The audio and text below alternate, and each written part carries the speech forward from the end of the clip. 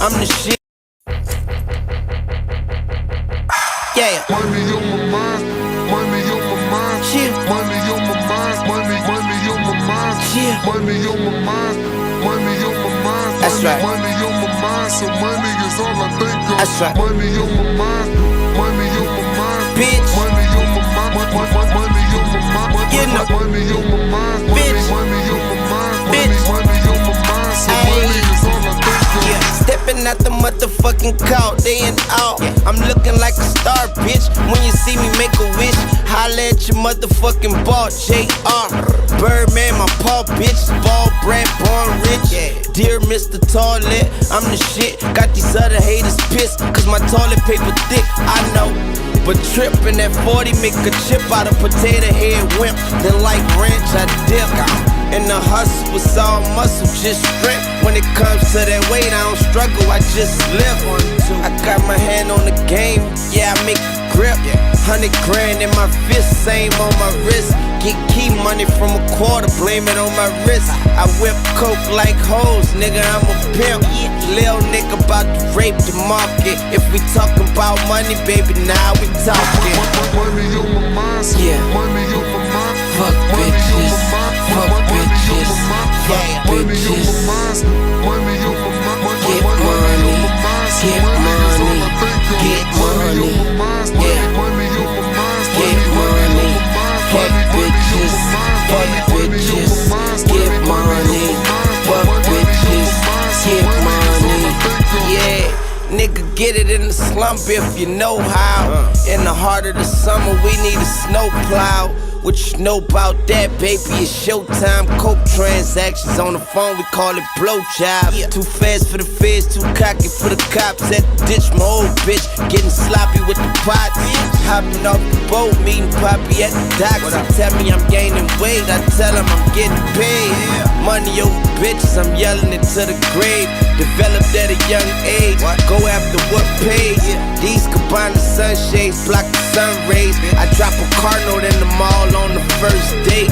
I gotta get it even if it's in the worst way. That cake like it's my birthday. New Orleans, my birthplace. You heard me, where money's more important than the person. Money on my mind, Yeah. money on my mind, Fuck bitches, fuck bitches, fuck bitches. money on my mind, Get money, get money, get money, yeah. Get money, fuck bitches, fuck bitches. Get money, fuck bitches, get money. Twisting up a blunt, thinking about my next dollar. I'm digging in the game, trying to get some money out of it. I'm so vain, it's a problem. There ain't a stain on these products. I'm just being modest. Got me a goddess, sure how to divide it. She's still down and she don't get none of the profit. We're around the city, let the tents hide me. That's a cold motherfucker, whoever inside it. Forever symbolizing the grind, it don't walk to you. I make it run like horses do. Get it up, baby. If he got it, then hit him up, baby. I know it's crazy, but I can't get enough, baby. I love it, I fucking love it. I'm a self-made millionaire, fuck the public. Riding to myself cause I don't fuck with nothing. Pistol on my lap on the way to the money. money on my mind, Yeah. money on my mind, Fuck bitches, fuck bitches, fuck bitches. money on my mind, Get money, get money, get money, yeah. Get money, fuck bitches, fuck bitches. Get money, fuck bitches, get money.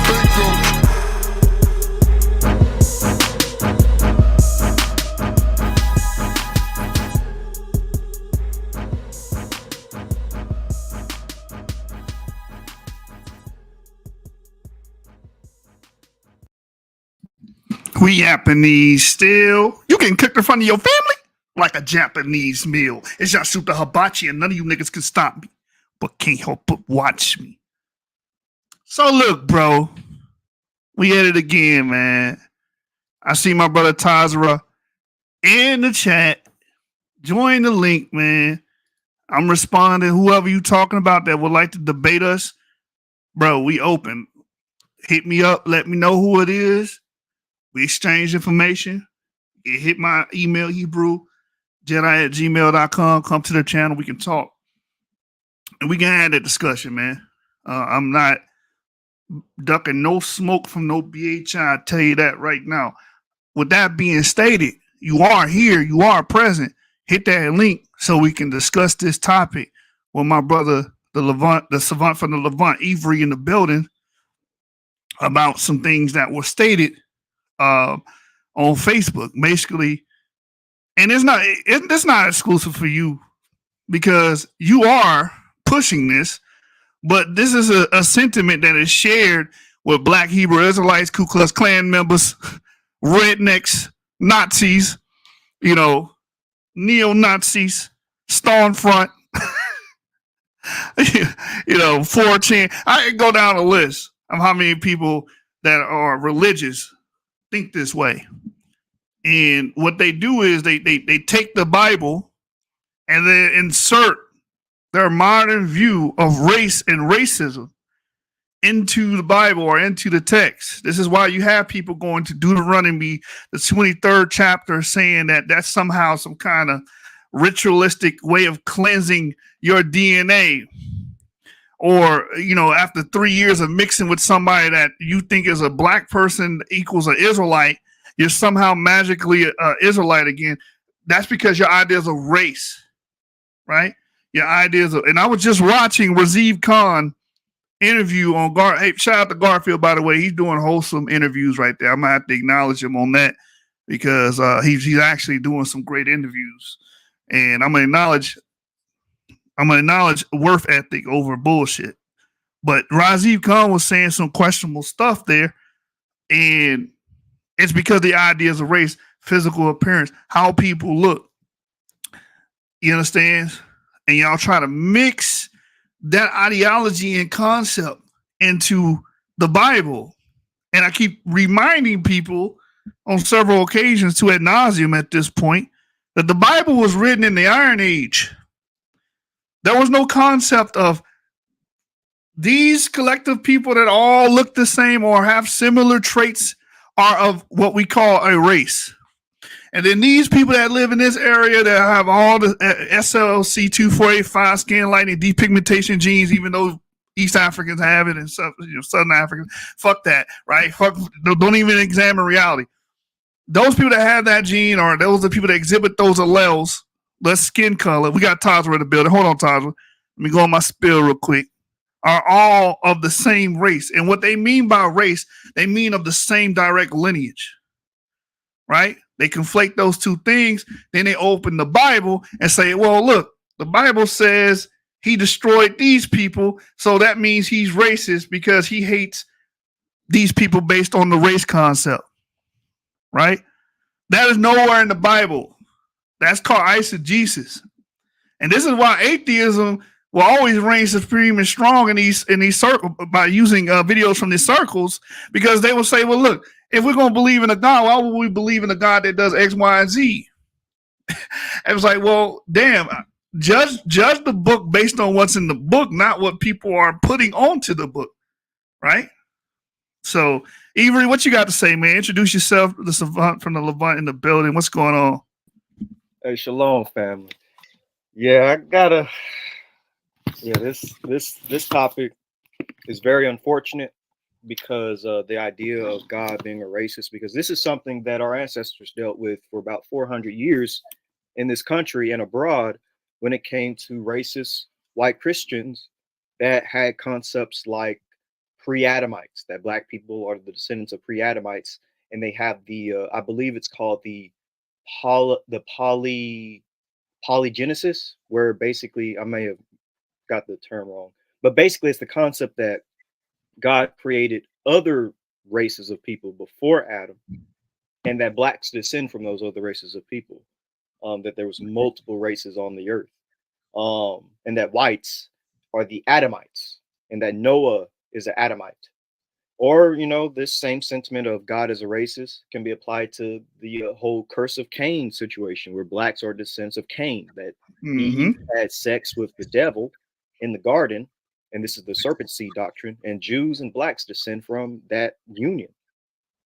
The idea of Canaan, I'm sorry, I had to bring this up, bro. The idea of Canaan being associated with all blacks is because he saw his father's nakedness, and that's why when you see Africans today or black people today, they're always, you know, damn near butt ass naked, if not completely naked. I've heard that this is hundreds and hundreds of years of modern thinking and racism being superimposed on the Bible. None of the people who wrote the Bible, the Iron Age farmers, the Iron Age writers, the people that were during the Kingdom of Judah had no clue about any of this stuff y'all talking about. Like, go ahead, Avery. I'm sorry, man. And so it's like the stuff that black people, that Africans had dealt with, the type of racism that people have dealt with on the European side when it came to the Bible, and even to a certain extent on the Arab side, because the Arabs in the Quran had some very strange ideas as well when it comes to Africans, and that Africans are just the separate race of people, and that certain races are better than the other because they are the true descendants of Adam, or they're the true descendants of Noah, or that they're the true descendants of Shem. And now seeing us use this type of rhetoric, went from white folks using it to now we're using it. It's like this reverse racism is not.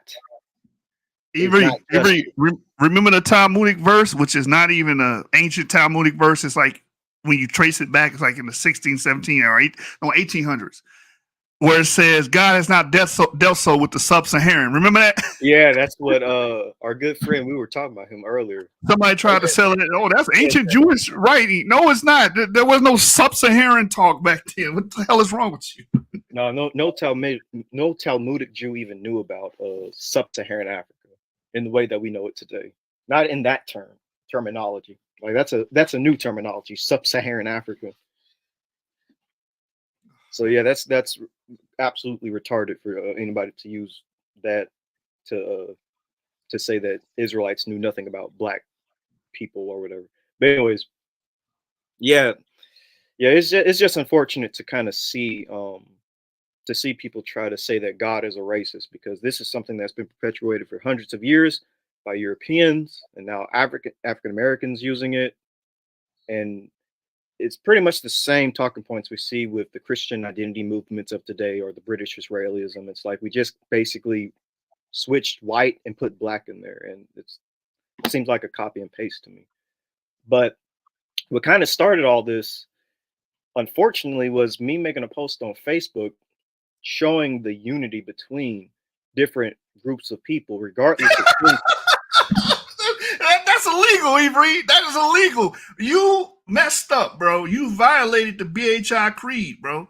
Anytime I try to show people being the same, this happens. Like even with the Mana population, when I try to say that West Africans are related to North Africans and East Africans, the Mana population do the same thing. And white supremacists, they'd be like, oh, E1B1A and E1B1B are separated by thousands of years. They're not related. And then I do it with the BHI, these Jews that y'all are calling the synagogue of Satan. You could descend from some of them, and two, you are related to them if you carry haplogroup E or haplogroup J or even haplogroup R, because you got Jews with R and African Americans with R. Like these people that you hate, you're related to. And every time I make posts like that, BHI either jump in and try to say that, oh, we're not related to white people, or that, they're Nephilim, pre-Adamic, etc., Neanderthal people, even though Africans have Neanderthal DNA too. But anyways, or the Mana population would jump in and say, oh, the sub-Saharan African 20% archaic hominid monkey. Yeah, we're apes and we're monkeys. We're not even human.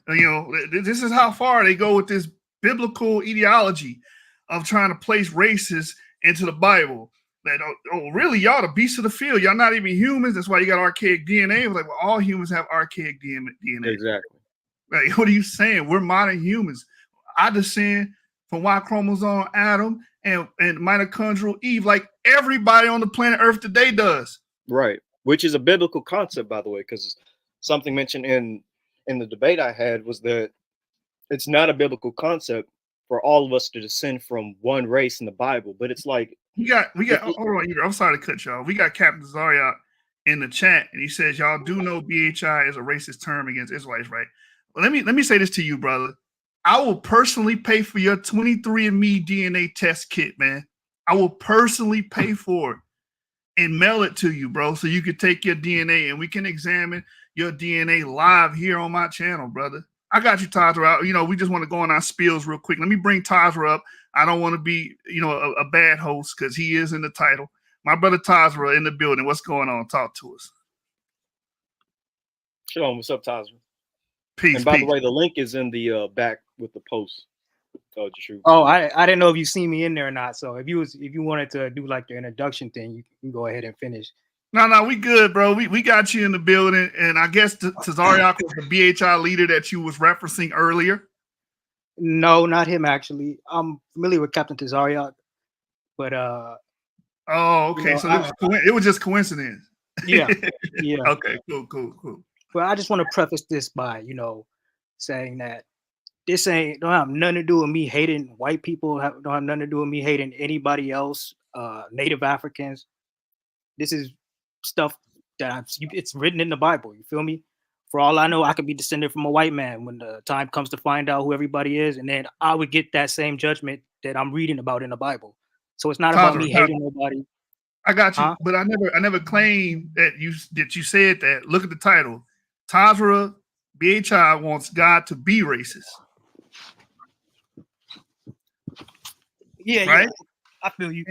And I follow up on that. The same offer I gave Captain Tazarah is the same offer I'm going to give you. I will pay for your 23andMe DNA test kit, bro. I will pay for it and mail it to you, bro. You can hit me up. I will pay for it and get it sent to your house so you can take your DNA and send it in. And on one condition, that once the results come in, you have to come on live and we can discuss your DNA. Okay, but like I just said, I could personally descend from who I believe to be Edomites, and that still wouldn't change what the Bible says about the judgment that's going to be placed upon Edomites. That's why I started by saying it don't have nothing to do with me hating nobody or nothing like that. It's what's written in the Bible. It's literally written in the Bible. And I wanted to ask y'all, if God says, excuse me, I just got in the house. I just got home from work. But if God says that he's going to wipe out an entire lineage of people just because of who they are, you don't see that as you wouldn't consider that racist? Before we go into that, for example, let's say, I know y'all don't believe Caucasians are Edomites, and let's say just for the sake of argument, we don't even know who the Edomites is. But if I said, for example, I'm gonna eliminate the entire Chinese lineage just because they're Chinese, none of them are gonna exist after, would you call me a racist if I went around saying that? Let's unpack that, because Chinese is not a quote unquote lineage. You can be Chinese and have come from a different or distinct lineage than other Chinese people. You dig me? There's variations in all these groupings of people that you have. So if I say God hates the European, well, we're talking about several lineages there. We're talking about early European farmers. We're talking about Yemnaya people. We're talking about African people. We're talking about a large swath and variety of people. It's not talking about one quote unquote lineage, as you said. And before we go too deep into this, let's first go to my post on Facebook and read it, and then we'll read your response to my post, because I think folks need to understand how all this kind of first got started. So let's go to my post, and then we'll read yours and start there. I mean, it was a pretty lengthy discussion, though. No, we don't have to read the whole discussion. I stand by everything I said. I'm just saying, I got like, I'll say like 30 minutes. But yeah, I feel you. It makes sense to want to read that. I feel you. I'm not trying to like. Dang, Tazarah, bro. You got 30 minutes. Yeah, man. I just got home from work. I wasn't even planning to do nothing like this. You feel me? I just got home from work too, bro. I just got home from work too. What kind of work you do? I work with my hands. I do physical work. So I put in work early, 6 to, whenever I get home. So don't tell me you in no cubicle or nothing like that. Talking about I'm tired. I can't rock out for at least an hour, bro. Like, come on, man. I could try to do an hour. I can't promise, but I could try, man. But hey, look, Alright. most brothers wouldn't even hop up on here. Tazarah, that's why I gave you. I'm gonna give you your flowers, bro. Because Yeah, you're most good to people, hop on. You're good to hop on. Tazarah, the link is in the chat, brother. You got anything you want to say to us? You can click the link and challenge us. Yeah, You know what I'm I'm saying? glad you We can hopped go on. from there. You're brave for that, because a lot of folks are scared to jump on to Tazarah. So I'm glad you're here, because I actually did want to have this discussion verbally. I don't like doing Facebook texting back and forth every 5 hours, every 3 hours. Got to text you. I don't like that. I rather talk about our grievances. So Okay, because he on a time crunch, right? What about this post made you think about God as a racist? Because he's putting a post here comparing what is this, an East African brother here to the left? yeah, it's like a Beja person. Yeah, Beja African, East African person, and how he's similar to Hitler because they share the same group of males they descend from. So why go from this post showing that there is a unification of groups no matter how they look or the different skin color, hair textures, or what have you? What made you go into your spill about God being a racist?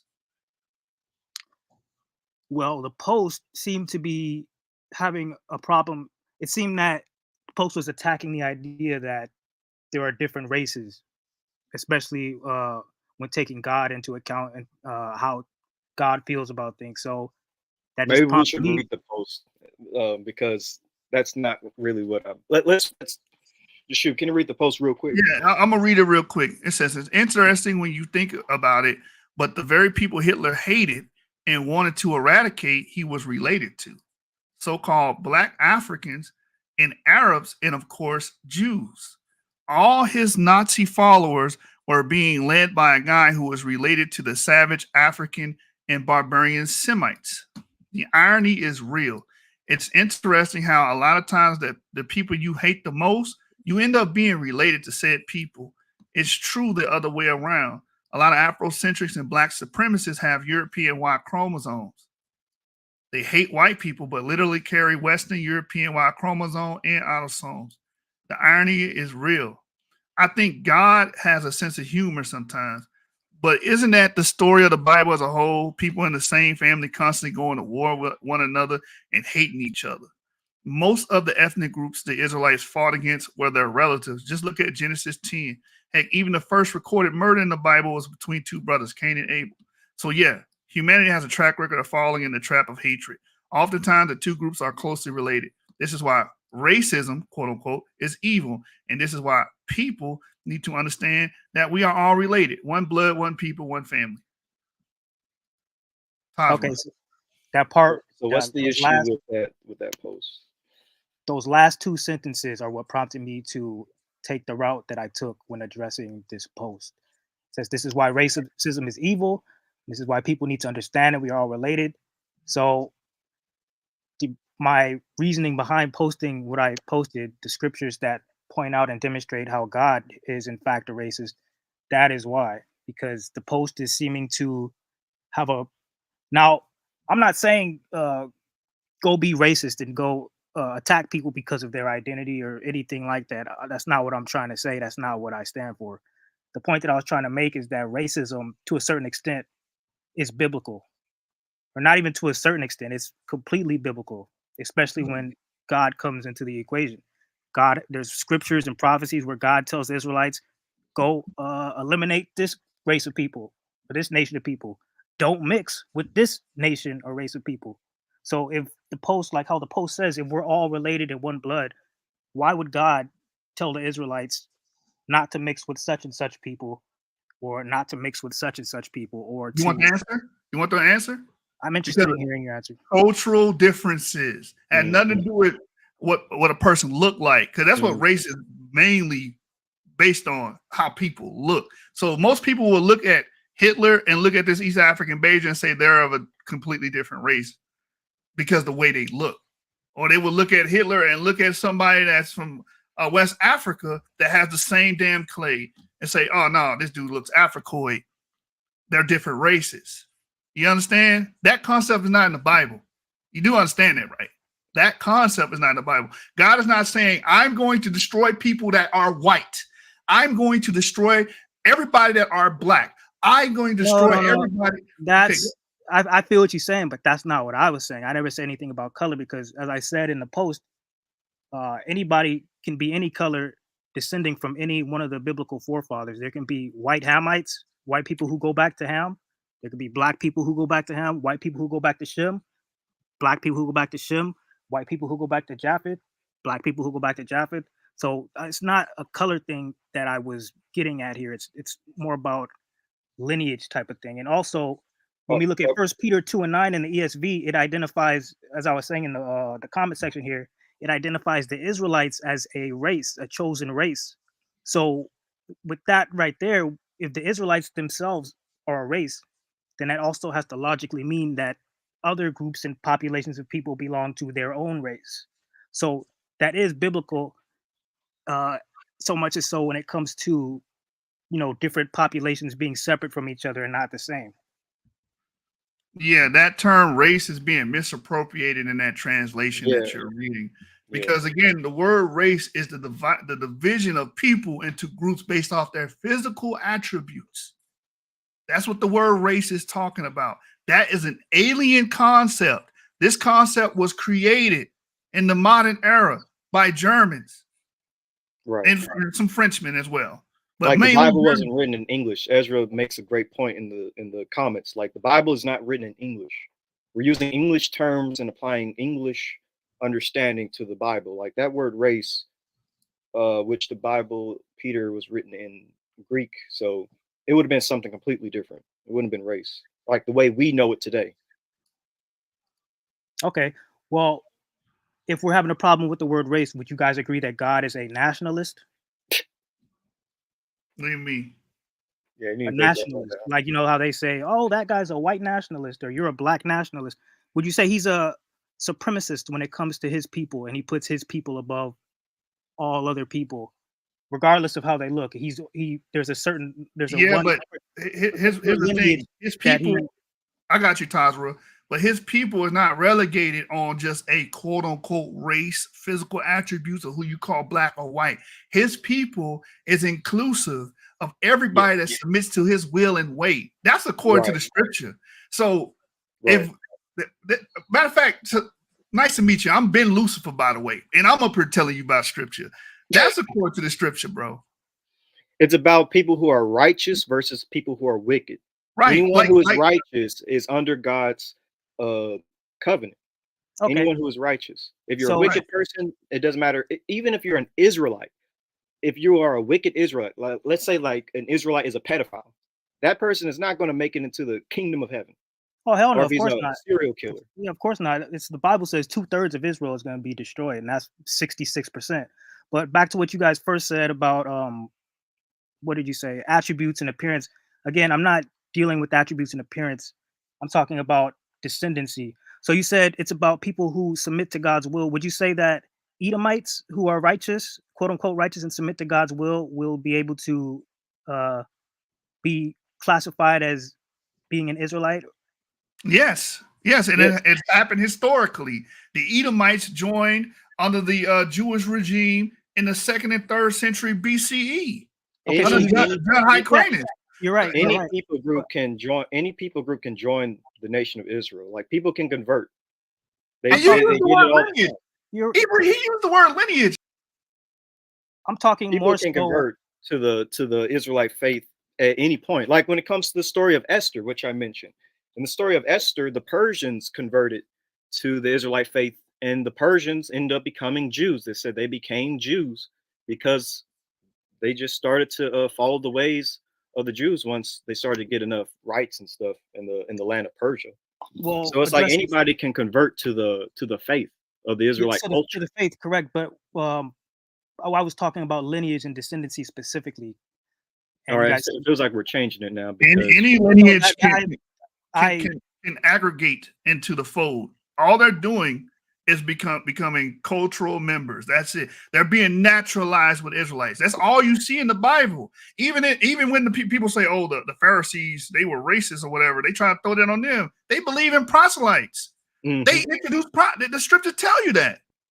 Yes, but So, okay, when I specifically, I feel what you're saying about conversion and all that, but when I specifically asked about the Edomites, you guys said that yes, they could be qualified as Israelites. I was speaking more so not in the past, but more so when the kingdom comes, in the kingdom of heaven. Are there going to be Edomites in the kingdom of heaven? you want the Luciferian answer? I want whatever you guys believe to be Yeah, I in give your you heart. this. If there is a heaven, quote unquote, to put people in, Esau will not be, or Edomites, the descendants of Edomites, will not be barred from it. How about that? Okay, but when we look at Obadiah 1 and 18, doesn't it say that they're all going to be exterminated at a certain point in time? It says that none shall remain. Yeah, in that land was abolished and Yes, destroyed. the Does not kingdom of mean Edom does not exist anymore. It says not.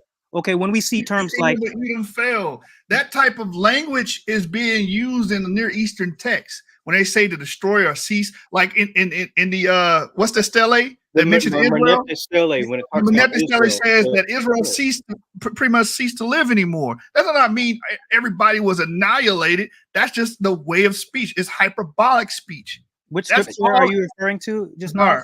When you said, Tazarah, you need to study Near Eastern cultures, bro. yes. can you pull up This the type scripture of that you're language is talking about used right throughout now, the where entire it Near says East. that Israel ceased to exist, or whatever you were just referencing? Okay, so the Manette stele. You can pull it up, Is that but basically, is that in the Bible? we're telling Bro, you. it's archaeology, bro. Yes, it's oh my goodness. Okay, while he's pulling that up, when we see terms in the scriptures like house of Israel, house of Judah, is that referring to a people or a landmass, or a group of, or a people? People that live in that regency. So I people, don't, right? I don't get. Yeah, people that live in that regency. If I'm talking about the people of Egypt, the people that live in that regency, that doesn't necessitate a lineage, because those people living in Judah are not all from the same sperm or the same egg. They're not from the same mothers and fathers. Yeah. Okay, so when we see scriptures talking about the house of Judah in another land, like captivity, for example, is it still talking about them only being? It's still making reference only to Judah when they're in the land of Israel? No, it's saying people from that regency, or people that come from that confederacy, a better term, are being extrapolated and put somewhere else. Yeah, it literally says, like, if they're in Assyria, it tells you That has nothing to do with Assyria. lineage. It tells you. That has something to do with a historical grouping of people that were all taken and brought somewhere else. Yeah, it's Okay. literally telling you. We can agree to disagree on that, but what about in Malachi chapter 1 verses 3 and 4, where it says God's going to have indignation for the people of Edom forever? And you're using There this. we go. Another more hyperbolic speech. When stuff like that, forever just means a long time or extended amount of time. Does not mean I'm gonna hate your descendants until the last day on earth. No, bro. This is what I was telling Abu. Hold on, Tazarah. This is what I was telling Abu. A lot of Black Hebrew Israelites, when they read the Bible, whenever hyperbolic speech is meant to be taken as hyperbolic, they take it literal. And when it's speech that's meant to be taken as hyperbolic, when it's literal, they take it as hyperbolic, like Gentiles. Oh, when the word say Gentile, there is really talking about Northern Kingdom Israelites. What? Right. Another example of like the Bible using a lot of symbolism is when it says in Genesis that the serpent will bruise the heel, but the man will crush the serpent's head. Like, that's not literal. That's just Near Eastern language. Like, okay, we can agree to disagree on those our interpretations on those particular things. But in terms of Malachi 1 and 4, we can agree, or Malachi 1, 3 and 4, we can agree that God, whether it's forever or not, we can agree that he had indignation, which is righteous hatred, for an entire lineage of people, correct? And by the way, you're using Malachi as evidence that God is a racist. I want to make sure I have this correct. Because here's the thing when it comes to the Edomites. Esau is the brother of Jacob. Esau's father is Isaac. Esau's grandfather is Abraham. Then Esau's forefather is Eber, and go back even further, it's Shem. Esau is a Hebrew Semitic man living in the Iron Age. And the Edomites are Hebrew Semitic population living in the Levant in the Iron Age. They're not separate races from the Israelites because the Israelites have the exact same paternal ancestry. Jacob descends from Isaac and Abraham and Eber and Shem.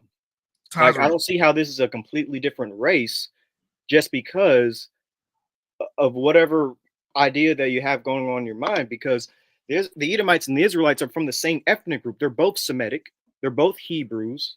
They're both living in the same geographical area. They're not separate races. And on top of that, like, let's say that God decides to bless you. Let's say you have a brother and God decides to bless you, but he decides to curse your brother for whatever reason. Does that somehow make y'all two completely different races just because God is blessing you, Tazarah, but he's cursing your brother, Matthew?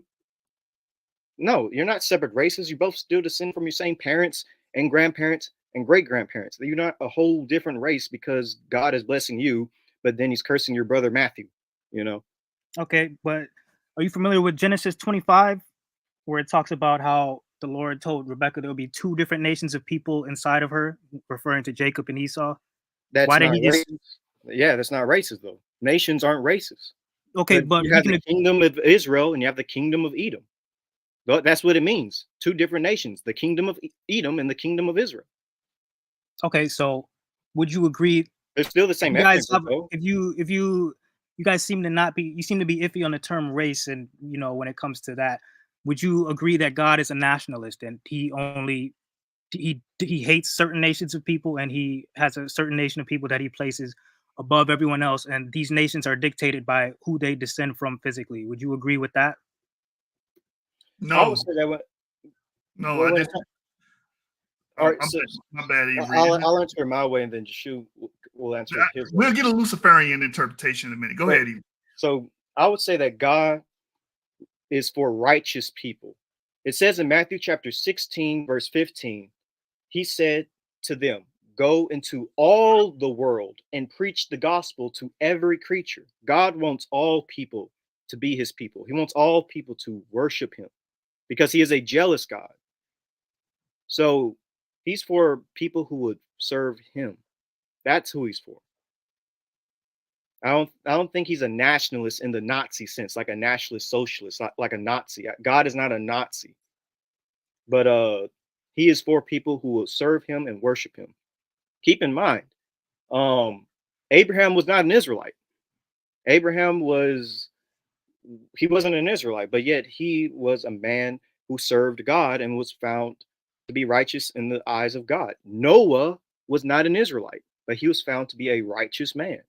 Those men were still a part of a chosen lineage, though. It went Adam. And guess what? All humans descend from Noah, and he was considered righteous. All But humans descend the from chosen Noah. line went through Shem, though, as it's told in the scriptures, and then from Shem. And guess what? went Esau descends Abraham. from Shem too. Esau is a Shemite. He descends from Shem. So he's also part of this chosen lineage of Shem then, right? Then why does God hate them and separate them from Israelites if they're all the same people? Why does he You know call what God them? also says? He says, you are not to despise or adhere to an Israelite or to an Edomite, excuse me. Abhor an Do not Edomite. despise or Correct. to hate Yes. an Edomite. So I don't know why you have this idea of wanting to Well, continuously talk about the Edomites when he tells you not to hate an Edomite, I not stated to abhor an Edomite. at the very beginning, I stated I don't hate anybody. I said, for all I know, I could descend from an Edomite, and then I would get the judgment that. But why bring them but up so much then? the point, If he tells you not to abhor an Edomite. Because when we read in the scriptures about the nations that God hates, that demonstrates to us how he feels when it comes to different nations and populations of people. If we're trying to God can do what he wants, though. God flooded the whole world because of its sin. exactly. So if he tells us not you can't flood the entire world. You can't kill all people because they're sinners. If God tells us not to abhor an Edomite, that has nothing to do with whether or not God himself hates Edomites or how he feels about them. He's just telling us, okay, don't hate these people.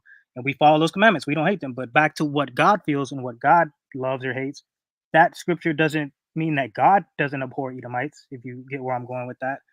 So that's kind of, neither here nor there. Yeah, but why? All right, so you're saying that God hates Edomites. The Bible says God hates Edomites. And let's just, for the sake of this discussion, let's just say Edomites aren't even white people. Let's say they're some unknown purple people. Let's say they're the forest people that, you know, just because I know I got a don't wanna better make anybody term. I got a better term. They're sons of Shem. How about Yeah, that? there's Semitic. okay, their That's what sons. they are. That's Which correct. shows They are God is sons not a of Shem. racist, because the concept of race is grouping all these people in one group and debasing that group of people. Wouldn't he be in the same category as Jacob? Wouldn't he be in the same category as all the sons of the Shem? It's literally his brother. Jacob and Esau are brothers. How are they different races? Okay, well, And that's why I started. the earliest evidence of Yahweh is coming via Edomite, coming Exactly. from Edomite historically, That's true. Yes. According to where are you getting that from? according to anthropology, artifacts dug from the ground. Also, That's the how- Midianites. Don't forget, Moses went to a Midianite and learned of God as well, and they're not Israelites. Okay, Went to so Jethro. back to I hear you what you guys are saying. I feel you.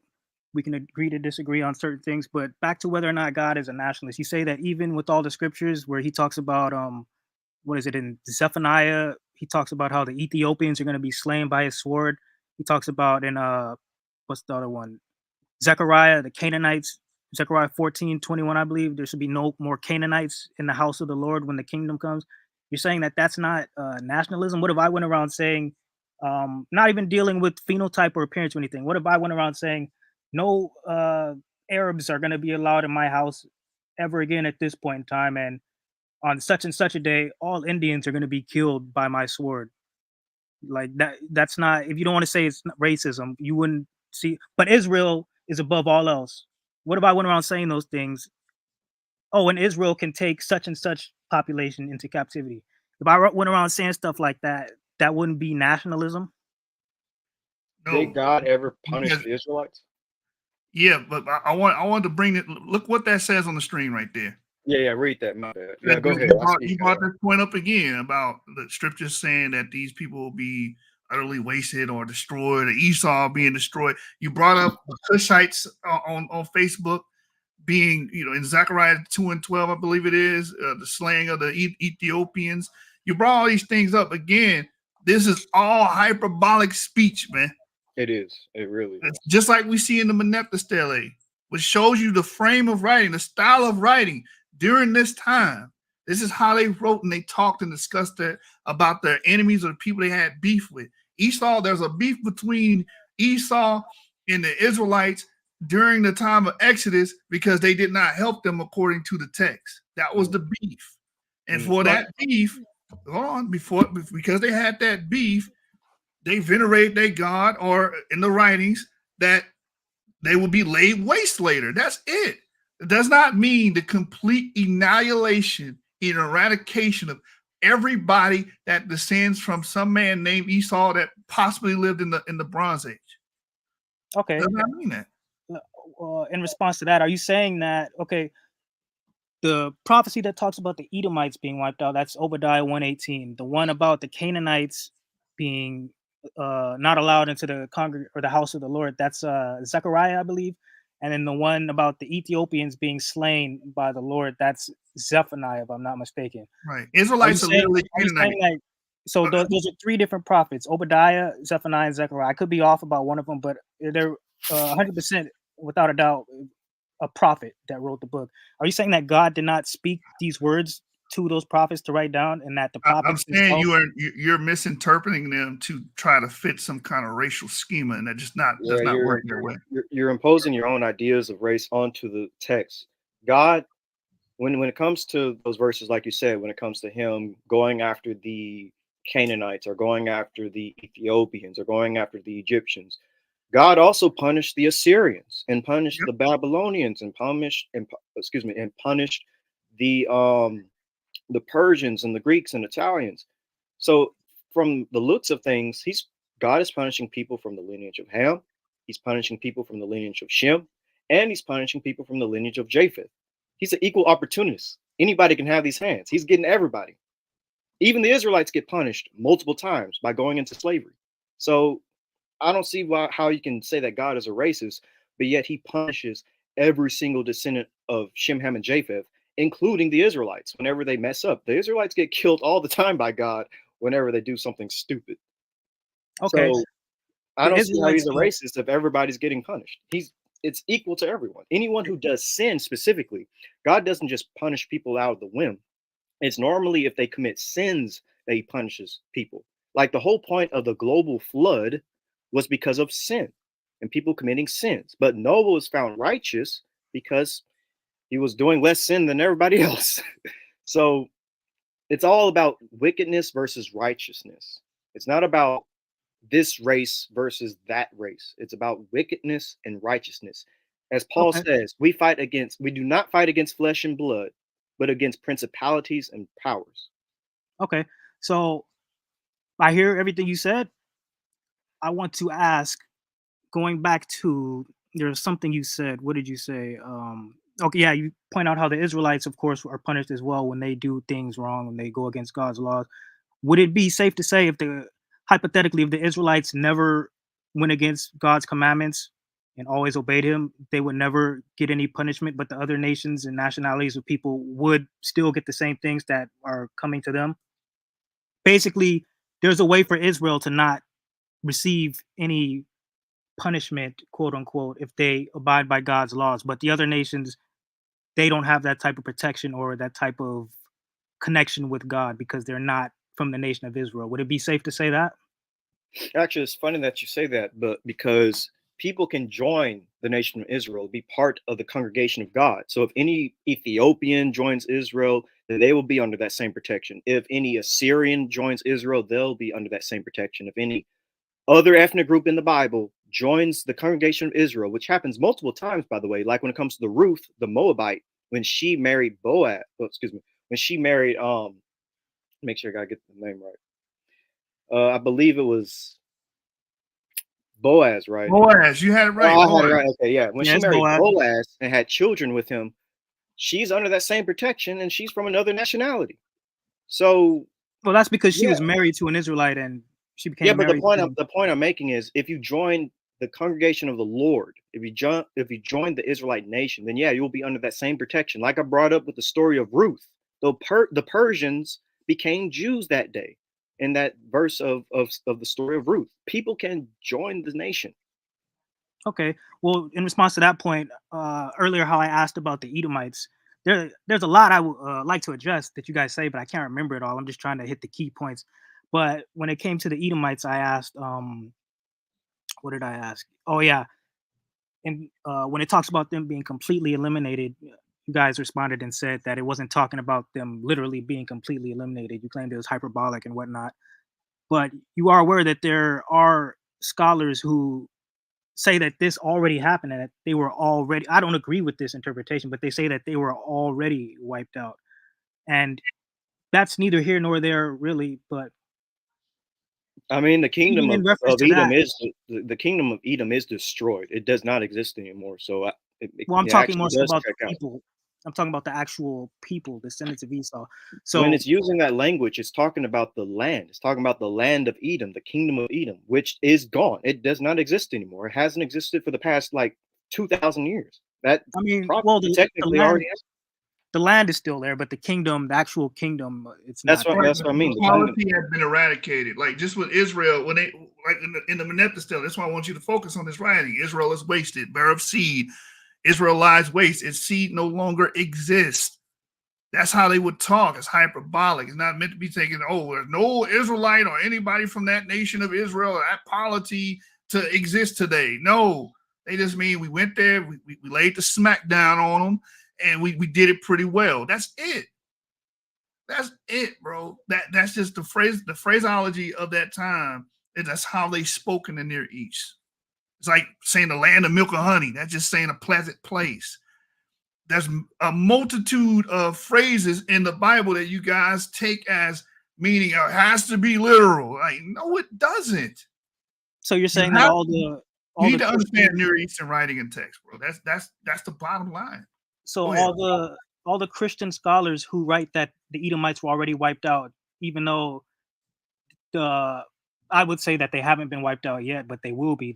There's Christian scholars that say that they were all already wiped out. You would say that they're wrong too, and that an entire population of people from Edomites, the Edomite population wasn't wiped out. The from the commentaries that I've read, they say that the kingdom of Edom was wiped out, and it is wiped out. There is no royal Edomite kings and queens today. Like, it's gone. I think I heard you kingdom- repeat yourself like 3 times already, Avery. Yeah, And you're still holding on to this. I But I'm know. gonna fall back and let y'all do it. I don't want them to feel Well, like if somebody's jumping repeating in. themselves, that doesn't necessarily mean that I'm asking the same question. That could just mean that they're repeating themselves because they're repeating themselves. So I I mean, you kind of are asking. Yeah, the that same kind of makes question. sense, doesn't it? Repeating yourself just to repeat yourself. Okay. You kind of are asking the same questions, though. No, I'm just trying to get all this on record because, you know, we're not debating right now. I'm just trying to get your guys' understanding so that all this can be on record for future reference and all that. You know. Oh yeah, let me make it very clear on record. I didn't come up here. I knew it was gonna be like 3-4 y'all. I didn't come up here to debate it, and I just got off work. I'm not gonna, I'm not. I'm just trying to get everybody's interpretation and beliefs and stance and positions on everything out in the open, so that let me get this out in the open and on air. God is not a racist, and the concept of race, it's a social construct. It really doesn't exist. All humans descend from a common ancestor. And by the way, you said in one of the posts that it's not biblical that we're all one race. I would say that the human species, us as a people group, I'll even say race in this sense. Here's the one instance I will use race. The human race is one. We are not a bunch of separate subspecies and weird, different Lord of the Rings type of offshoots. Orcs and elves. Yeah, we're not some weird offshoot. Like, no, we're all one people. And that is a biblical concept, by the way. Okay, but does that mean that God views everybody the same? That everybody is, if we follow your logic, does God have the same logic as you when it comes to all the different populations of people on the earth? Does he view them as all the same and he treats them as all the same, regardless of who they descend from? Yeah, he does, because he already brought up that he lays a smackdown on you no matter what tribe of people you are affiliated, what kingdom you're associated with. The Most High will lay the smackdown on you. According to the text, everybody died except 8 people. He just spared those 8 people, pretty much for several reasons, but that's pretty much to keep the damn humans alive. Because Noah was righteous. Because Noah was righteous. So what I'm saying to you is this: God don't discriminate on that. God y'all believe that right now God has put his foot up y'all ass. Y'all believe that because y'all quote Deuteronomy 28 to say this proves we're Israelites because the Most High is punishing us for being wicked. Hey, maybe we're the Edomites and that's why we're being punished. Well, the prophecy about the Edomites isn't said to take place until the last days. Maybe we're in the last days, bro. Maybe we're the Edomites and we're about to be wiped out, bro. Who knows? That's not what it. Hey, it's your words, bro, not mine. We're being punished, bro. We're the Edomites, bro. I mean, but where does the scriptures say that those? What does the scriptures say that those specific curses and prophecies are going to happen to? Bro, I'm making a joke. Wait. So now you're going to go to the scripture and use what's meant to be taken as hyperbolic and try to apply it to prove that you're Israelite or prove that Black people are Israelite. That's the issue I have. It's the level of reading comprehension. It's just not there. You have to learn the area of study, the time, the epoch when this stuff was being written down. It's like if you told somebody that lived 2,000 years ago, yo, I'm about to dress up and get fly. They're gonna look at you like you got 3 heads because that's not gonna register with them. Oh, he about to get fly. This dude finna summon a demon and he's gonna grow wings. Nah, I'm not saying that. Okay, so I hear everything you guys saying, and I feel you, and I understand where you're coming from. So in regards to the curses of Deuteronomy 28, would you say that Dr. Brown, because I know you guys like scholarship and all that, PhD Dr. Brown, if he were to say that the modern Jewish people, like Ashkenazi, for example, are currently under the curses of Deuteronomy 28, would you say the same thing to him, that he's misinterpreting that and not applying proper reading comprehension? All right, here's yes, I would keep it fair. Yes, I would not say because of a curse that you descend from Israelites. I would tell you because of your mama and daddy is why you descend from or possibly descend from Israelite or any other group. I come from sub-Saharan Africans. I come from Bantoid speaking people. You understand? How do I prove that? Not through no curse. I prove that because my mother and father, what lineage and what people group that they match with. Not no Bible verse, no curse. Yeah, you prove it genetically, which is the only way to really prove ancestry in the first place. You can't be using a Well, now that you book bring from that like up, 2,000 years ago to prove your ancestry. That don't make no sense.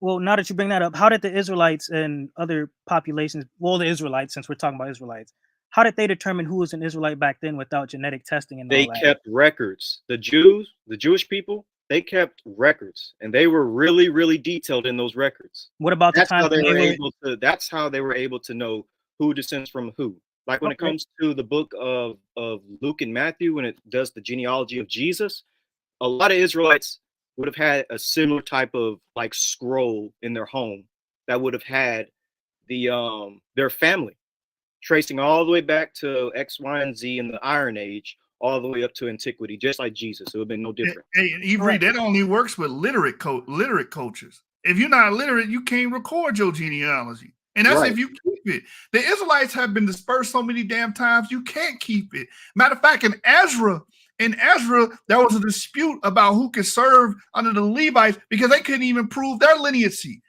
Right. It's a good example. Yeah.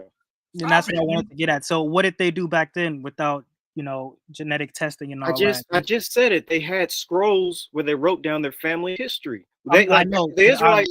Hold on, Tazarah, really quick. Hold on, you don't understand what I'm asking. I'm building off of what Yashub just said. What about the times when they were, for example, in captivity, when, for example, the temple was destroyed and the Romans destroyed their records? How do they then, during those periods in time, keep track of? They are a literate people, like Yashub said. They wrote down who was their father, who was their grandfather. The Israelites married, and when they married, they have certificates. They have like actual pieces of paper when it comes to the scrolls as to who their forefathers are. When they're in captivity, they can just tell them who grandpappy was and then who grandpappy's grandpappy was. They have written records. That's why we're able to trace the kings of Israel, because they have written records. We know who the kings are because of the writings of the Israelites. Okay, so what about DNA tests?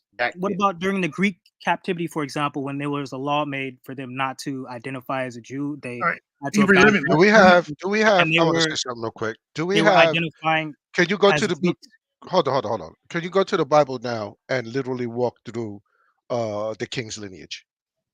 Yeah, Yes, but he understands that. So like that. why are we bringing up what happened in Greece?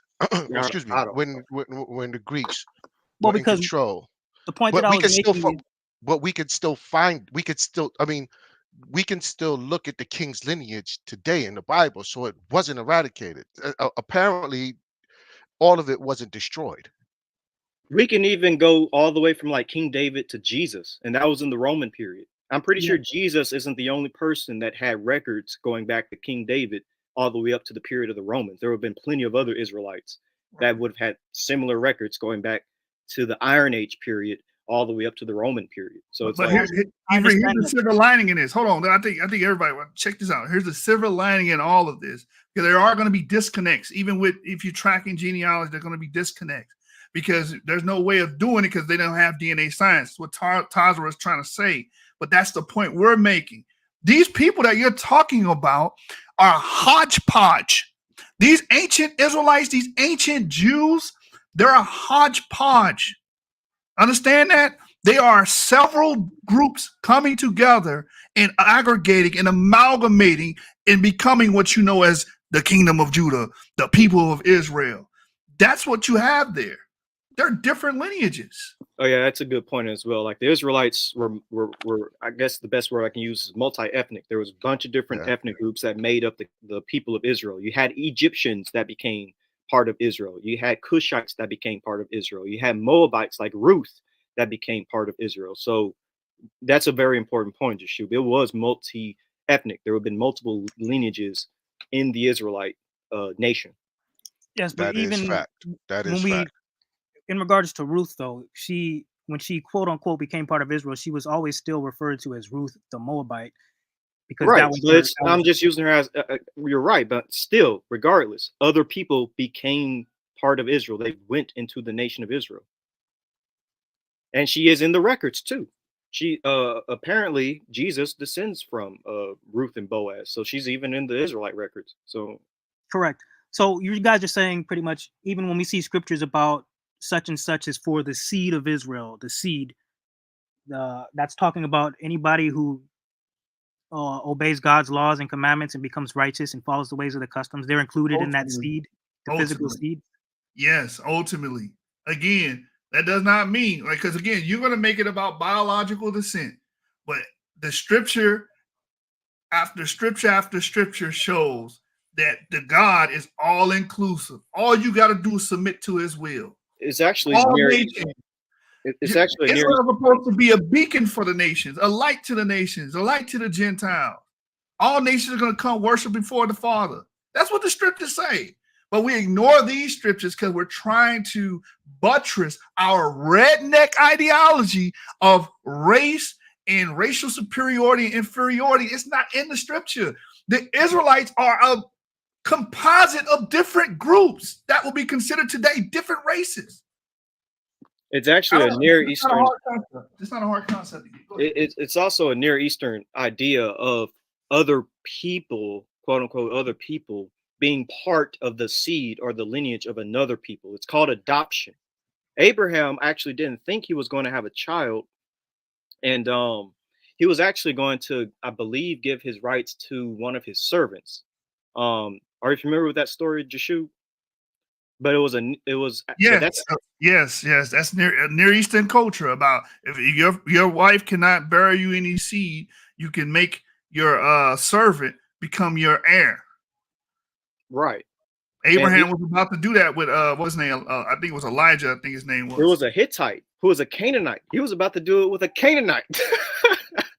Have a Canaanite be Tazarah, you made comments about, the Bible says he's going to rid the Canaanites or something of that nature. Do you understand the Israelites are literally descendants of Canaanites? In the book of Judges, the 3rd chapter and the 5th verse, it tells you that they gave their sons to their daughters and their daughters to their sons. They mixed with them. That's true. They slept with them. So even if you don't believe the consensus that Israelites actually come from Canaanites, in the book it tell you that they intermixed and had children and progeny, and their progeny had children. Their children, and they continue to be in this polity known as Israelites.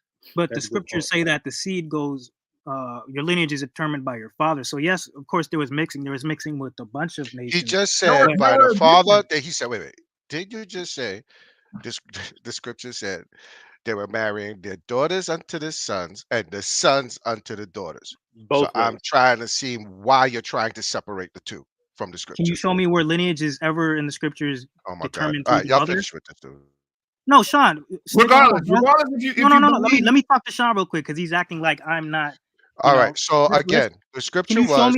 What the scripture say? Let me get this out. Can you show me? Can you show me in the scriptures where it tells us how lineage is determined? Yeah, I can. But what did it say? Didn't the scripture say, married their sons unto their daughters and their daughters unto their sons? So even if the daughters, if you don't want to count the daughters of Israel who were married into Canaanites, the sons who married Canaanite women, what would their children be? Israelites. Okay, then I'm done. Okay, so how does that? I don't get the point that you're trying to make. I agree that the seed goes through the father. So but the women, the Israelite women who took Gentile husbands, their children would not be Israelites. Nope, that's not how it works. That's not how it works. In the house of Judah, in the book of Chronicles, there's an Egyptian servant that had children with the daughters. I'll pull it. Jarha. He had children with the daughters of a certain Israelite man because his daughter, he didn't have any sons, so he made his Egyptian servant his heir, just like we just told you what Abraham was about to do with Elijah. Okay, same thing. And that man is considered of the house of Judah. Can you pull that scripture up? Easy, no problem. No problem. Jarha. The Egyptian servant in the book of Chronicles. It's in the book of Chronicles. And I Yes, it still is. want to touch on this concept where you said in the comment section that race, that the Bible, that biblically, that concept. Let me get the actual. I don't want to misquote you. Let me actually just pull it up myself and I'll read it, because I also want to go back to this when we're done with this part, where you said that this idea that everyone is the same race, quotes, is not biblical, and there are so many examples to prove it. Because I want to go through this idea of that, race is not biblical, but I'll let Jashub read his verse. Watch this. First Chronicles 2, verse 35. It says, and the sons of Jada, the brother of Shammai, Jether, and Jonathan. And Jether died without children. And the sons of Jonathan, Peleth, and Saza. These were the sons of Jerahmeel. Now Sheshan had no sons, but daughters. This is why, real quick, I just got to say this before I continue reading it. You can see it on the street. This is why you got to study Near Eastern cultures during the time that this is supposed to be written. You will understand the culture, right? And understand the practices. But this is what happened. And Sheshan had a servant, an Egyptian, whose name was Jarha. And Sheshan gave his daughter to Jarha, his servant, to wife. And she bare him a tie. And then it doesn't stop there. It keeps going. And a tie begat Nathan. These are all considered of the house of Judah here. This is in First Chronicle. Hold on. This is in First Chronicle. Now watch this. You about to get upset about this, because Jehu, a king of Judah, comes from this lineage. An Egyptian? He just said, wait, what? Come on, man. I'm about to walk away from the microphone. Come on, man. And Attai begat Nathan, and Nathan begat Zabad, and Zabad begat Ephlah. Ephlah begat Obed, and Obed begat Jehu, and Jehu begat Azariah.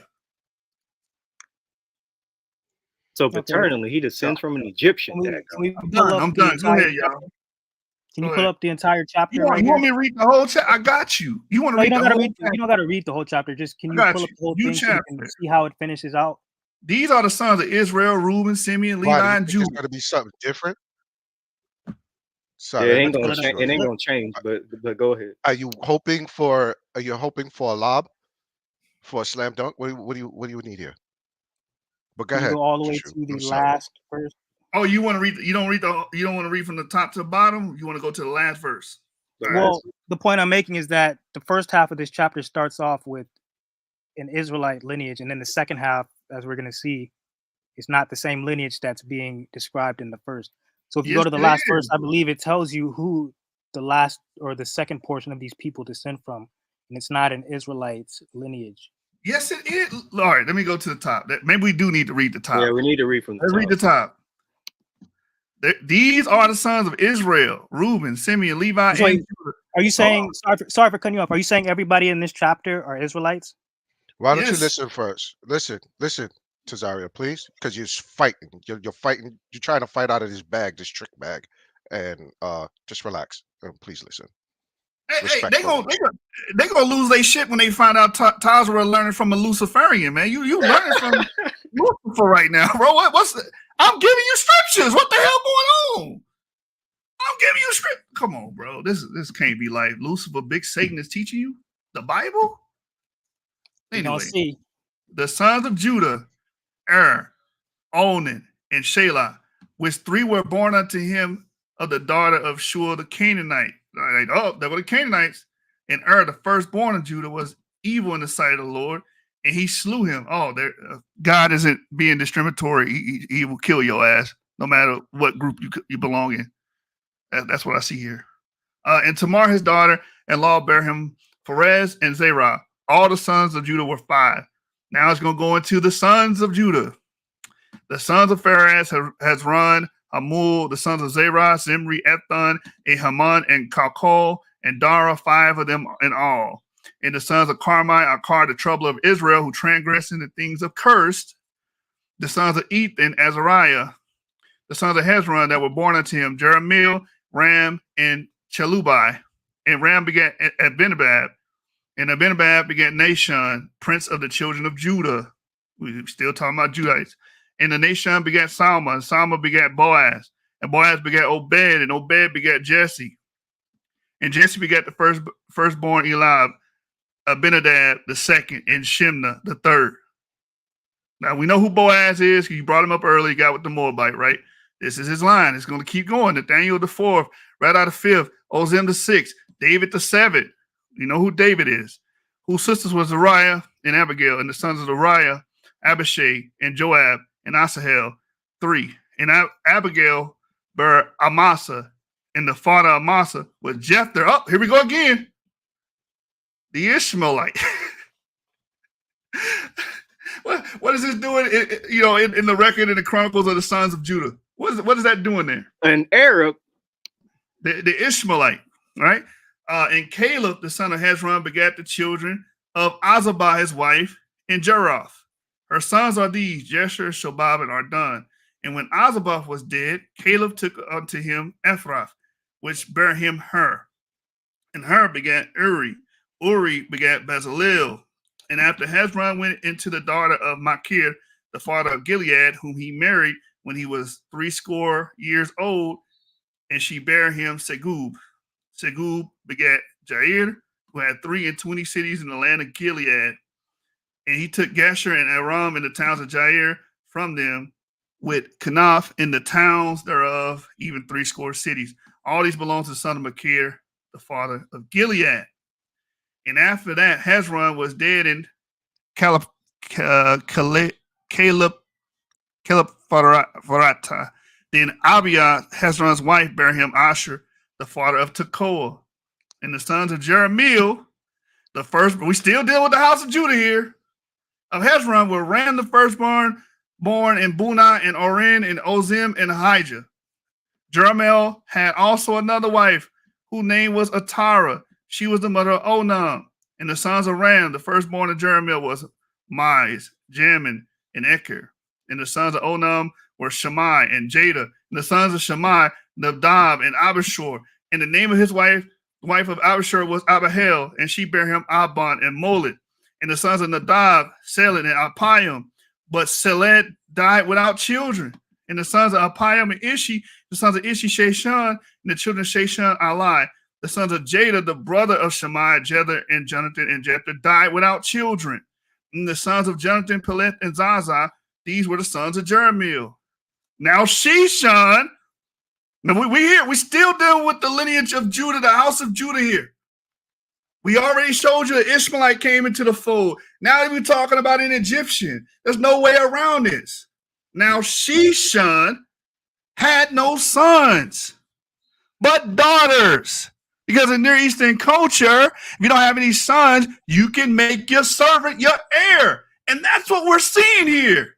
And that's exactly what Abraham was going to do with a Hittite, a Canaanite, by the way. Sheshan had a servant, an Egyptian whose name was Jarha. Sheshan gave his daughter to Jarha, his servant, to wife, and she bare him a Attai. And Attai begat Nathan, and Nathan begat Zabad. Zabad begat Ephlal, and Ephlal begat Obed, and Obed begat Jehu, and Jehu begat Azariah. Wait, hold on. A king of Israel descends from an Egyptian, a Hamite, in some people's minds. I'm done, bro. A Hamite on the throne of Israel? You learn from Satan. You learn from Satan right now, bro. You understand that, man? Can you go down to the last verse, the very last one? I mean, it ain't gonna help you, but it's not gonna No, help don't you go at all. straight to it. Hold on. Yeshua, don't go straight to it. Just finish reading. I mean, you guys say that all these people are Israelites, right? Yes. anybody can join Israel. So Okay, yeah, so then it shouldn't matter what the last verse says, right? If they're all Israelites, let's see what the last. They're all Israelites. Everybody in this. Because what is the purpose of the Book of Chronicles?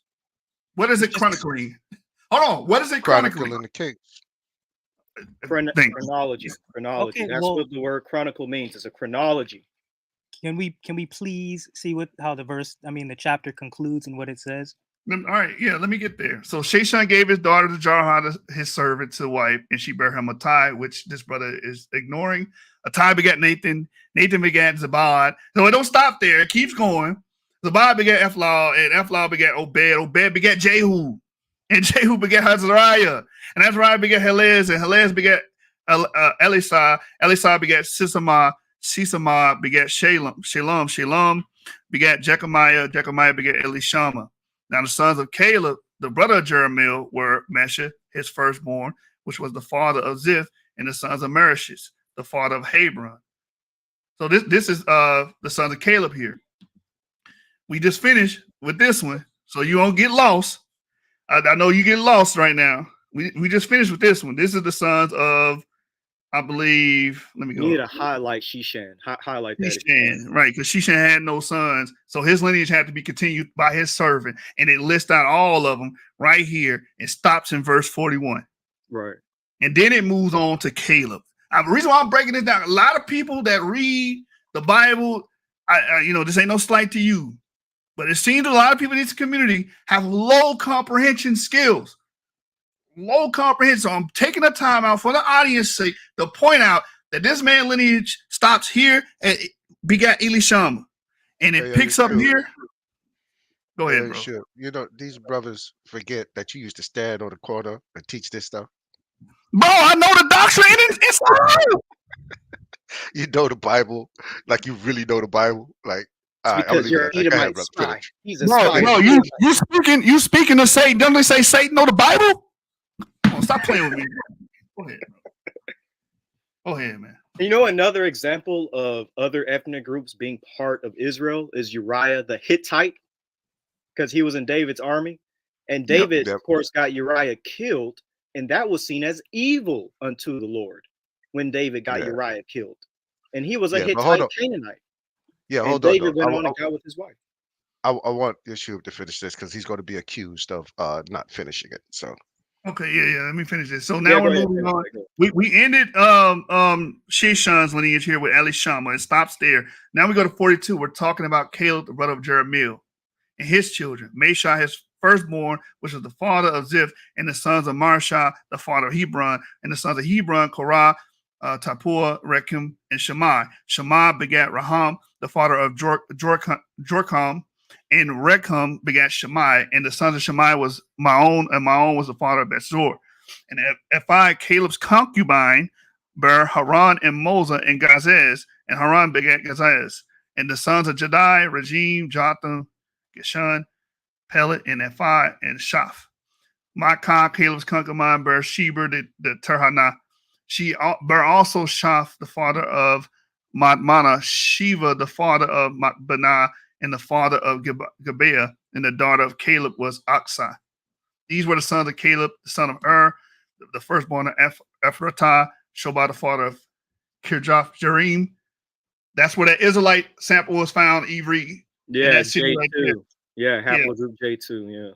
There used to be a Canaanite city. Israelites come in, they mix with the Canaanites, they create this city. Anyway, Solomon, the father of Bethlehem, Hareph, the father of Bethgader, Shabal, the father of Karath Jearim, had sons, Hore, and half of the Menahethites, and the families of Karath Jearim, the Ithrites, the Puthites, Shilamites, and the Mizrahites. Of them came the Zeraites and the Eshtuelites, the sons of Salmon, Bethlehem, and the Nephthatites, Ataroth, in the house of Joab, and the half of the Mehanites and the Zorites, and the families of the tribes which dwelt at Jabez, the Terathites, the Shibathites, and the Sutthites. These are the Kenites that came from Hamath, the father of the house of Rechab. Kenites? Wait a minute. Those aren't Israelites. That's the last verse, too. Okay. Yeah, the Kenites, that's the point I was trying to get to. But can you scroll back up to Jehu? Because you guys kept saying, oh, Jehu. Can we go back up and see who it says he descends from? Obed. Oh, shit. I didn't mean to click that. Okay, now can you, on your browser... Yeah, he wants to... Oh, my God. Can you type in... Hold on, let me see. Can you type in lineage? Can you, like, pull up... I don't know what search engine you use. Can you pull up... can you type in lineage of King Jehu? All right, hold on. Basically, what you want to do is just go to Google Images and look at a pie chart of the... Or not a pie chart, but just a chart. No, I didn't say images. Just type That's what you want. You basically want a family tree. You want to look at a family tree off like Google Images or something. We're going to see why I'm asking what I'm asking right now. I mean, it's pretty clear in the scriptures that Jehu descends from an Egyptian. That Jehu does. The Jehu in this chapter does, yes. But let's see if King Jehu, the one that you guys are saying this is, let's see if who did Jehu begot? I'm looking it up right now. Hold on. What you guys don't understand is that their names are recycled in the Bible. Just because you say just because you see Jehu here, that doesn't mean it's King Jehu. No, King who Jehu did of the Jehu Northern begot Kingdom in has this an verse? entirely different lineage. Who did Jehu begot in this verse, and who is his father? Obed begat Jehu, and Jehu begat Azariah. So are you saying that's the same Obed as from Christ lineage? And that's the same No. Jehu from the Northern No. Kingdom? No. Hold on. I'm looking it up. Hold on. I'm looking it up. You might have a point there. Let me see. Because I saw Jehu and Azariah, and I recognize those as kings. Let me see. Satan don't get everything right. Hold on. It says he's the son of Jehoshaphat, the son of Nimshi, reigned over Israelite kingdom and Samaria for 28 years. Ahab's reign, Jehu already held a position brought to him in the closest contact with the court circles. During the reign of Jehoram, son of Ahab, Jehu served as a commander of the garrison posted at Ramoth Gilead. Interesting. So right here it does say he's the son of Jehoshaphat, son Right. of Nimshi. Okay, It's all an right. entirely different Jehu in that chapter. Oh yeah, we'll give you that. We'll give you that. But still, the point remains: you do have Egyptians in the lineage of the Israelites in Chronicles recorded. Okay, and that's the next point I wanted to touch on real quick. Can you pull up Leviticus chapter 24, verse 10? The Israelitish child, bro, that does not work. Let's Because just look at it real quick. hold on. Let me bring that out. Let Satan talk to you for a minute. The Israelitish child, the point of that was not because, oh, this person comes from a mixed marriage, because I already know where y'all go with that. The point of that was they broke the law. Yeah, they broke the damn law. It's always wickedness, bro. Yeah. Okay, Again, let me bring back pull it you up. Let's to take a look at it. Uriah the Hittite. Uriah was a Canaanite Hittite, and he served in King David's army. But when King David got Uriah killed, that was seen as wickedness. So apparently, there are Canaanites in Israel serving in the army, fighting right beside King David, and the king of Israel. King David, wait. Jehu is the son of Obed, the father of Azariah. He is. Hold on. All right, but I'll finish my point. But basically, even King David can be punished by God for doing wrong to a Canaanite because he did wrong to Uriah the Hittite.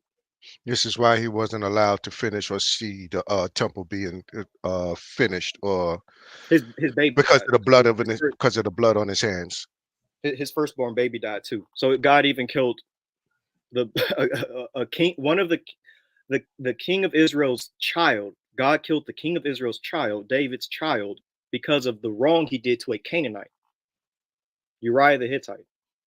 Well, again, I don't see how God is a racist for well, that was more so of David breaking the laws that God set up. It doesn't matter if you're sinning against a heathen or a Gentile; you're still breaking God's law. For example, you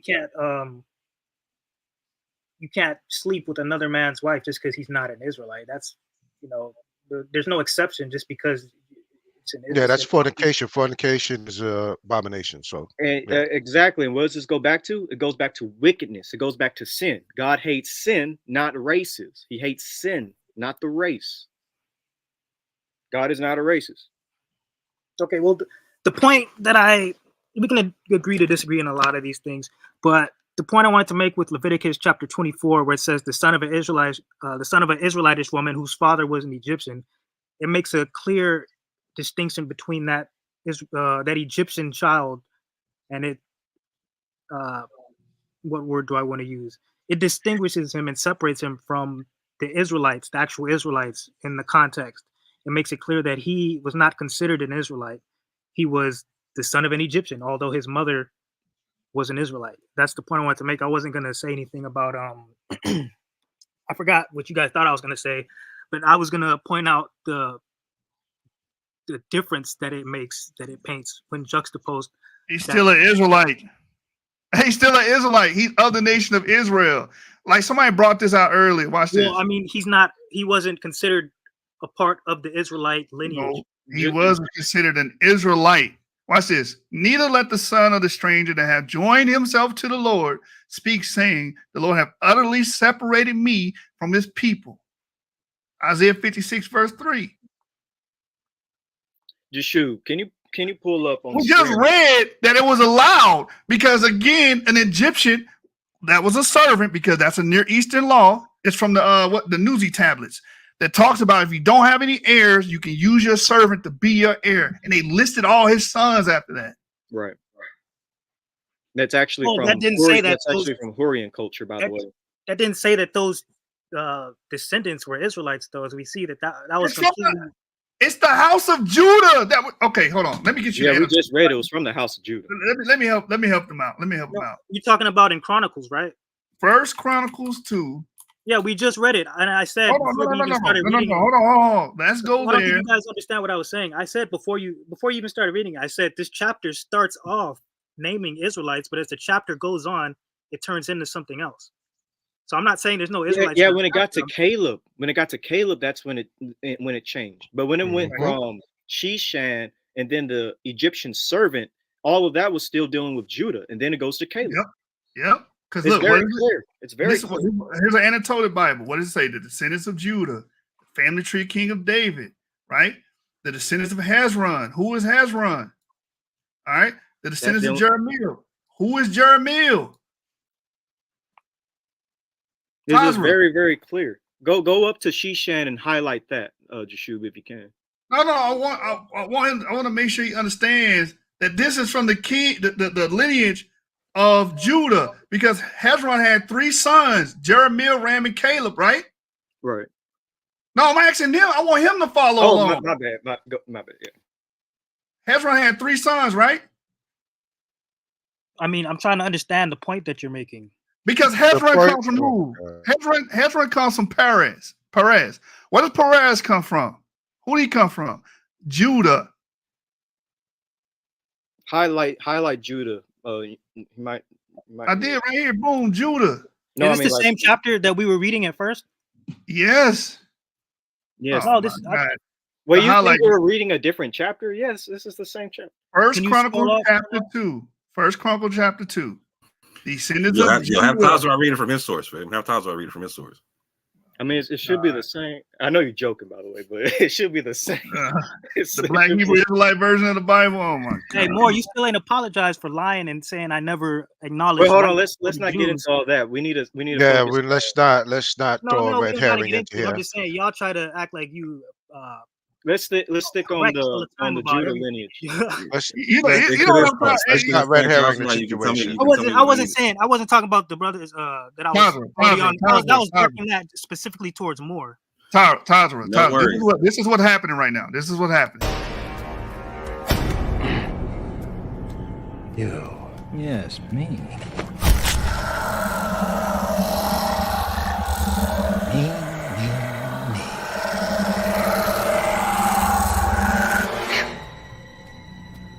Me too.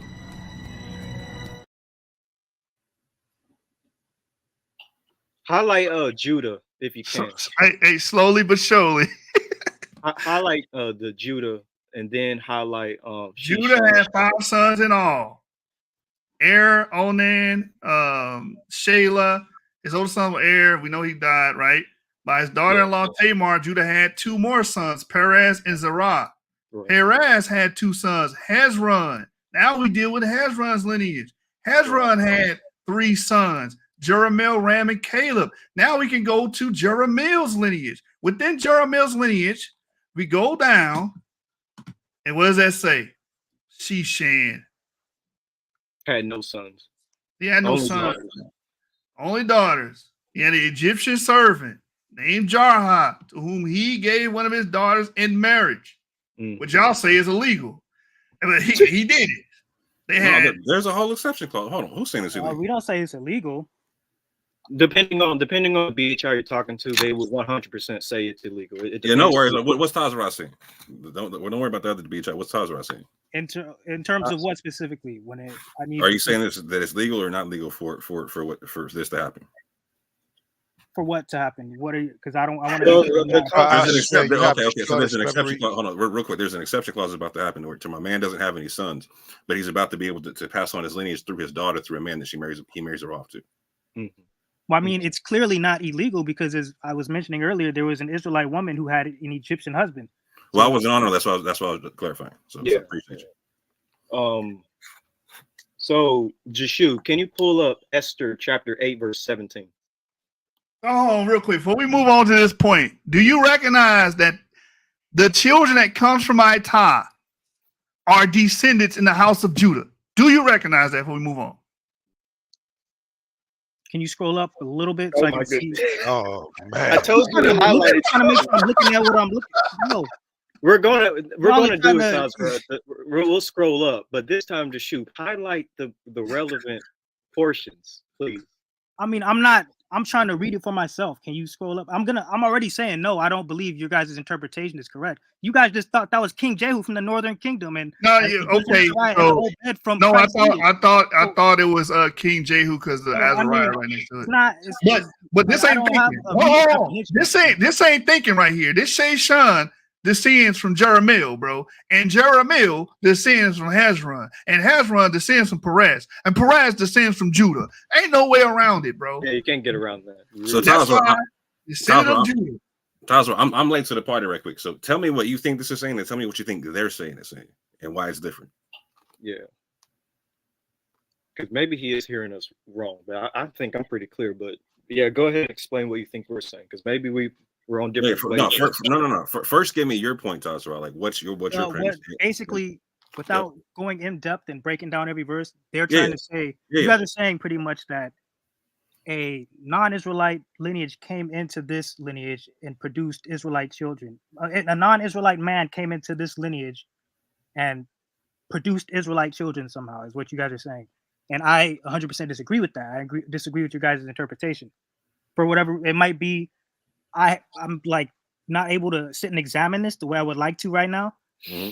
But like, for example, like I tried to pull up the scripture with the Israelitish woman and the Egyptian to show that that's not, it's the same thing. You guys are saying an Egyptian came into this lineage at some point and produced Israelite children. And I'm trying to go to another scripture and show that's not how that works. That's not what that was saying. Oh. Okay, so just so I'm clear, I'm gonna run this back. You tell me if I'm wrong, okay?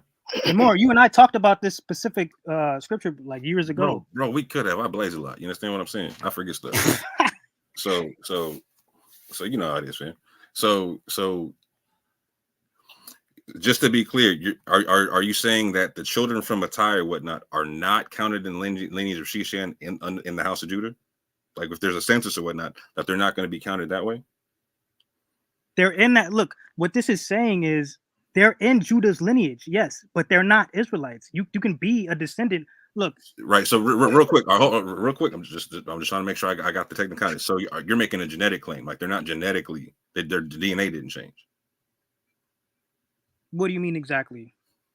We'll use the word. I was trying to help you out. Okay, so I was trying to help you out. So it seems like you're saying they don't directly descend from an Israelite, right? No, they descend. Yeah, let more finish. Look, for example, someone came and put. Okay, let's start at the part where it says descendants of Judah. Yes, another lineage, a non-Israelite lineage, a non-Israelite man came and put people in this lineage, and they are descendants of Judah, but they're not Israelites. So I'm going to make a clarification question. Are you making a genetic claim? Are you making a tribal claim? Or are you making a national claim? When you say genetic, yes, no, that's not what I would say. So what would you say, bro? I'm saying what I just said. They're in Judah's lineage, but they're not Israelites. They're like, for example, look. What makes them not? Hold on, real quick. What makes them not an Israelite based upon what you're saying? Just so I understand. Are you saying that just because they're in this lineage, they are Israelites? I'm not saying anything. I'm asking you a question. I mean, I've just repeated myself multiple times. I'm saying that just because it says they're descendants of Judah.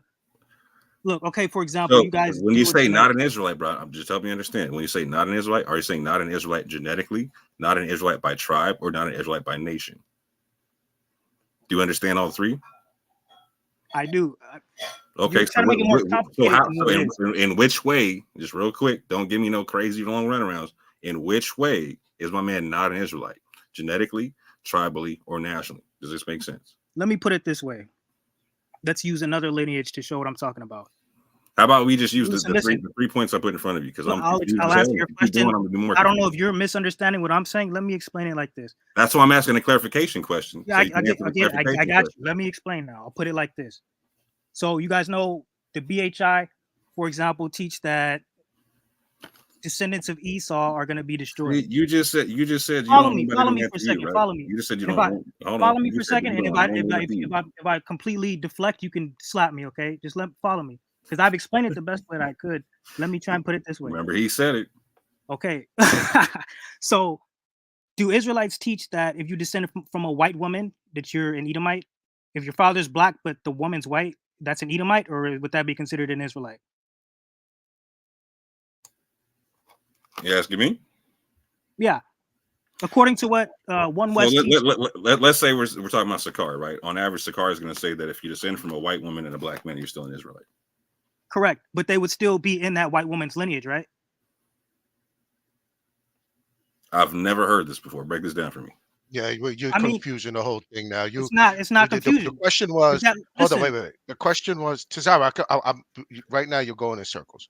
The question was, do you No, hold on, believe real quick, Joe. I want to hear this. I want to hear this craziness. Hold on. Okay, So okay. we're talking about Alazar. Okay, so Alazar descends from a white woman. How's Alazar in the white woman's lineage? so he's not a descendant of that white woman? Just I'm 'cause saying. it's that black? I'm explaining to you now. Put that into the Bible for me. Break this down for me. Okay. Use Alazar and explain what Now, you're saying. back to the scripture we were looking at in Chronicles. Okay. Pull it up. Those people were descendants of Judah through a woman, but they weren't Judite. They weren't Israelites. They're in that lineage because they ultimately, if you put everything on paper and you break it down and make a family tree, they're going to descend from Judah at one point or another, but through a woman. So he's basically saying that they're genetically not connected. You're basically going with the seed of the father doctrine. They're actually Right. That's Egyptian. genetic.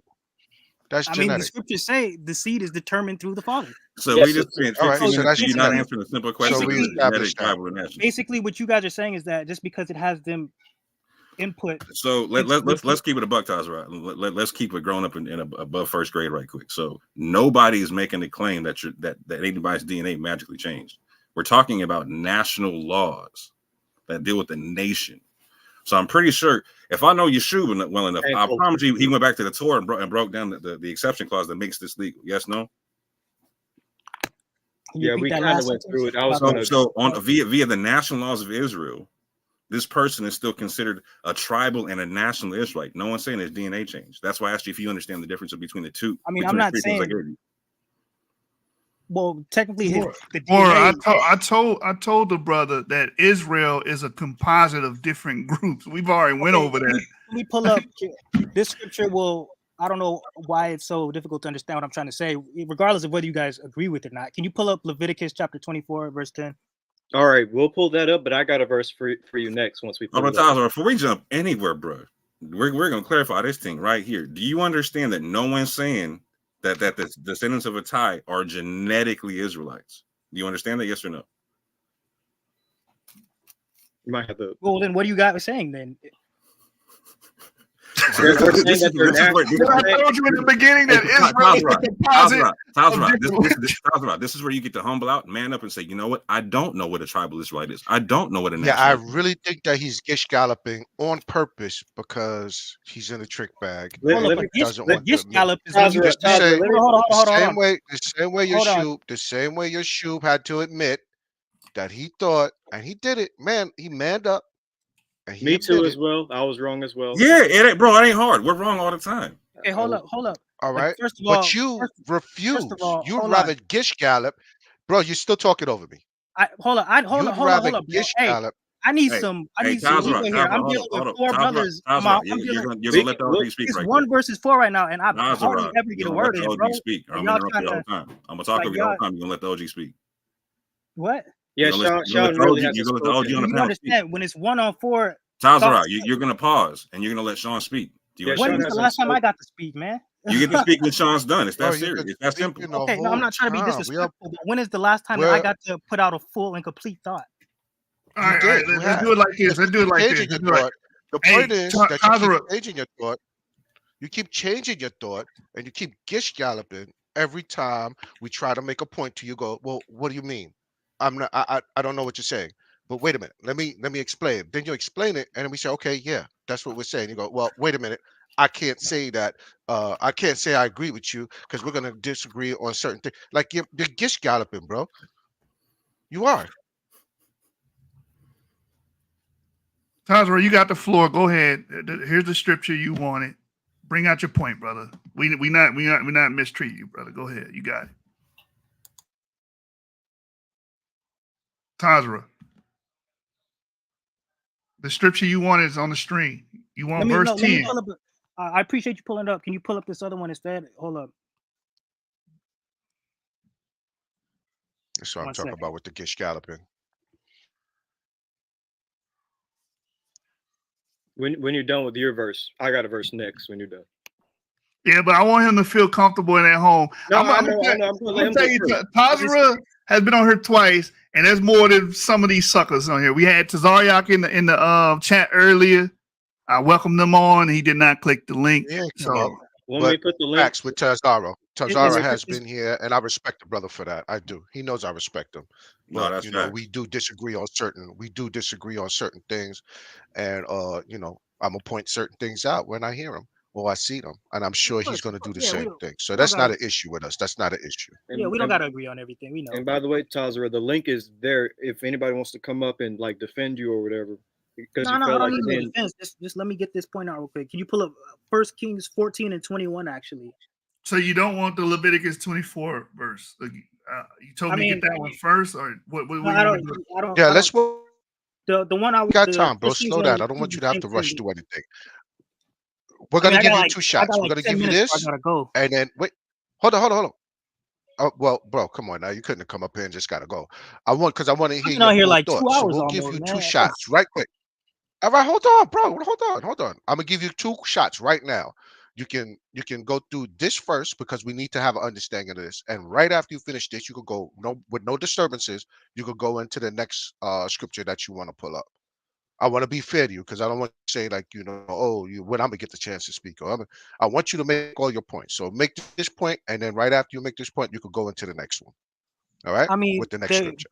both scriptures will So both prove the start same with this, point. bro. So I don't. They both will prove the same All right, point. so So I good. don't So need use to- both of them. Two witnesses, I don't right? need to- Two witnesses, right? Two precepts. 2 or 3, right?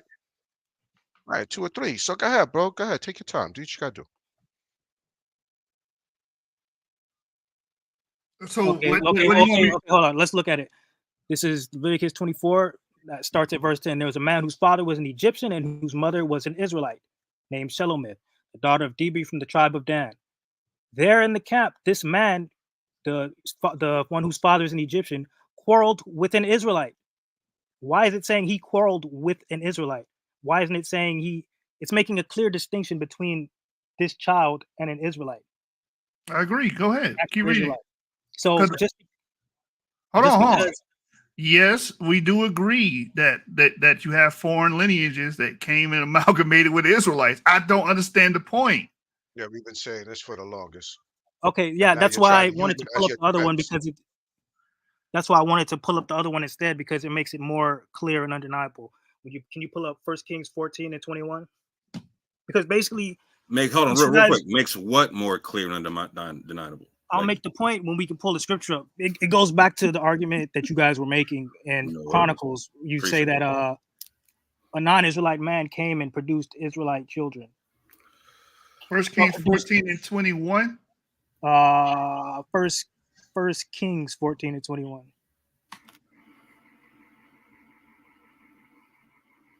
Okay.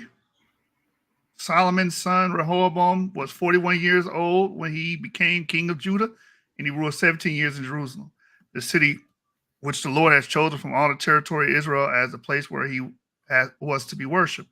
Rehoboam's mother was Naaman from Ammon. Yeah, we know that. Okay, so would you agree that only Israelites were allowed to rule the kingdom? They wouldn't let a Gentile Now we're come going in. to who rules what. This Okay, isn't. we're This isn't switching even. gears. Well, I again. mean, We're switching gears again. No, You're gish galloping, bro. You won't even let me make the point before you start criticizing. What You're I'm trying to asking say. questions. You're not making a point, Tazarah. Do you understand the difference? I'm trying to No, get no, Tazarah. things A solidified. point is my premise is this. Boom, and you just run it out, bro. Yeah, you never told us what you're trying to prove. You don't have a you're not saying a premise. I tried to get you to clarify your premise like 15 minutes ago. You My still premise running. is that non-Israelite men cannot come into a lineage and produce Israelite children just because they lay with an Israelite woman. Genetically, That's what Just we're say building on. genetically, or genetically. nationally. Right, exactly. That's the question to you. I'm saying in the eyes of God and then according to the law of Israel. Bro, no. Here are your child choices. would You not know, be in Israel. Tazarah, here are your choices. Here are your choices. Either he's not an Israelite genetically, he's not an Israelite tribally, or he's not an Israelite nationally. You pick one of the three, fam. Please pick one. Tribal. Those are your only three. Those are your only three options. If you can show another option in the Bible, let me know. I'll wait. I'm saying if an Israelite or someone, not a Gentile man, came and laid with the Israelite woman, and they said, okay, everybody gather up all the Israelites, all the descendants of Israel, of Jacob, that child would not be in that group of people. That's what I'm trying to say. So that's genetic. Whatever you guys want to call it, that's what I'm saying. Why are you having a hard time with just accepting what? Y'all all genetic no more now? What's going on? Yeah, y'all scared of genetics? Listen. I understand the terms and phrases that you guys are using, but I'm not completely sure how you define those terms. So I'm just trying to keep it you define them. How about this? You define them. No. Listen, I might say, yeah, genetically. You said if I thought you were deflecting, I get to slap you. You said if I thought you were deflecting, I get to slap you, right? Well, I'm not deflecting. We're still on the same topic. Slow down before you get slapped, because I hear a whole bunch of deflecting, fam. So we're gonna ask you I'm gonna ask you a clarifying question. My G, go back a verse. You should go back to the one with the Egyptian and all that type of stuff. Okay. I'm gonna ask you a real clear question now.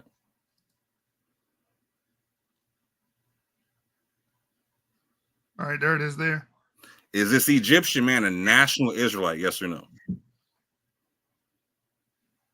A national Israelite, not a descendant from Jacob, but part of the nation. In the same sense that you're an American, listen, but you don't descend from a man named America. Yeah, if you want to say nationally, like he's living amongst them and whatnot, then yeah. Do, but that do the laws of Israel apply to this man like they apply to everyone else? If he's living amongst them, then yeah. But the whole thing is, we were talking about lineage. No, you're talking about what you're talking about. I've been trying to clarify the thing, and nobody on here is saying, again, to be clear, no one has made the hold on. No. I'm gonna say this point. No one has made the claim that anybody's DNA magically changed because because of this law that allows for a man not to have a son, but to pass on his lineage through his daughter to another man, fam. No one is saying that DNA changes because of that, fam. Yeah, in another way, let me put it in another way. We're not saying that the Egyptian like magically became a bloodline descendant of Jacob. That's not what we're saying. Like, let me make that clear. Okay. Is that what you think we're saying, Tazarah? I mean, what? Then what's the purpose of? Yes, no. Is that what you think we're saying? Don't ask no questions. If that's what you're saying, then I agree with you 100%. But then my next question is, what would be the purpose of bringing this up when we were talking about lineage? Because we're talking about other nations of people coming in. Like I asked you the question. Like I asked you, Tazarah, is he a descendant of Jacob? Is he a tribal Israelite, or is he a national Israelite? So within national Israel, you have tribal Israelites. Yes, no. You understand the concept? Yes. Look, man, all I know is before you, no disrespect to you more, but before you came on, we was talking about lineage, and then we was going into different lineage and whether or not you see nobody interrupting me saying I'm wrong, right? So everybody's agreeing with what I'm saying. So actually, let me tell you how this all started really quick, and then I'll let you finish. Dude, so this entire thing started on Facebook, where I made a post about how all of humanity descends from one family, one blood. There's no such thing as the concept of multiple races. We're all one race, the human race. 100% facts. Yep. And he comments under my post saying that God is a racist, and that the concept of one race is not biblical, and that there's evidence to prove that God is a racist. And I was like, no, God is not a racist. And that went into a whole spiel. And that's why we're here today talking. Okay, so real quick, Ibri, what evidence did Tazarah provide to stipulate that race via the concept of race, or like you described it, to where like we're all one human race? He used the example of the Edomites and God saying that he hates all Edomites, And I explained to him that Esau is the brother of Jacob. Esau descends from Isaac. Esau descends from Abraham. Esau descends from Eber. Esau descends from Shem. The Edomites are basically a Hebrew Semitic population that lived in the Levant in the Iron Age, just like the Israelites, and they have the exact same ancestry, and they will be part of the same ethnic group, which is a Semitic Levantine ethnic group. And I basically told him, like, God hating Edomites doesn't make them a separate race. I gave the example of if God decided to bless Tazarah, but if Tazarah had a brother named Matthew, just because God is blessing Tazarah and curses Matthew doesn't automatically make Matthew a different race than Tazarah. And so, you know, I was trying to get him to understand that God doesn't hate different races. God punishes all people. He punishes Egyptians. He punishes Ethiopians. He punishes the Assyrians. He punishes Persians. He punishes the Greeks. He's an equal opportunist, and he will go after any nation, even Israel, because he put Israel into slavery. And God has killed Israelites in the past. And God's an equal opportunist. Anybody can get these hands. He will go after anyone. He will go after anyone that does wickedness, because it's about yeah, your arms too short to box with God. You know what I'm saying? Yeah. Basically, God will go after anyone who's evil. It's about sin versus righteousness. That's Okay, why real quick. So Tazarah, is he mischaracterizing you anywhere here? He's not mischaracterizing me, but to summarize the point that I was making, our whole discussion between me and Ivry is that God does put differences between different population groups. He doesn't see everybody as the same. Okay. That summarizes what I was trying to say. Okay, so just to clarify, like, so do you understand Ivry's point to where like you being a descendant of Adam, or like mankind being a descendant of Adam makes us all one race? For you, that concept, or no? I mean, secularly, if we look at it like that, then yeah, that's true. But I'm dealing with the Bible. Does God view everybody? Okay, so in the Bible, in Genesis, when God's talking to Abraham, it says, "Through you, all the families of the earth will be blessed." Why didn't he say all of the one family? You can say the family. Why is families plural right there? Is what I'm getting at. That's the point I'm trying to make. Not everybody is of the same lineage, of the same stock. But Tazarah, he said all the families of the earth. He didn't say all the races of the earth. He said the families. Okay, but I gave you that, and I said, okay, if the word race isn't an accurate identifier or isn't accurately illustrating what we're talking about here, then I moved on to nationalists and nationalism. Would you say that God put up and set up different nations of people, and he deals with them and judges them accordingly? Okay, so no issue with different nations, right? We're going to stick to the race concept real quick, because we're not going to sidestep until we have a clear understanding between the two of us, right? Okay, I'll agree to disagree, and I'll give you that. I'll say racist. Okay, if you guys don't want to go with that term, if that term is not, we might have different understandings of what racism is. I looked up a definition of racism the other day, and it applied to the argument I was making, but we can discard that. I'll give you that. -1 for Was that definition in the Bible? Well, the thing is, we were seeing it, the point of contention was whether or not God is racist according to what the modern right. So hold on real quick. You just came with us and said, like, well, I'm going by the Bible, y'all going by this. You just came out with an outside biblical definition, right? So we're going to discard that for the sake of this conversation. I'm asking. Hold on. I'm looking at the Bible to get an idea of what God. So what's the Bible's definition of racism? The Bible doesn't even mention the word. Hold on. Okay, it doesn't. But can we look at it and see if God would be considered racist according to what modern racism is? So my question was, and you keep running. Like, for example. No, hold on, Tazarah. Hold on. Let me finish this last point. It's the same. It's to the same point. Nope. I'm about to start slapping the shit out of you, Tazarah, because you're annoying the hell out of me right now. Listen, hold on. Tazarah. Hold on, bro. Tazarah. Listen, Tazarah. Let me finish this 10-second point, and you can have the floor, bro. Hell no.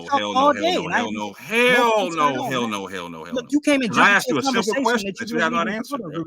Look, so Ivry made the concept. Hold on, we're going to go through the Bible on this. Ivry basically said, biblically, the concept is we descend from Adam. You understand that? Yes or no? Say that again. I wasn't listening, honestly. Okay, I'm going to ask you this question then. Who in the Bible doesn't descend from Adam? Everybody descends from Adam. So based upon what Ivry was saying in his post that you're responding to, Is the Bible racist in that regard?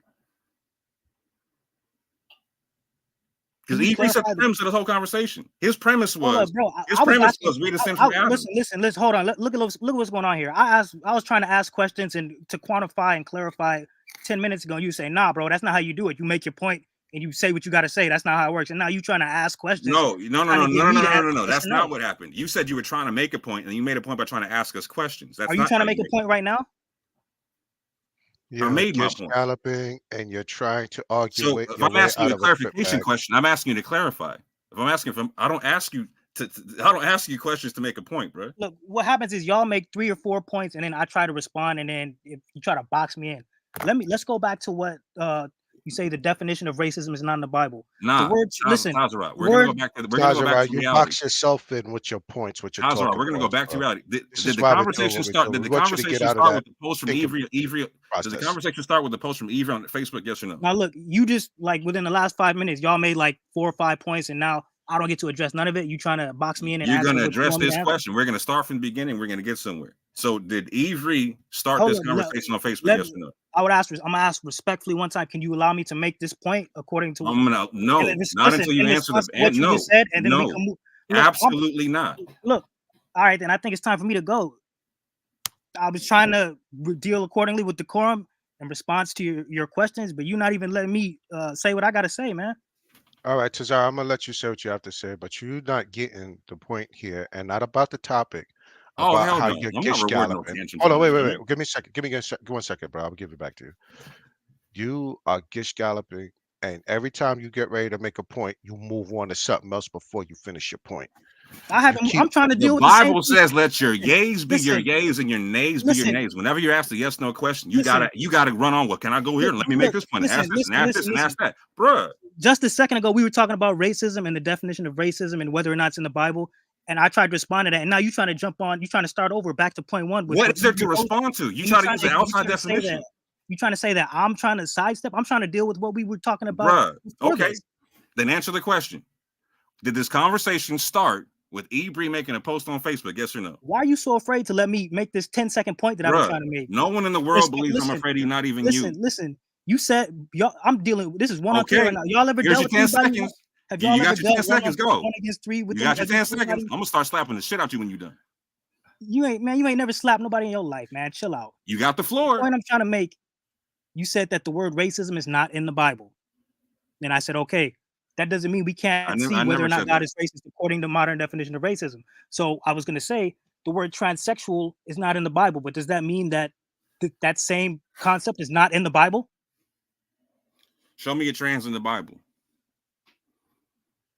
It will be qualified as sodomy, right? Homosexuality. A homosexual? No, homosexuality is not trans. Is not being a transsexual. But a transsexual, if a man turns into a woman and starts going and laying with men, that's homosexuality, right? That's sodomy, right? No. Let me help him out, please. Let me help you out. There's two different things. It's the same issue we're having with lineage and the word race. Listen, if a man could, homosexuality is the act of doing what? What are you doing when you commit homosexuality? Man, it's you laying with the same sex. Okay. What is transsexuality? What makes you transsexual? What makes you transsexual? Because one deals with sexual attraction and the other deals with what? Your biology, for lack of a better word. No. It's you wanting to be another sex. They're two different things. Okay, well, homosexuality is having a sexual attraction to the same sex. Transsexuality is you wanting to be another sex. Okay, I'll give you that. I misspoke because I'm all pumped up. I'm dealing with all y'all at the same time. I'm trying to gather my thoughts and make valid points. So let me say this instead.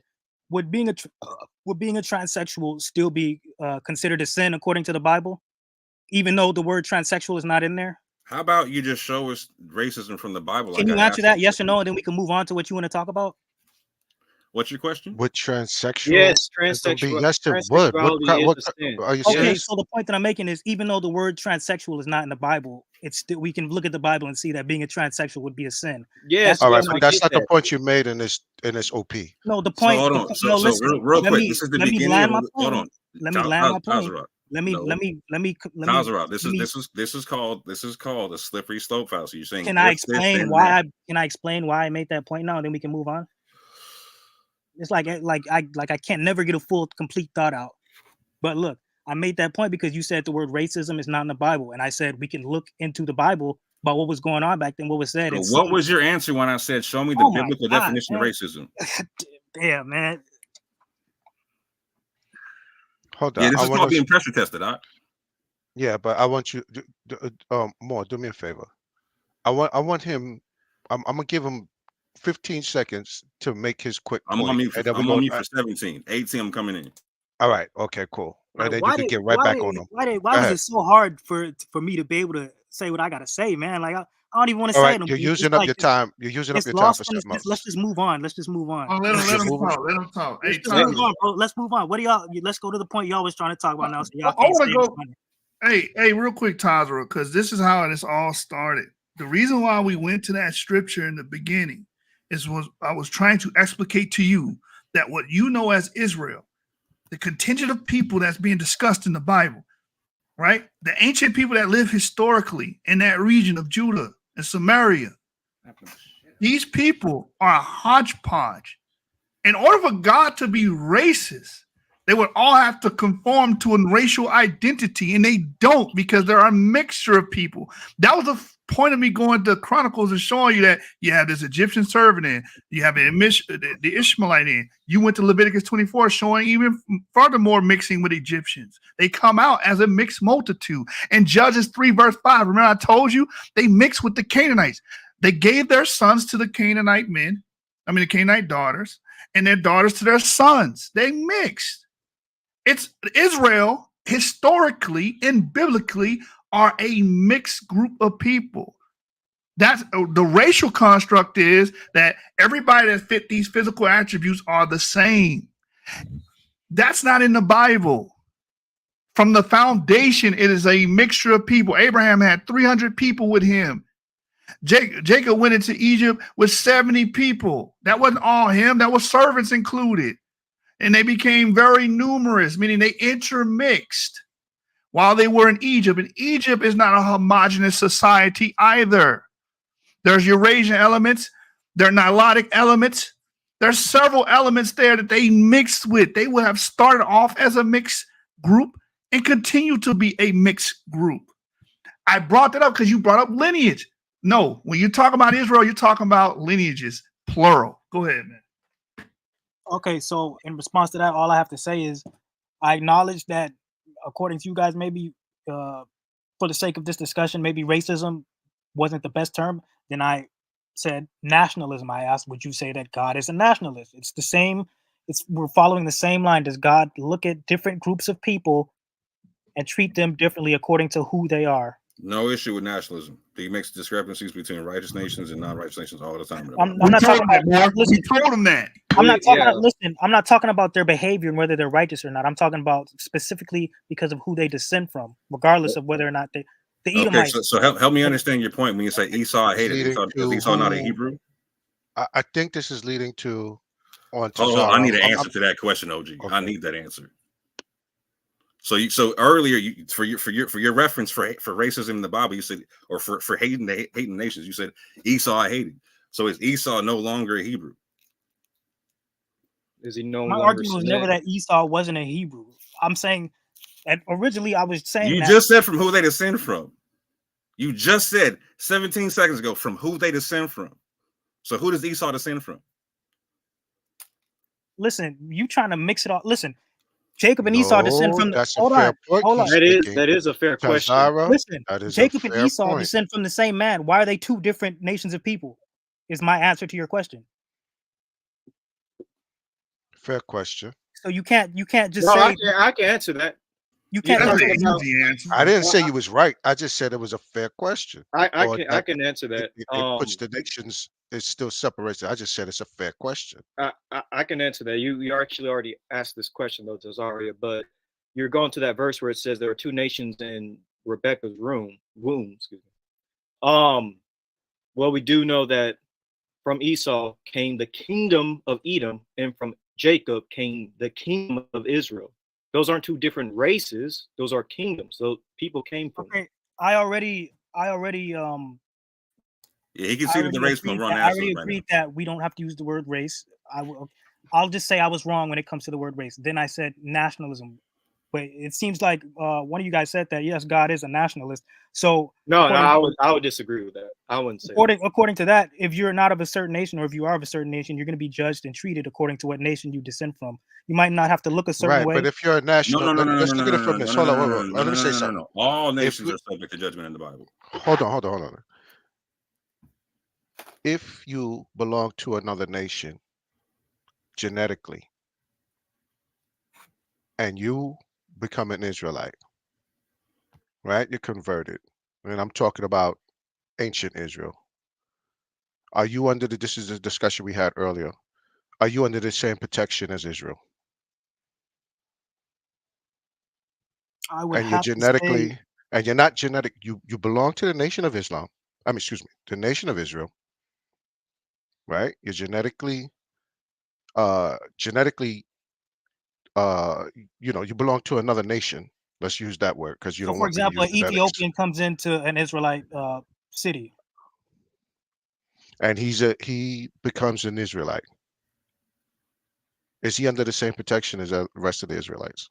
I wouldn't to answer your question. I wouldn't say he becomes an Israelite, but they're living amongst No, them. If slow down, he Tazarah, is, because that's what he's if saying. he is converted, all right, you want to use that word? If he is converted and he becomes an Israelite, is he under the same protection as an Israelite, what you would call a tribal or a descendant of Jacob? Is he under the same protection? Or not only the same protections, is he under the same curses if he goes against the laws? No, because the covenant was Mm. made with the seed of Israel. So that means that if you become an Israelite, right, and you sin, you don't get the same just deserves as an Israelite? No, Deuteronomy says these No. curses will follow Okay. your seed forever, not those who attach to your seed. Can people join the nation of Israel Hyperbolic and be speech. Israelites? Hyperbolic speech again. Exactly. We're going So back into the same thing, but I'm so gonna let him. real quick, Tazarah. So why didn't the Egyptians that went along and sojourned with the Israelites, why did they not receive the punishment of Egypt? Say Oh, that that's a again. good. Not in the That's a good. Egyptians who sojourned among the Israelites. What? When they So left with the Israelites, yeah, why didn't they go through the same curses as as the Egyptians that uh that the Most High judged?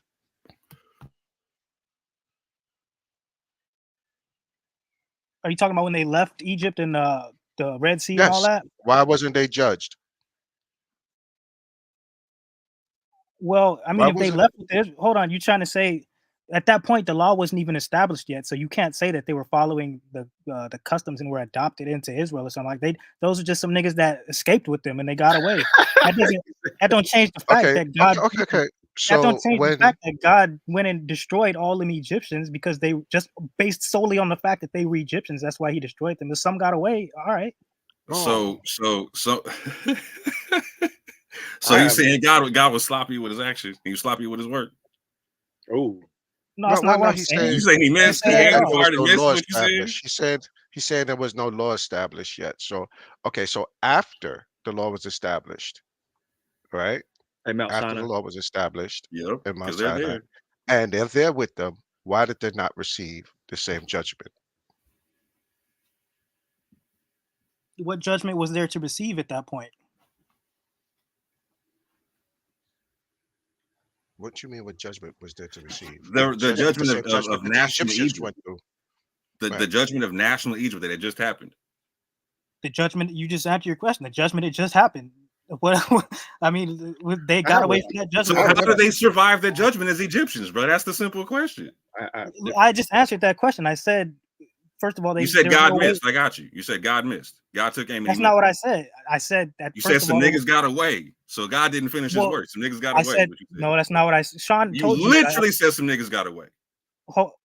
that's not all I said, though. I said that the law wasn't established at that point, so there was no way for them to join and become So acclimated why to did Israel. Egypt get punished if there's no law established at that point? What? Because God has law on the earth. He More listed honestly, law. bro. So Honestly, why bro, did Egypt get judged? listen. I know nobody on this panel agrees with me, but at least the other three brothers, they can like sit down and be like, all right, let's try and work this out. Nigga, you just be talking, nigga, just to talk. Like that shit is I can't deal with that, bro. So honestly, why did the Egyptians get judged, Tazarah? I could care less how you feel about me, bro.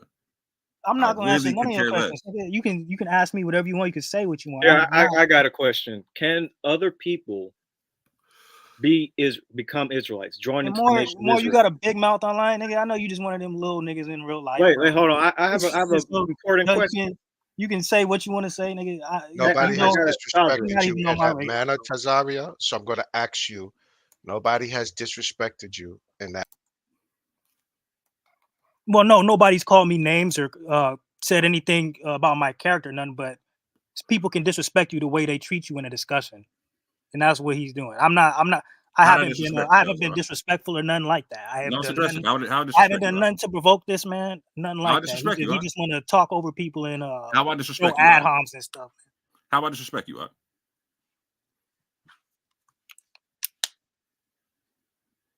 What was the ad hom I threw at you? It's just me and you, Look, I'm honestly not even interested in talking about this anymore. I originally only planned to be on here about 30, 45 minutes, and it's been like 2 hours now. I feel like, honestly, you and I will not get anywhere on this topic. You seem like you just trying to put on a show, maybe so you can chop something up and put it on your channel. I don't know what your motive is, but the other brothers, I disagree with them. They disagree with me, but they're not coming from the same spirit that you coming from.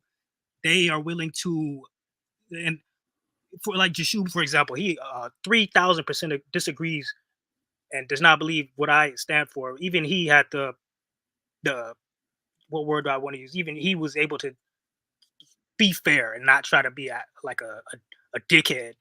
But you, like, nigga, I don't know what's going on with you, bro. And you like that a lot, but like I'm willing to leave everything the way it is right here, right now. Am I interrupting you right now? For the first time in over an hour, no, you are not interrupting me. We can rewind the video. We can say it on mute multiple times so you could have a chance to finish a point you never made. So we're gonna do it like this. Man, you lying now. You was lying. Okay. So so now I gotta prove that. So I'll prove that. You go ahead and prove it, bro. I will. I 100% will. Stay tuned. But like, so here's the question. So you said I threw an ad hom at you. What was the ad hom? You'll see it when you play everything back. What was okay? No, you tell me from your memory. What was the ad hom I threw at you? It's hard to remember every little detail when I'm dealing with one versus 4. I don't know if you've ever done anything like that. All the time. We all do. Like you all big headed. You can literally go on my channel and see multiple times. I'm on panels like Garfield's panel with 8 people, 10 people. Same thing with you. And we handle like it's nothing and nobody's trying to whine. Look, you hopped on trying to take control of the whole conversation and you weren't even Tazarah, I literally hopped on and asked a couple of questions so I could catch up.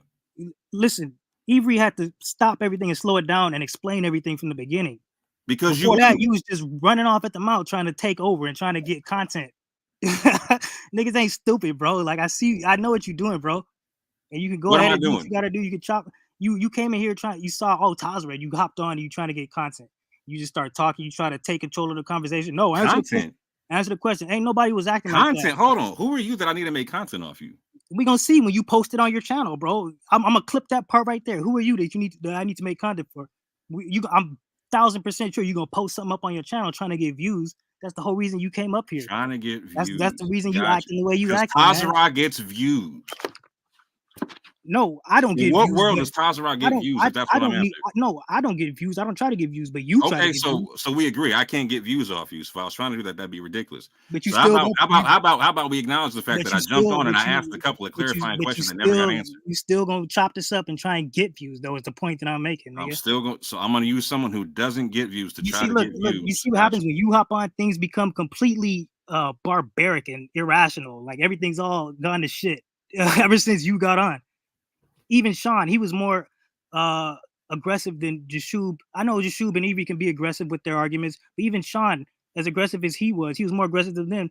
Even he wasn't coming the way you come in. They was actually trying to get somewhere with the discussion. How? Okay, so You Tazarah, just what were your nigga, first words to me when I jumped on the panel? bro, look at what it's turned to now. Oh, Look at, Tazarah, what were your first words to me when I jumped on the panel?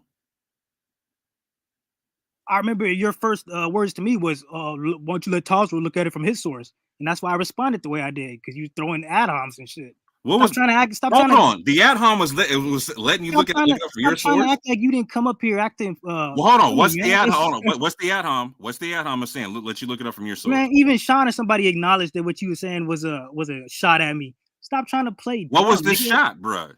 All right, look, I'm gonna go because I don't got time to argue with you more. But I don't like you, but I love you, my brother. Same with Jashub. I don't dislike Jashub. I'm saying you specifically more. I dislike you, but I still love you. Jashub, No, you don't. Jashub, Avery, and Sean. No, you I don't. disagree with them. They disagree with me.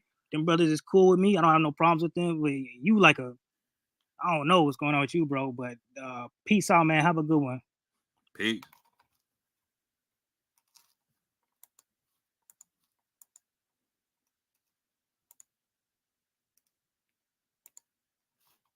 Hey man, I want him to hey Tazarah, if you still watching, bro, I want to buy your 23andMe DNA test, bro. I got just go down there if you want to jump on Tazarah again. I still got to. I don't think he's coming back. I don't think he's coming back. I want to make a quick point. I want to make a quick point real quick. I want to make a quick point. Yeah, go ahead. Yeah, so the Afrocentrism in the movement or the awakening or whatever you want to call it, has to go. It has to go. It has to go.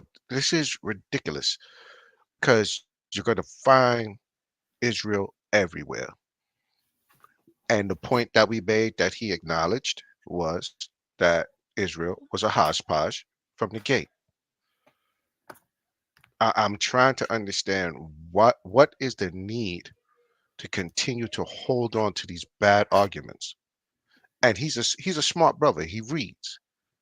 But what dumbs down his arguments is that he's holding on to the Afrocentrism as others. 100%. The presupposition is causing problems for Israel. And I really need your brothers to catch up. Mm-hmm. Putting your own interpretation onto the scriptures, because this was the post that kind of started everything. I'm trying to make a post about unity, saying that all people of the earth are related, and I'm using Haplogroup E as an example. Wait, before you finish, I'm gonna let you finish, but hold on, I'm gonna let you finish. But Zadok, I really wish you would push the link.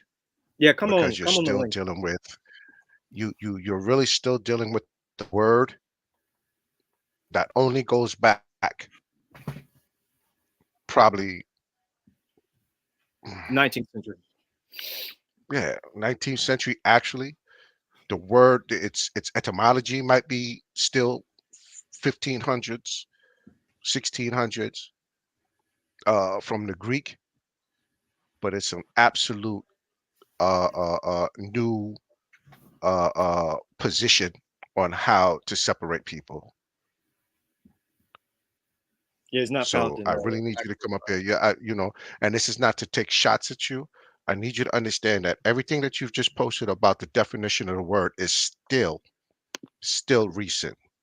Let me help my brother out. Slavery times.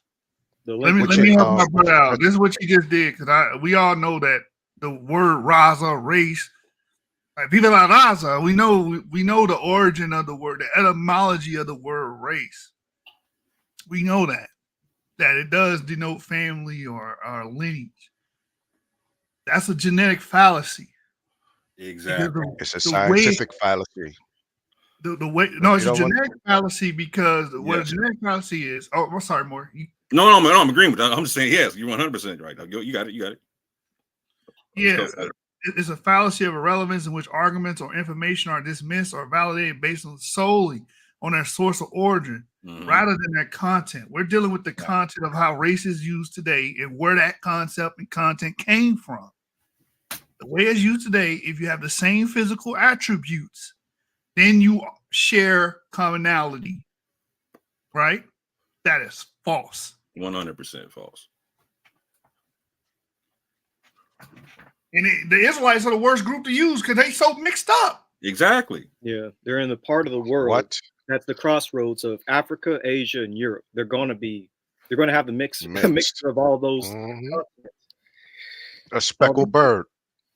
Yeah. And white people are not Edomites. White people are largely Yemniah descendants, Funnel Beaker descendants, quarter wear culture descendants. Those are those people, man. Western European, Bronze Age men created what we know today, and what you classify most of the white people you know today come from that part of the world and that group of people. Those groups of people, rather.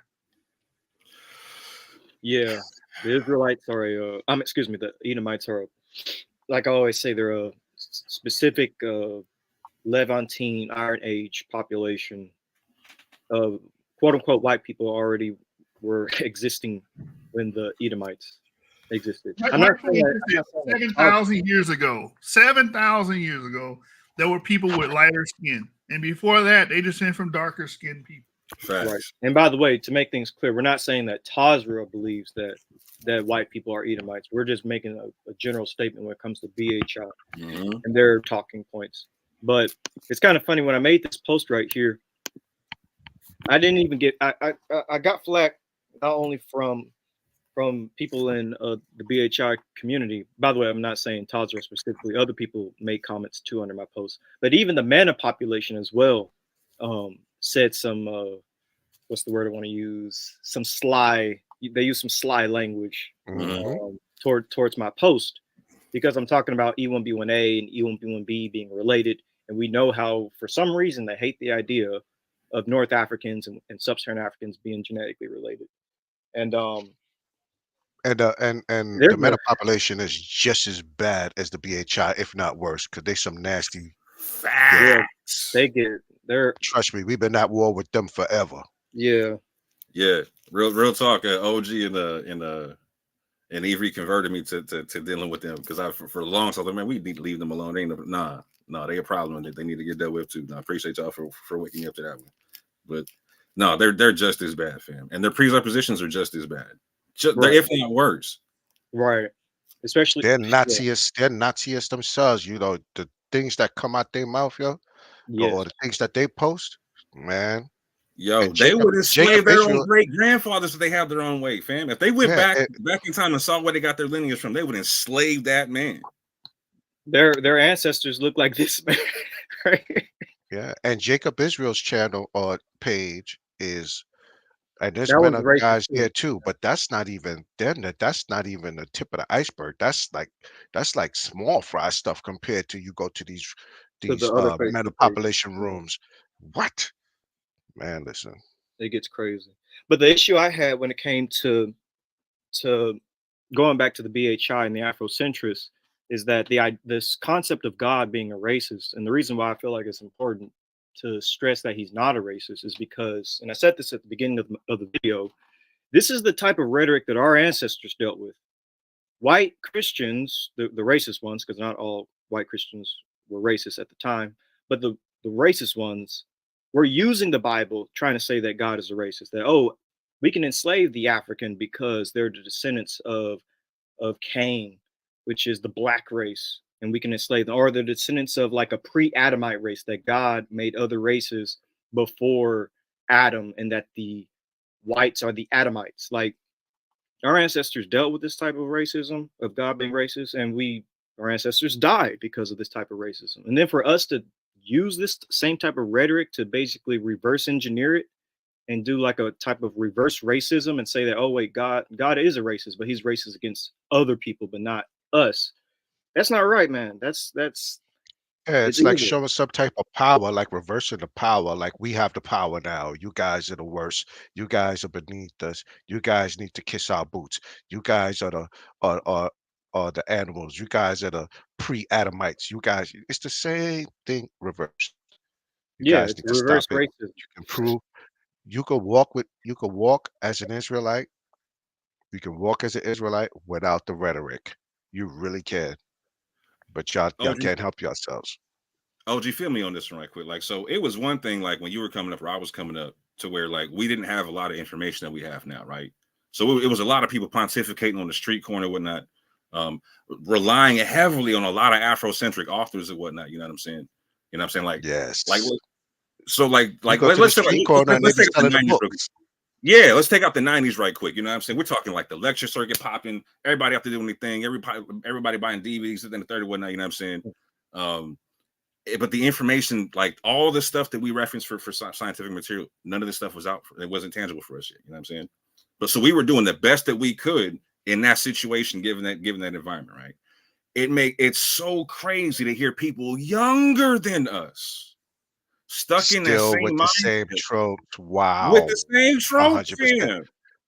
With way more 100%. This information is at your why fingertips, bro. myself and Mr. Blacktastic, when we hear young people spitting this same stuff, it's like it bothers us to our core. It does. It bothers us to our core because we're looking at it, and even you or any around 45, 40, 43, in the 40s or better. That it's like you hear it over again, and you're like, yo, all of this stuff, you can debunk all of this stuff at a click of a goddamn on a keystroke. You can debunk a lot of this stuff that was proposed back in the 80s, 90s, 2000. It's like you're getting a It's a flashback of click your away. younger self. What's crazy Like, too, Oh OG, my is that goodness, bro. back in that time period, you know what I'm saying? Back in that time period, like a lot of what was going on in that Afrocentric conversation, it was about like a self-love kind of a thing, right? Like it was a time like, oh, we actually have some scholars, we actually have this, we can start standing on our own on a couple of things, right? That's not what this is now. This is a more like we hate kind of a thing. This is more like I'm up here, you're down there. It wasn't a supremacy movement back in the day, right? Not so much as it is now. I'm like, yo, this is crazy to me, right? It was It was back then, it was just trying to stand on even ground. right, exactly. You know what I'm saying? It and by the wasn't way, I want trying to make to something. Uno reverse. It wasn't trying to Uno reverse the whole thing. It was literally just trying to get a footing and show that, we or African Americans or anybody black, the terms that they use today or they was using back then, that, no, we weren't subhuman. And yes, we did have high culture in Africa. We did have high societies in Africa. We did have, and it morphed from just getting equal footing to Europeans to turning Europeans into what Europeans tried to turn us into, Right, pre-Adamites, fallen angels, right. because that's what they did to us. We were part of the Cain line, you know. If it Look, wasn't definitely pre-Adamites, then we were Cain, and then from Cain we became Ham. Anything that was cursed, anything that God didn't like. evil. Basically anything evil. Yeah. Right. And so and look what you do with your presuppositions now. So now to make this stuff work, now God got to aim and miss, right? Or now God got to judge people without a law being on the earth, right? That's crazy to me, fam. Mhm. You got to make God mad unrighteous. So what's the point of God at this juncture, fam? I mean, at this point, Exactly. it's You're more you're like filling him with all of you're filling God with all of your manhood, your you are your God. lowly That's what it self. basically Yeah, boils your down to. lowly self trying to treat yourself like you're godly, Hey, like you are the God, point I of should God say. is to set up your hunter, and your hunter set up Captain Tazarah, and we all fall in line under them. That's the point of God. But ain't Mr. Pot calling the kettle black right here? 100. I don't think BHI is a racist term, considering that we call British Israel. We use the term British Israelism, which is British people believing that they're the Israelites. I don't think that would be racist. So He black pulled the we not racist, y'all are racist. They pulled that real fast. and also we use the term WHI for white Hebrew Israelites. So Yes, it goes both exactly. ways. And LHIs. LHI, Latino Israelites. We need to say PHIs for a Filipino. Wait, no. Tazarah, FHIs for Filipinos, because there's a whole. This is why BHI is applicable. Not to cut you, but Tazarah, this is why it's 100% applicable. You take people from your 12 tribes chart that look different, and you convince them all that they descended from a black man. Right? One black man in Israel. One black man in Israel. Like which mean they all had foreign wives, right? How else could you explain this? You know, all these black men had foreign wives over the millions and millions. Oh, excuse me, thousands. Over the millennia, I should say. Right. You know, and I'm not even mad at y'all, fam, because y'all like getting paid off the hoodwink, fam. Like, cause like for some reason, like it's special to understand. Like, so we all descend from a black man, so like you go back far enough, right? Technically, we like it ain't a special concept, but for some reason it's special when somebody else will tell you from the street corner wearing spikes and whatnot. Yeah, scientists will admit that Y chromosome of Adam, who lived like 300,000 years ago, would have been a dark-skinned African. Right. So yeah, that's not a mystery anymore. Right. 100%. What's a mystery is how y'all make that 12 tribes work. Well, 12 tribes start work genetically, though. You feel me? Like, that's a mystery. That's a mystery right there. Will forever be a mystery. And by the way, I want to make something clear. A few things clear here. We're not saying that Tazarah is a racist. He did come on stream and clarify that he's not saying he hates people. So I'm glad he said that. But his talking points make him look bad. Yeah, they really they do. Don't get me wrong, they do. But I am glad that he does say that. That he did say that he'll change and not say that God is a racist, but that he's a nationalist. I will still disagree with that. He's not a nationalist. God only cares about people who worship him. So there's that. So and I'm also glad that he came on stream. He actually spoke. A lot of people don't do that. We're still waiting on this other guy to come on. He said he'll be on in like 15 minutes, so we'll see if he comes on. So those are the few things I do want to say when it comes to this post.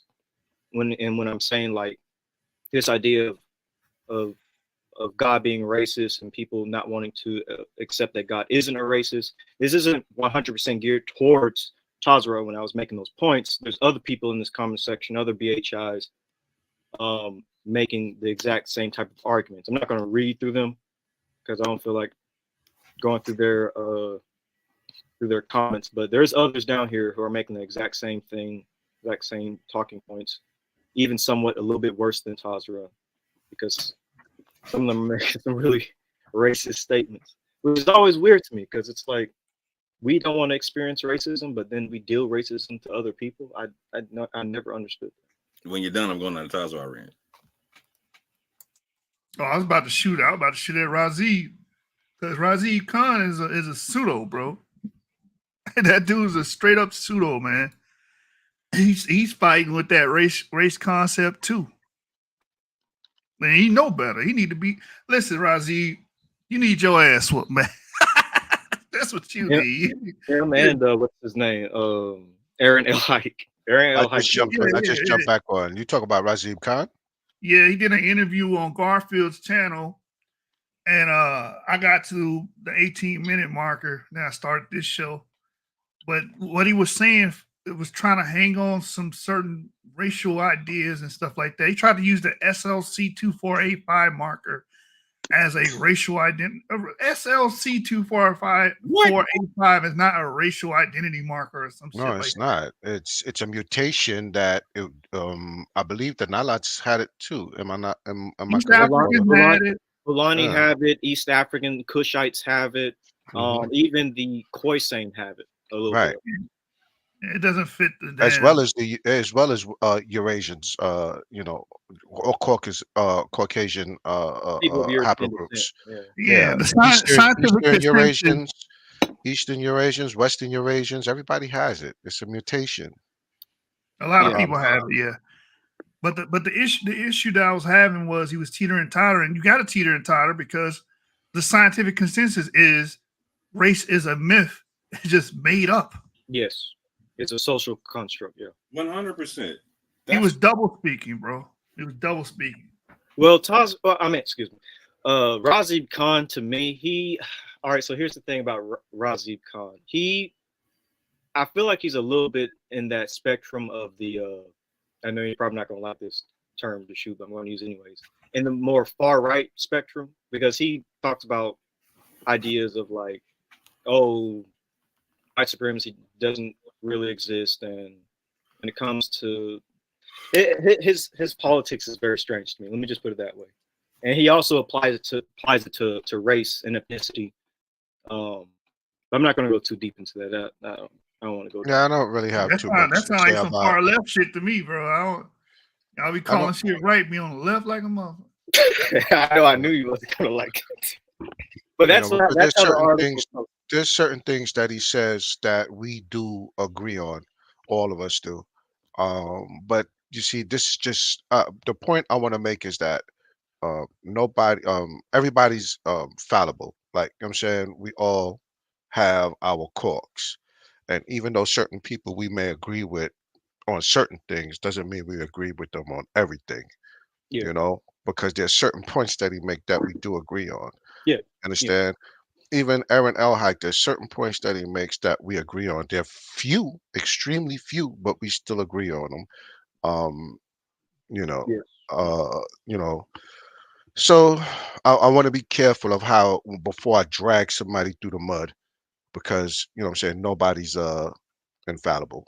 And so and that's why when you No, I'm gonna choose to drag his start ass. following people, when you choose to start following people, don't follow them because you want to lean on every word they say. You want to lean on the facts that they may produce. You know what I'm saying? The facts that they may produce. Everything else is just water under the bridge. Now it's alleged.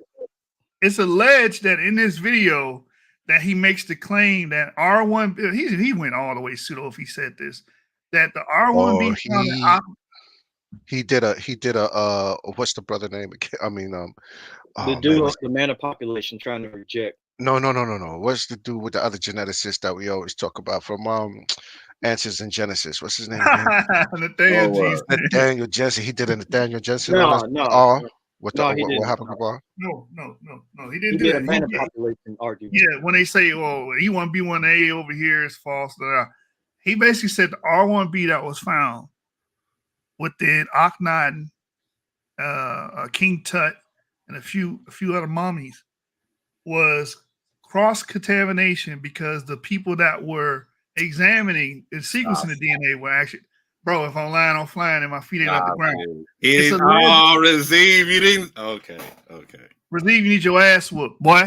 But the hell wrong? What about the samples? Hold on. Who is he saying that the samples may? Who is he speculating? I'm going off the quote that someone who allegedly watched the video. Okay, now, so I didn't get to this part myself. I haven't got to the video. Okay. Yeah, listen. On my trip to work tomorrow, I promise y'all, I will listen to the entirety of this clip while I'm going to work. So I'll be able to give you the full lowdown on this. Now I'm gonna listen to it myself. You got it as well. Yeah, man. But let's hold on. Garfield's channel. You said it's on Garfield's channel. He just recently did this. He did a second interview. This was put up 6 days ago. Okay. About a week. What? I missed that. Okay. He's been interviewing a lot of people lately. The interviews. No, he does interview people. I got to give it to him. He does interview some people. Whatnot. He probably makes. Yeah, he does. He does. He has enough pull to interview people. I got to give him that. I gave Garfield his flowers too. Yeah, he doing great work over there with the interviews, man. Yeah, facts. You know what I'm saying? Like you got the E1B1A glow, my nigga. Like you off on something, but you E1B1A, my nigga.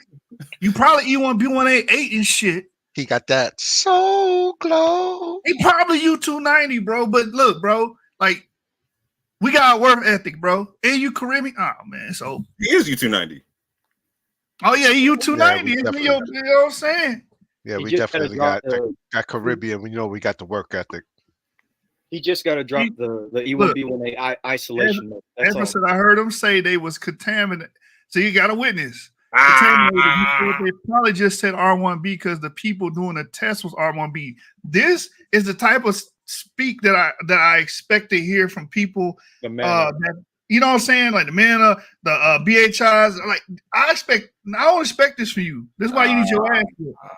That is kind of for a geneticist to say That's that. That is real. kind This is of why Yeah, he's saying the geneticists things don't he's usually saying do about that. race. Oh, SLC2485, and these people have the G gene and the AL. Bro, if you don't sit your retarded motherfucker, I you are wonder a if he was- retarded motherfucker. I I'm going wonder if in he on was- Razi, man. I wonder if he Razi, was saying that because he was on like a black YouTube channel and didn't want to like offend anybody, but he's not that type of person. I don't know. Yeah, bro. I'm not gonna go on and I'm gonna listen to I'm gonna listen to it tomorrow. I want to go through the whole thing, man. and I feel like I he's know selling already. something, bro. I feel like he's I, selling something. You know what I'm saying? He's trying to Aaron and hike these niggas right quick. I got a new website. You know That's what I'm I'm wondering please, more. I'm He's hoping selling he don't something, go. brother. I'm hoping he don't go pseudo Hey, like that. Sean, But who is he speculating? Sean, If he's saying that, go ahead, bro. listen to me, Sean. I'm holding on to hope, Hold bro. on, Don't feel Sean. no way. The 40, the 9, or the 38. Stop playing with me, man. Go ahead. Which one you want?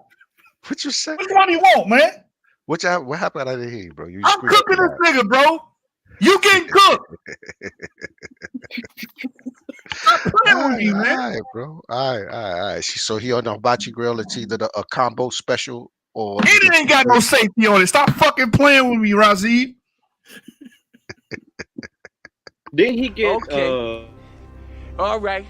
I'm putting cases on all you bitches. by the way, Zadok is back. He said that he was going to come on the show and basically defend the idea of race and Look. This is why I got a pistol whip, right, Razi. drop the link. Sean. This is why I got a pistol whip him, bro. Listen, how do we know it's false? You actually have insight, is familiar with the lab that conducted the study. Check this out, He would have bro. to have been in the lab and seen the Hold protocol. on. Check this out. No, I'm saying, hold on, wait. Hear me out. You gotta have the haplogroups of the people who This is the same tested shit. Right, But exactly. He would have to have been part of the team. He would have to say that I witnessed that these dudes didn't do the proper protocol, and there might have been some contamination because the protocol going into the lab in the first place or taking the sample. If he wasn't there, he can't say that. He can't say what he's saying. Man, I stop trying to- agree. stop trying to say with this you nigga. on that. I agree with you on that. He's a geneticist. He's supposed to know not to say certain things, especially calling things contaminated if he wasn't in the lab and he didn't witness whether protocol was followed. Bitch Or niggas the ain't sample was fucking taken. with your kind. But go ahead. I'm sorry. OG, even if he was there though, right? Like y'all gotta show like so you know the haplogroups of everyone that was testing everything. Like y'all like you did up front. Because I can't even find the haplogroups. Right? Where do we find that at? Well, the geneticists probably keeping their shit secret. I'm a add to Look, To the conspiracy. watch this. Tazarah.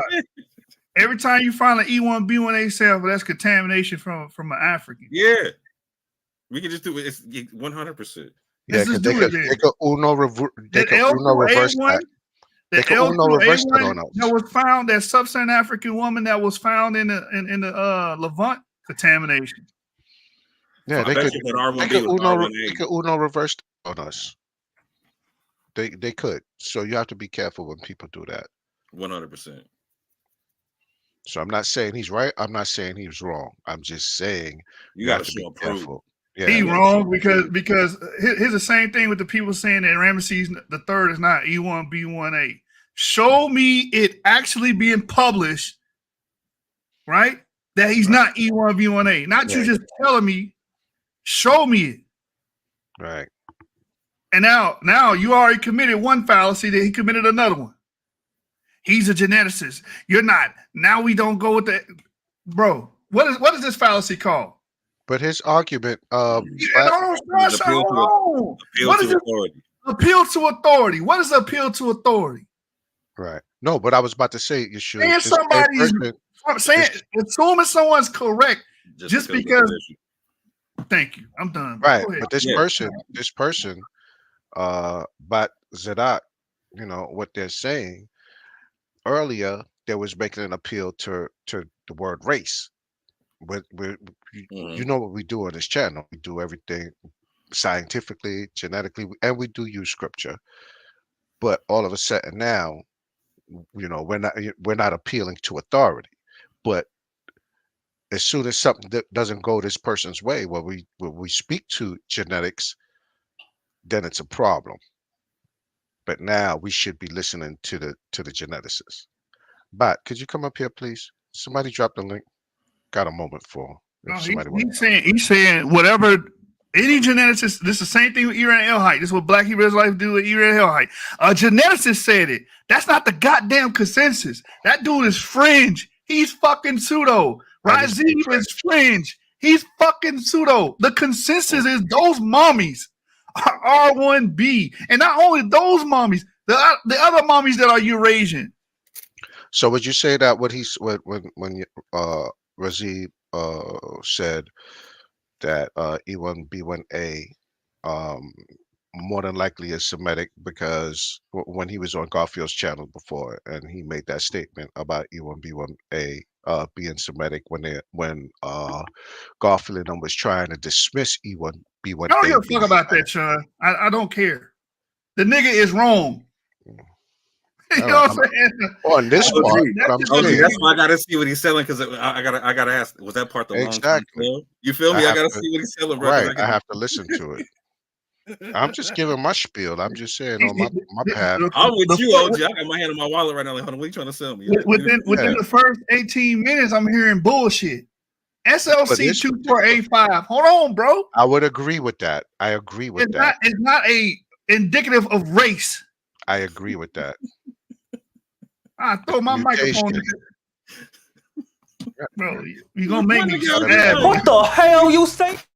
You gonna make me spaz on this nigga, bro. You finna make me spaz, bro. Like Tazarah, I'm not gonna give him that energy like that. You know why? This nigga claiming to be like what this dude's, he an expert. You gotta listen to that's why he finna get that motherfucker work. No, I agree with that. Because he's not well studied enough. I would say this person here, that's him right there, or her, but Zadok. Yeah, I would agree. He needs to come up here, or she needs to come up here and explain themselves. So somebody please drop the link.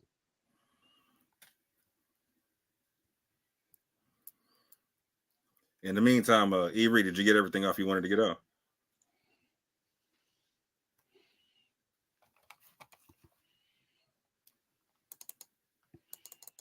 If he playing video games, bro. Yeah, he had enough. Yeah, he had enough. He's gonna play video games. He said, "I'm out." Hold on, I'll drop the link for you right quick. Hold up. Matter of fact, you know he young. He eat about 6 meals a day. He burning that shit off with no problem. He working on number 7 right now. You know what I'm saying? He burning them shits off, them hot pockets off quick. He's eating Cheetos and chicken nuggets right now. And them chicken wings, yeah. And a cup of coffee with an energy drink on the side. Now he ain't even drinking energy drinks. You know, he drink coffee. He be doing papers and shit. He drink coffee. He do it old school. I know that's right. All right. Well, we're waiting for my man Bates the Doctor come on. Hold on, I'm gonna stop sharing EB joint right quick, and I'm gonna put something up for Tazarah right quick. Tazarah, just understand something. Matter of fact, somebody grab something. Somebody grab that interview that we talk about right now. Somebody grab it.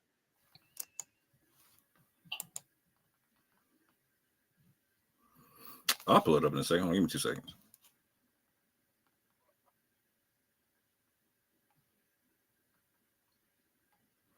So real quick, even on a national concept, right? It says, like, this is what I was trying to talk to you about, the whole concept of this whole Adam concept, right?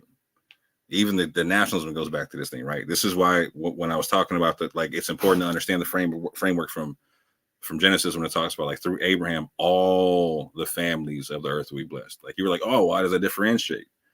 And this is something where me and Nebri can agree to disagree on something like this, but like, cause like, so even with in the time of Abraham, you see this concept, right? To where you got the Philistines, right? And I don't think most people would describe the Philistines is like friends of Israel and whatnot throughout the text or whatnot, right?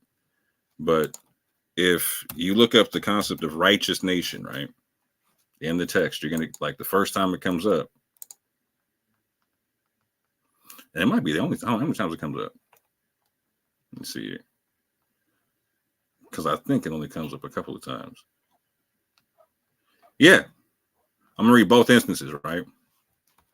So in Genesis 20:4 and Isaiah 26:2, you get these instances where you get this concept of a righteous nation.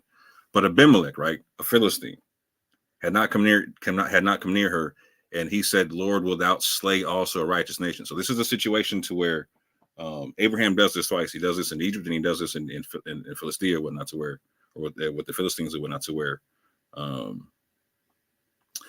he tells people that Sarah is a sister. The king wants to get with her, or whatnot. They set up a marriage situation, and it doesn't end up going through because that would be untrue to Abraham's marriage or marriage vows, etc., whatnot. In this instance, you get a situation to where Abimelech finds out what's going on beforehand and says, and talks to God and said, "Well, you punish a righteous nation," because I didn't know that was his sister. And he's like, "No, I got you. That's why I let you know what it was." So yes, even amongst the nationalistic concept or whatnot, yeah, like again, it's not based upon lineage about how one can be righteous or whatnot. It's not based upon lineage, because again, the Philistines don't come from the Hebrews or whatnot. It's a completely different lineage or whatnot. And there's Philistines that come after this that aren't considered a righteous nation. Where you get clarification in this or whatnot. So in Isaiah 26, and I recommend that any BHI or anybody who's a Hebrew Israelite, etc., go through the book of Isaiah from beginning to end, fam. And how many babies do you think they had amongst Israel? Man, that's the thing. Like, so, hey, hey, that was just God missing them niggas. That was God taking them and missing. I don't know what you're talking about. Oh my goodness. There's some niggas that got away. What you say? I love you, Tazarah. But see, check this out though. What does it say in Isaiah 26:2? Open ye the gates that the righteous nation which keepeth the truth may enter in.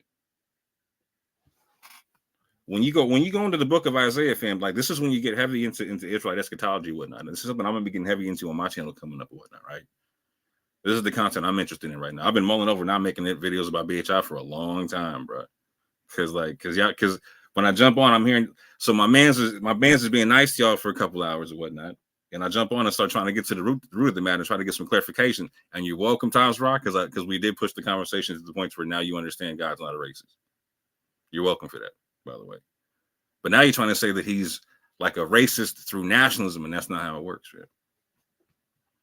That's not how it works. So I please read from Isaiah 1 all the way to the end of the book of Isaiah and whatnot, right? And you're going to get this concept. Matter of fact, hold on. Let me do it like this. I'm going to read this to you.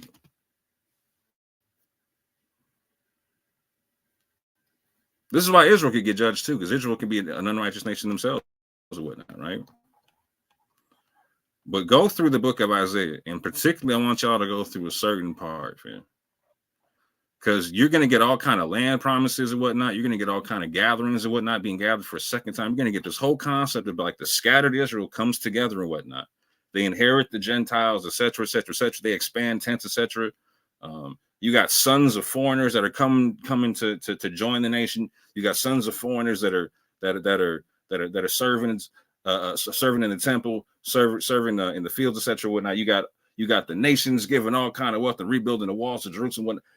It sounds like there's this where you could get this whole, you know what I'm saying, BHI mythology to where like it's gonna be like the black people get on top against type of a concept, right? But there's this whole concept to where like there's this bit about like if I go to Isaiah 60, it's gonna talk about nations coming to the light of thy rising and whatnot, right? Nations coming to the light of thy rising. Oh, let me get the right verse. There we go. Where are we at? Yeah, here we go.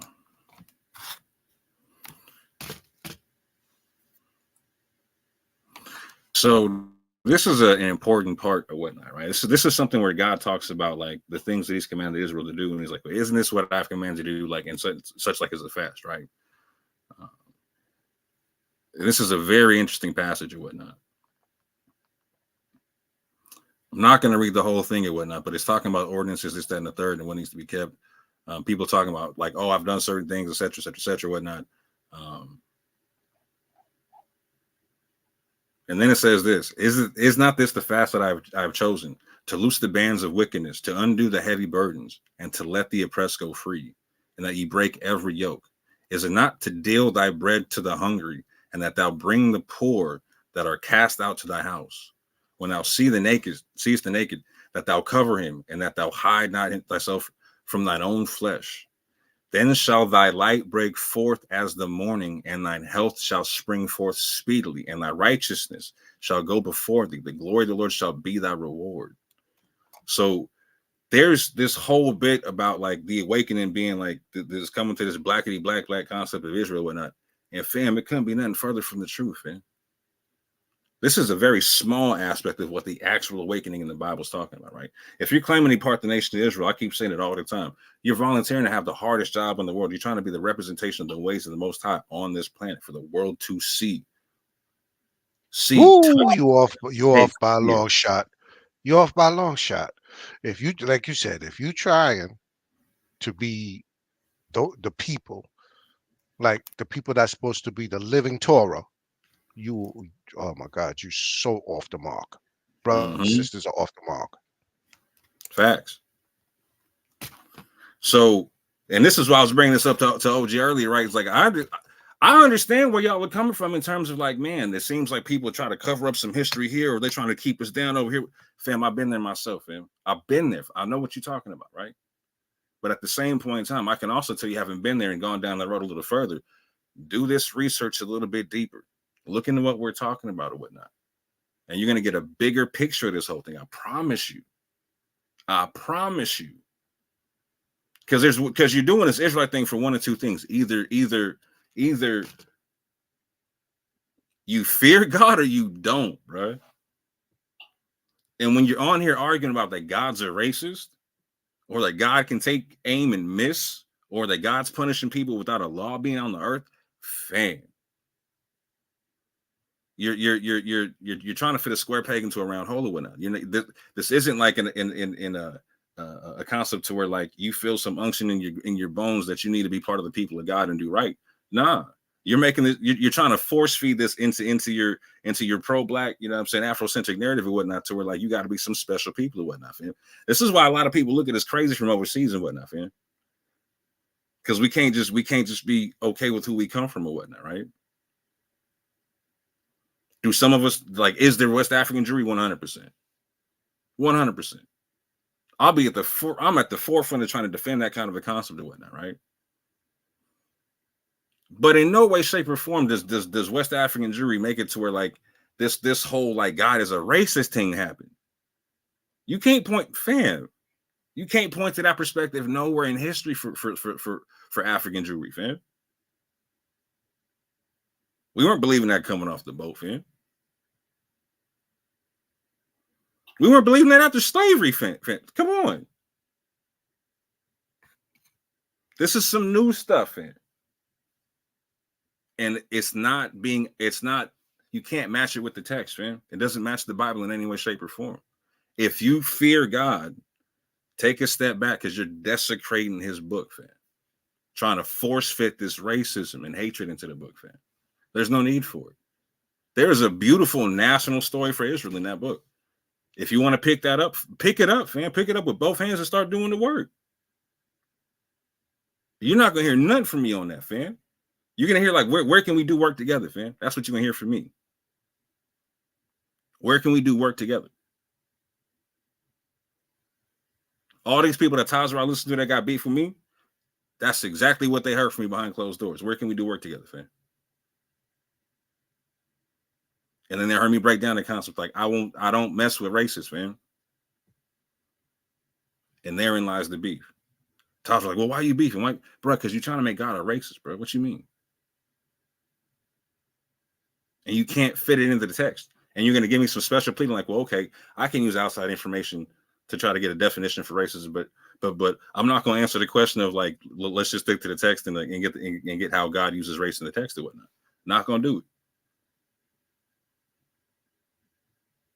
But shout out to Tazarah, because I do appreciate the fact that he did come around to the end. It was like, you know what? I will not say God is a racist like that. I'll say he's a nationalist. Okay. We'll have that fight now. Now help me understand where anybody's cut off from being a righteous nation. If they white. But you know, Most High skin checking motherfuckers. You know what I'm saying? If you got a certain gradation of skin color, then you're not deserving of the kingdom. That's ultimately what these BHIs are trying to get at. But like I challenged Tazarah, I will pay for the DNA test and send it to you, bro. You gotta come on the show. The only stipulation is coming on the show and revealing your DNA results. That's it. You know, y'all always talking this race shit and ancestry and who your ancestors are. Stand on business and take the DNA test. Why is that so hard? You know what I'm saying? I see people coming out the woodwork now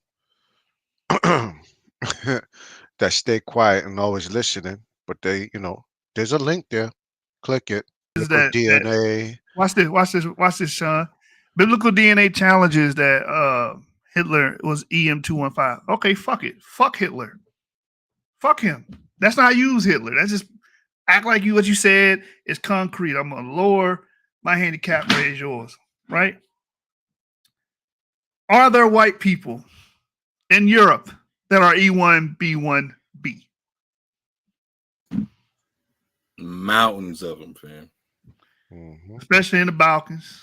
Damn. Mm-hmm. Balkans is one of the top joints. Yep. Exactly. All right. So the going point back still, anciently too. What, 2500 BCE? The point still stands. The point is you have people that look completely different, classified as different races, sharing common ancestry. That was the point. Y'all kick against the pricks. All you're doing is driving the prick deeper into your flesh. That's it. Facts. And Bev Tazarah, I will pay for your 23andMe kit too, brother. You know what I'm saying? One stipulation, you got to come on the show and reveal your ancestry. We're going to go over your results, interpret your results live here on Genesis 49ers. You ain't got to spend a dime. I will buy it and mail the kit to you. I'm sure he'll probably be scared, or she, whoever this person is, will be scared to reveal their DNA. You know, even though they're talking shit about yours or where your forefathers supposedly came from, because they posted it a few times and hear what they think. You know. Yeah, I'm an Edomite. Yeah, exactly. Well, if he's an Edomite, actually, I'm not an Edomite because Tazarah said all of them died. And he was agreeing with Tazarah basically the whole night. But the point I'm trying to make is that, you know, you want to talk about somebody's DNA, put yours on the table and see what we get. For real. Put yours on the table.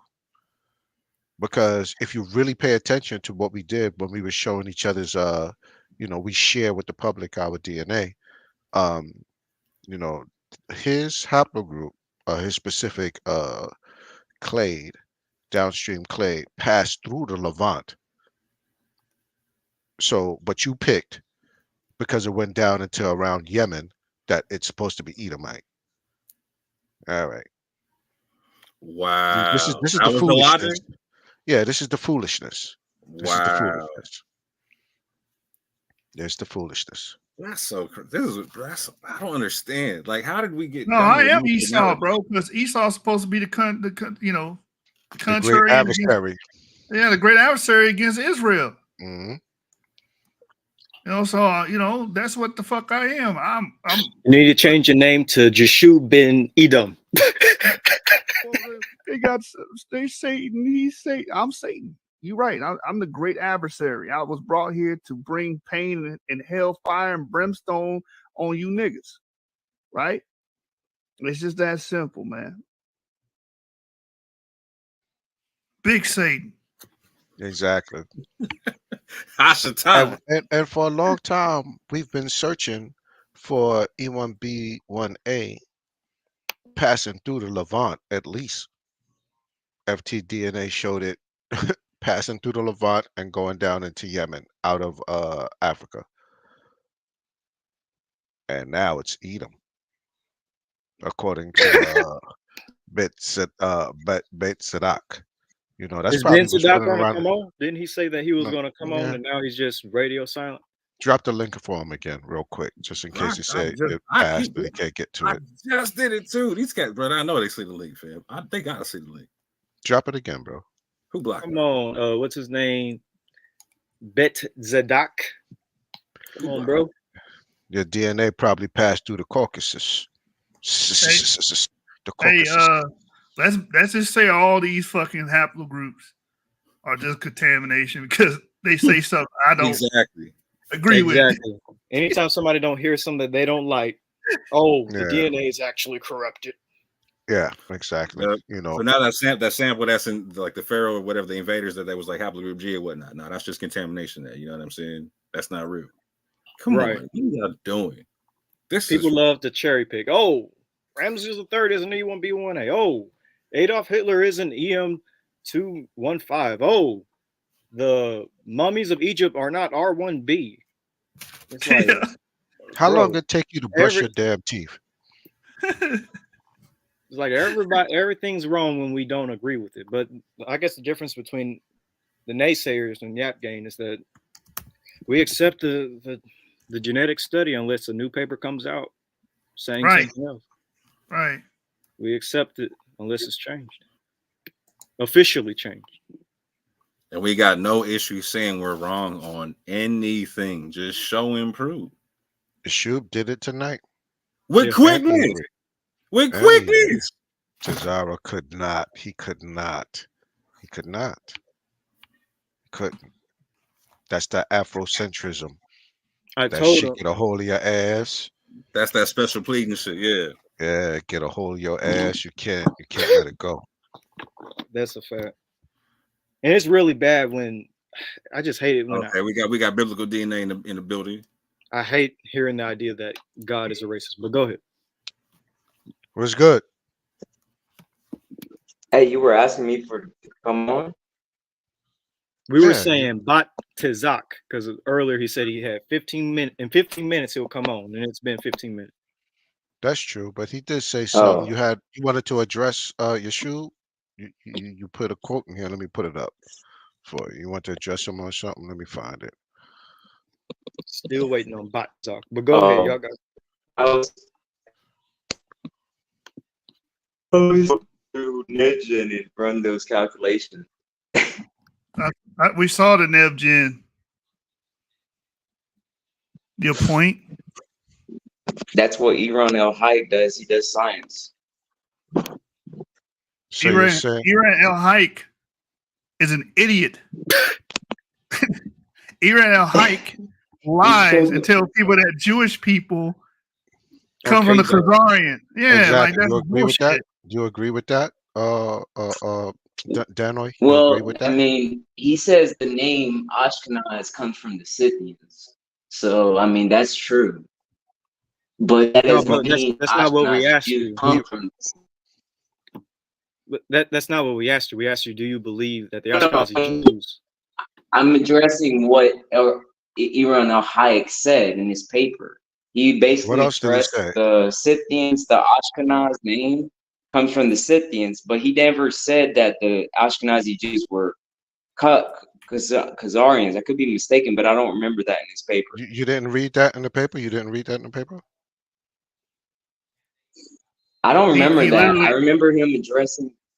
Oh, okay. I remember him addressing the Scythian with the connection to Scythian and Ashkenaz, but I don't remember him saying that they were Khazarians. I don't remember that. You don't know the Khazarian hypothesis. The Khazarian hypothesis is connected to Scythians as well. Yeah, I'm but trying to figure out why talking about the Khazarian. you don't read whole genetic papers? Because that's what you tell us you do. He's breaking. You're breaking up real bad. Is he breaking up? Yeah, you're roboting. You're roboting. You're in the Matrix, bro. Yeah, God 3 in the Matrix right quick, guy. You gotta find Neo. Gotta find Neo. But yeah, you're in the Matrix, bro. That's like okay. Decepticons. Okay. Here it is, if you're there. Okay. Yep, Kazarian literally in the title. Kazarian That's what I'm saying. Y'all wild as hell, fam.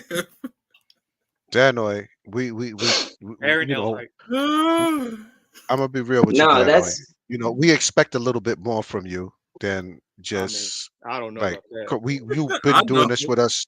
You've been following us for a long time, and we've been back and forth for a long time. We expect you to do a little better than what you just said, bro.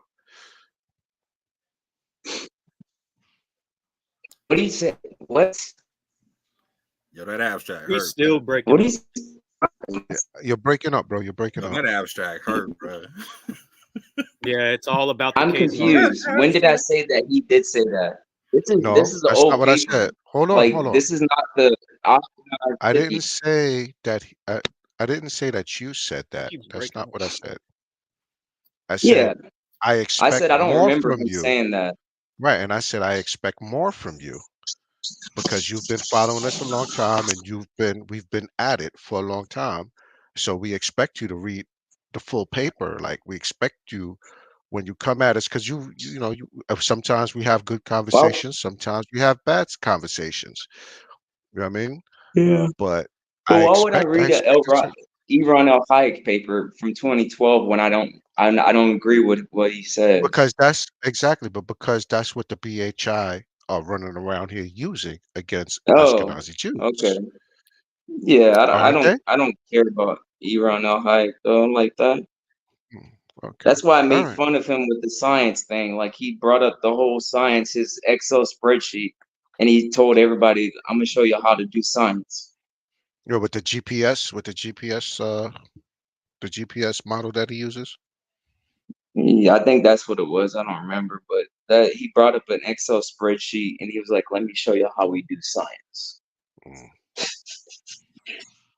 Exactly. So that's the point we're making about him. So, but you said you don't expect Yeshub to do STR or plug in the STR in a calculator. I responded to that already. We've already dealt with the NevGen results. I made a whole video about this shit. And I fell for it. I was about to bring that up. I fell for it because what's the brother name? How Music, he put a picture of family tree DNA right next to the haplotree post. Yes. And right next to each other. So I thought Family Tree DNA published it. Now I'm always agree with Family Tree because there are real geneticists behind Family Tree DNA. Right. And we brung it up. We showed it on that live. We did pull it up on that live. Yeah, that was already discussed, but you late. Yeah, that's an old subject. As much as you watched that was like a year ago or so, 2022. Hey, but let's say this. Let's say Ramesses not E1B1A. E1B1A, according to the consensus, has been in East Africa. Yeah. For thousands of years. Thousands. I don't get the grade. Yeah, you mean Northeast Africa? Northeast Africa? Northeast Africa. The oldest E1B1A clade in Africa is actually in what's that case? In Ethiopia. In Ethiopia, right. Motorman. Yeah, the Motorman. You don't have no ancient E1B1A in West Africa and Nigeria that's like as old as Motorman. The oldest E1B1A sample today. Did y'all drop him? Who did I drop? No. Danoy. He probably got a bad connection. Yeah, he got a bad connection. All right, back to what I was talking about, man. I was trying to talk about Sean. I was trying to talk about this Egyptian shit, man. Let's just get back on this real quick. Niggas apologize, bro. I just want to clarify some things, but you're always getting upset with me, man. Treat me like I'm not upset with I ain't you. on the sham people tonight. Hey, Sean, I'm not upset with you, but I was like, in the middle of establishing that European shit. He lined up the shot. You walked in from the scope right quick. I know. I apologize. I walked up into another block. He was lining up a shot, and I walked into another block. Okay, I apologize. Yeah, I apologize. I'm racking up this shit. Like, yo, if we're gonna do the European contamination shit, here goes Tazarah. This is what this. Yeah, good. Tazarah's here. So if we're gonna do this European contamination shit, and just because somebody said it and not showing the papers, shout out to Nevgen, by the way.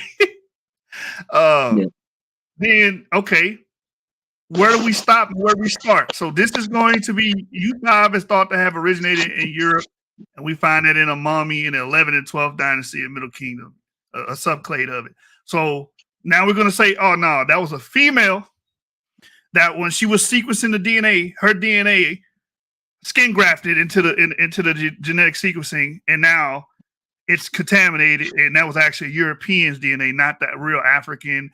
You know how your Afrocentrics are. These are all black Africans. Everybody in Egypt. No, that's just stupid, man. That's baloney. That's malarkey, Sean. That's a bunch of malarkey. All these samples are contaminated. I didn't write the paper. I didn't do the interview. I didn't do the interview with Garfield. Damn, why are you leaning into me so hard, bro? No. I'm just kidding. But we do got Tazarah in the building, and I did watch what he actually said. He's still stupid. That's fucking dumb. It's Sadak. That's looking like a Dutch, bro. It's Sadak. Wait, you sound familiar. Are you Latino Israelite? Wait, hold on. Wait a minute. When was you on the show last? I was on here when the Times of Israel article with the Israel Finkelstein with the Canaanite remains. Damn, we covered that so many times. Oh, yeah, you came on here caping for Black Hebrew Israelites. I remember you now. Nah, bro. Had nothing to do with no damn Black Hebrew Israelites. I was making a sound argument, and you were appealing to authority. Yeah. You were saying about like questioning if it was an Israelite. It could have been another population, another culture. It was an Israelite, bro. Yeah, I remember you now. That was an Israelite. Prove it. I remember him now. He was saying, because that's not an Israelite. That could be somebody else. Yeah, I remember. No. The remain was in a Canaanite town that had genetic continuity with pre-Israelite Canaanite populations. So the most parsimonious conclusion is that it's a Canaanite, not an Israelite. And then all Israelites have Canaanite genetic continuity, bro. You're not saying nothing. So, I didn't hear you. Israelites come from Canaanites. Israelites breeding with Canaanites. For genealogy right now and show me a Canaanite. Hold on, bro. You can't speak over anybody because you're not going to hear anything. You say I can't hear you because you're speaking and you're being loud. And just relax. We'll walk through everything. All right. Please. I don't want to. You know what I mean? I don't want to turn this into another situation. Let's walk through this. So. Let Yeshua finish off what he just said so you can hear him, and then you can move on from there. Got it. And hold on, Raziv Khan even went over that paper too, right? During the interview, right? No, he said he didn't read the paper. He said because it wasn't a paper technically, it just was an article. It wasn't an academic paper. Well, there a scientific there paper. It is. A scientific paper was published. But it was focused on the maternal DNA. But the reason why they halted it is because the conflict in Israel. But regardless of that, you went with that European. You went with his idea of saying, "Oh, one of the European samples were R1B." You rode with that. Are you referring to Raziv Khan's supposition that the R1B found in the Amarna era pharaohs? This is what we're referring to, right? Yes. Oh, I mean, he said what he said. Did you see this part in the video? Yes. He said what he said. He said that he's a pseudo. Oh, now he's a pseudo. Okay, the experts could just suddenly be pseudo all of a sudden. Yes. If they go against the consensus, you can be an expert in a field and be pseudo. Like he just All right, I'm gonna give Hold you on, wait. I'm gonna give you an example of that. Christian scientists, a lot of them believe in a 6,000 year old Earth. That is fucking pseudo. Even though they went to school and got a degree, and some of them are masters in their respective fields, does not mean everything they say has been Christian. No. Oh no! Please don't get me wrong. I'm glad you said this. It would have been nice if you had this same if you had your same talking points as you did the last time we spoke, because you were appealing to authority. You could pull up that video where when you appeal, can I say something real quick? When you appeal to authority, I want to say something real quick, and I'm gonna leave it. I promise. I'm shut up. When you appeal to authority, you're appealing to authority off of a consensus of the geneticists. If somebody says something outside of what the consensus is, then that has to be scrutinized. He don't know what appeal to authority is. Right. Appeal to authority is you basically saying somebody's right because of their position. I'm not saying that the geneticists that were involved with the Israelite finding are right because they're geneticists. No, because their findings prove that these people were living during the Israelite period, having a culture that would have been conducive to that time period. And that's not what the article even says. And for one, you literally said during the old stream, you said that, well, he's the expert, and I'm just going with the expert. That's exactly what you said. Israel Finkelstein is not a geneticist. No, I'm talking about he developed a presupposition that this was an Israelite, even though in the article he said that there's nothing that identifies him as an Israelite, and and there's absolutely nothing with these one or two remains they found that says anything about the Israelite population at large. At large. What they were saying, and I believe I broke this down when I read it, that is not indicative of the entire Israelite population, meaning the other Israelites could have different genetic backgrounds. There's nothing wrong with that. That doesn't cancel out that this was an Israelite. Maybe he should. Maybe he should explain what he think an Israelite is, because we know that the nation of Israel was an amalgamation of people groups. So if you're doing digs, you're going to probably find Israelites who you can, let's say if it's a burial ground, where you can find markings that they weren't Israelite, but they might not have a different Y chromosome than other Israelites that are found. Why? Because they are an amalgamation of people. If you're looking at it from hold on, let me finish.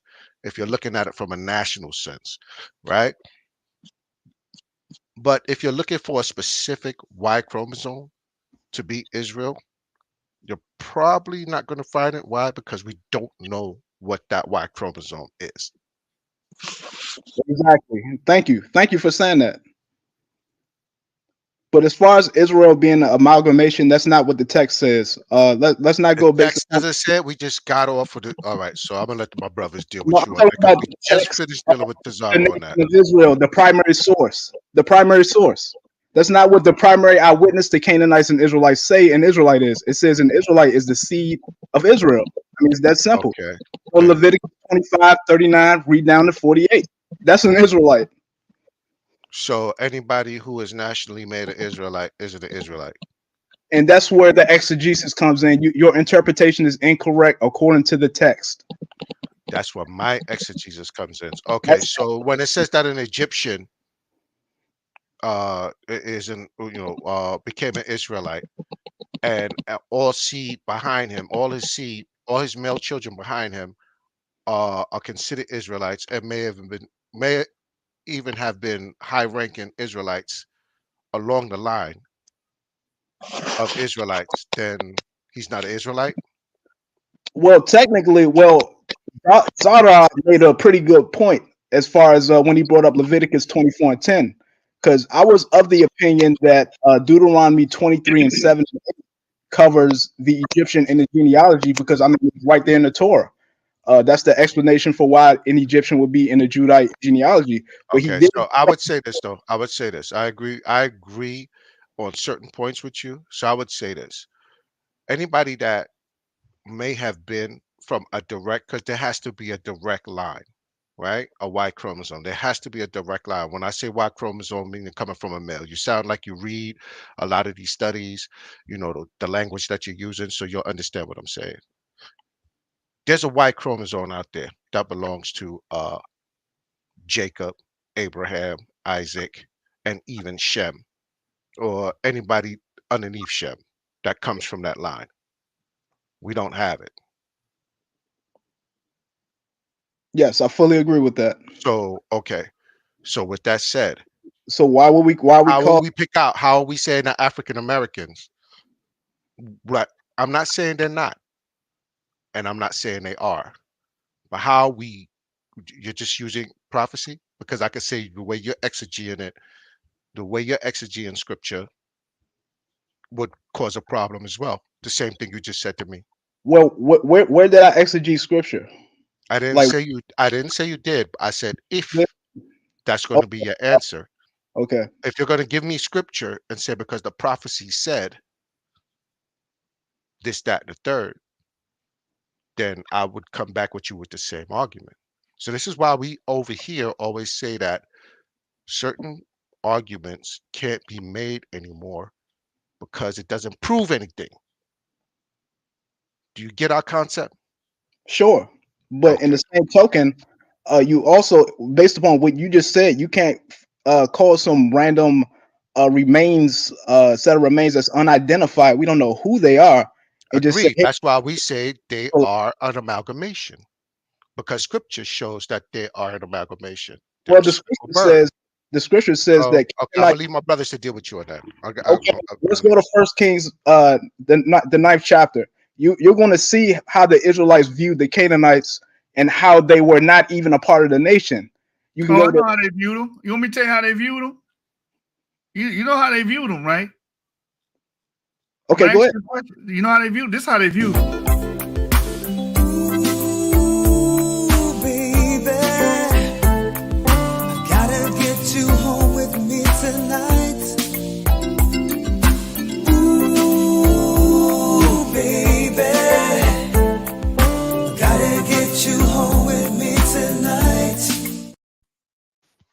They viewed them like that, bro. I mean, that's in the discussion. It's cute. It's cute. But what do you mean cute? Yeah, they was like, that's cute. I'm smashing. You're right. That was cute. The line of Judah that came from the Canaanite woman was almost completely wiped out and barely even mentioned in the Tanakh. And that's the only line that came from a Canaanite woman. What? Yes. Please don't say Tamar was a Canaanite. Please don't. And are you going to say what? Please say what? Hold up. Do you know who David's great grandmother is? Oh my God! Hey, yo, you know who Boaz is? You're wrong for that. You're wrong for that stupid. Great grandmother. Elaborate. You know who Rahab the Canaanite is? Sure. Yeah. That's fam. That's the lineage right there. Like so. Hey, Boaz's maternal lineage is Rahab the Canaanite, and then after that, Boaz married like literally gets with the Moabite or whatnot, right? So in the lineage of David and Solomon, right? On that maternal, not the lineage, but like how it's seen or whatnot in terms of how like literally how Boaz is made or whatnot. You got a Canaanite right there is the female. You don't get Boaz without Rahab the Canaanite, and without Boaz, you don't get David. You don't get Solomon. Play that clip again, Yeshua. Ooh, baby. Okay, let's say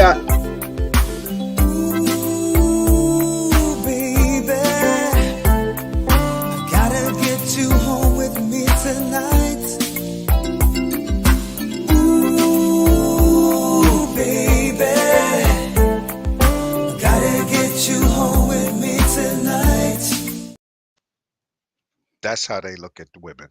let's say I accept that as true. Still, the fact still remains. It was very, very clear when you go to 1 Kings 9:21 and read down. They were a separate population from Israel and not counted as Israelites from the paternal side. Not from what I've been seeing. Well, you can see what you want. What does the text? What does the primary source say? The text says you gave your sons to their daughters and their daughters to your sons. That's what the text say. And what does the book of mumbo jumbo is bullshit? You know it. And what does Ezra and the Dead Sea Scrolls say they did away with? They were stroking. It means they were sent off. We can easily come to the conclusion that because of what's written in Ezra, that they generally sent those people off. They weren't a part of the nation. They talk about the Canaanite blood and the Israelites all the way in fucking Zechariah. We just went over this. What are you talking about? In reality, they're mixed. Get over it. Israelites are mixed. They're not homogenous. Get over it. Hold on, I gotta ask this question. Do you believe that the Israelites were a pure race of people? Say it again. Do you believe that the Israelites were a pure race of people? It would have had to be a pure lineage of people. A lineage is based upon your father and Afro-Asiatic culture. Wait. All right. Let me keep asking this question. I'm not done. Just hold on. Let me go a little bit further with him. So you're saying that the Israelites were a pure race of people, no mixing at all? Well, based upon the etymological concept of race, yes, which is what you guys using that word again. Let me ask you this next question. So, would you say that you're a descendant of an Israelite? That's irrelevant. That doesn't matter. No, I want to know. Do you believe? No, the world doesn't revolve around me, so it's irrelevent whether I'm descendant. I want to know. Do you self-identify as an Israelite? I keep the Torah. Do you self-identify as an Israelite? When you have arguments, hold on, bro, listen, because you're doing the same thing Tazarah did. When you having discussions with brothers and sisters and people that you're around, that you building and trying to bring into this truth, as it's called, do you not say that African Americans are the biblical Israelites? Do you not say that? So be careful, because we're going to play it back, and everybody that you build with will hear this. Well, African Americans, generally speaking, being that their primary haplogroup is E1B1A. This is where I stand. E1B1A is biblical Israel until definitively proven otherwise, and that's just my point. That's just my. I get it. Okay, well, that's cool. You answered the question. Who did E1B1A mix with? What do you mean by that? Like your concept from the gate. Who did E? Matter of fact, before E1B1A. In what time period? E1A, the Neolithic, the Bronze Age. Pick one. You pick one. We can't really establish that. Like, for instance, how we can establish it? I could establish it. We could go to genetic studies and establish who they mixed with. Wait a minute. Oh, well, you're actually kind of right. You're kind of. I see what you're getting at. Yeah, they do have Eurasian admixture signals. In the Neo. Well. Okay, so they're not pure then. Chalcolithic. No. You just misrepresented what I said. Your concept of purity and mine are two completely different things. Pure means pure. What does pure mean? It's a paternal thing, according to the concept that I adhere to. Paternally, a man would still have between his mother and his father a certain amount of admixture. So I'm trying to figure out where you're going with this. You're trying to superimpose concepts that I don't adhere to. I'm not superimposing anything. I'm talking about science. I don't care about your concept of pure, bro. All right. So you know what? You're doing the same thing. You're gish galloping, and you're doing the same thing Tazarah did. So I'm gonna let Yeshub or one of these other brothers continue the point that I was trying to make, because I'm sure they know what I'm talking about. Here's the DNA samples from the land of Israel. Point to the one that you're saying is Abraham or Isaac or Jacob. Point to it. Say it again. Or that they're pure. So Abraham is from the Levant. Here's all the samples right here from Israel. Point to the. Okay, so Israel got to come in at some point. Yeah. Okay, so point to the sample that is indicative of that lineage. Okay, what time period? What time period are these samples in? We got all the way from 12,700 with the Natufians all the way to present day, bro. All the way to present day. Take your pick. What do the Natufians have to do with Abraham if he lived in 2000 BCE? Listen to what I just said. So the now he's range just starts attacking there and goes all the way to the modern day.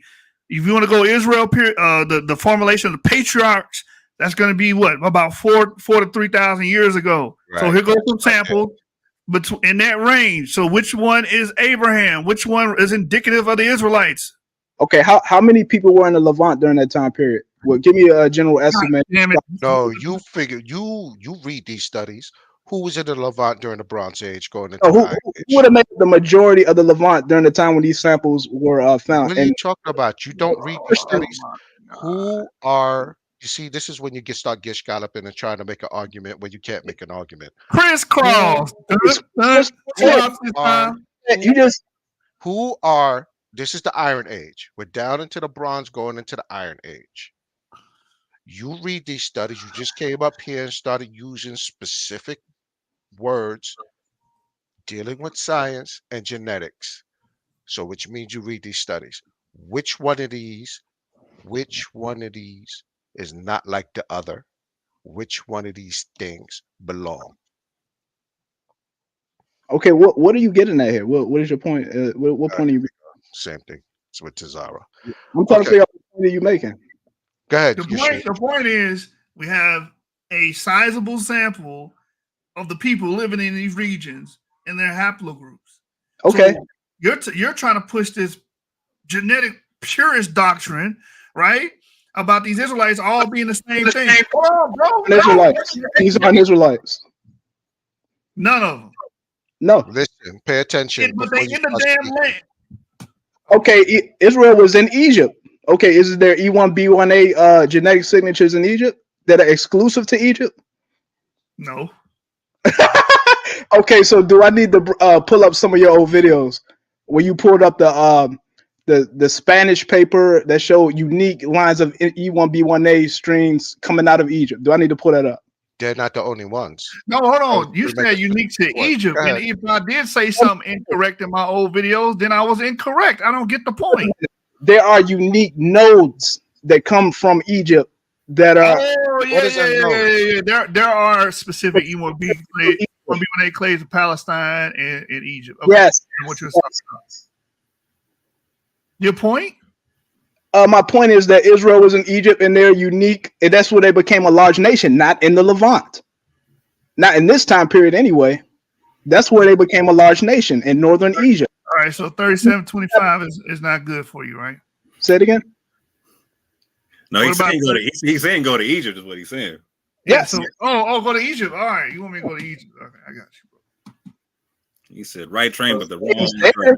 You said it's there, and wait. You're right. Israel during the Iron Age, right? I mean, excuse me, Egypt during the Iron Age. Egypt during the early Iron Age, in the same time period when Israel would have been in the land, and the carrier of the E1B1A clay is from the same region where Israel came from, northern Israel, the Avaris region. Oh, so you're saying this sample right here? That's Israel. Who? I don't see anything. I don't think we have 38 on the screen. From Avaris. Nah, the screen ain't sharing. It's still no. This is the third lineage. Oh, my bad. Right here. There we go. That's Israel. I mean, he has an Israel-related subclade. Not all. I don't think all Israelites would be on there. I think it's a common lineage. I think every Israelite would carry E1B1A genetically, but not all E1B1A carriers are Israelites. That's my point of view. Why? Well, they would carry. I would agree with you on that. So what about this J marker here? Okay, that's a Canaanite. That's a Hurrian. According to Ivry's research, that would be a Hurrian. Shout out to Ivry. What about this one, JM205? That would be a Hurrian. I told you it's gonna happen, Ivry. I told you. J2B would be a Hurrian? According to Ivry's brilliant research, that would be a Hurrian-derived gentleman. So he is. So you're saying that all J's. Shout out to the Hurrian Empire. This is J1. This is J2. I've never heard of no Christian. What about this one? R1B. Say it again. What about this one right here? That's contamination. Khan, according to the expert, that's contaminated. Khan can eat a dick. Even your genetic signatures The alleles you have in your body are deeper than just your haplogroup. And these pharaohs have alleles that are consistent with sub-Saharan Africa, according to Ibri's brilliant research. Having Well, we have no problem autosomes with that are that. consistent with Exactly. We don't have sub-Saharan no problem with Africa that. does not change your paternal and maternal haplogroup. Exactly. We don't have a problem. You with that. have autosomes that are consistent with Western and Northern Europe. Yeah, autosomes You and do. haplogroups. Autosomes and haplogroups are two different things. Right. So I'm trying to figure out. You're trying to use our own words against us, and you're messing up real bad. How? Because, like you said, these are supposed to be contaminated, but you got R1b, R1b, R1b. Well, you got Hold on. You said the Hurrians. So the Hurrians are J2, J1, J2b, J1, and this is the Hurrians are well before the Iron Age. These are descendants of the Hurrians, clearly. Can you show me the Hurrians direct clade or their terminal snip, and then show me how these derive from them? Well, I mean, the Hurrians will be associated. That's not what I asked you. I asked you a simple question. This what I was about to say. You didn't even hear what I was about to say. The terminal snip. I'm gonna start again. The terminal snip. Got it. For Hurrians. Yes. And can you show that these three J's, J's that's right in front of us, that my mouse is not touching it right now, but the JM205, the JM267, the J1A, the J2B, and the J1 are all directly descended from Hurrians. If you give me a minute and let me pull up Ibri's brilliant video series on the Hurrians, I could find that for you. Would that be okay? That's cool. I'll let from there. I will let Ivri walk with you on that particular video because it's his. I know, and his words are not going to change unless he deletes the video. So his words are his words. They are what they are. I'm not going to delete the video. Just find it and pull it up. All right, give me a minute. Give me a minute on that. Let me lower our handicap and raise his. Okay, they descendants of Hurrians. So the Israelites come from Hurrians. All you did was kick the fucking can down the fucking road, bro. An Israelite. Israelite. Who? Like you said that you said that Israel became a nation in Egypt. Well, we see J in that motherfucker. We see H in that motherfucker. G2A in that mother. It's a motherfucking Eurasia. It's the party. It's the party. It's the party. It's the Eurasian party in Egypt. What the fuck is you talking about? Okay, according to your own research, it would be impossible for these to be Israelites.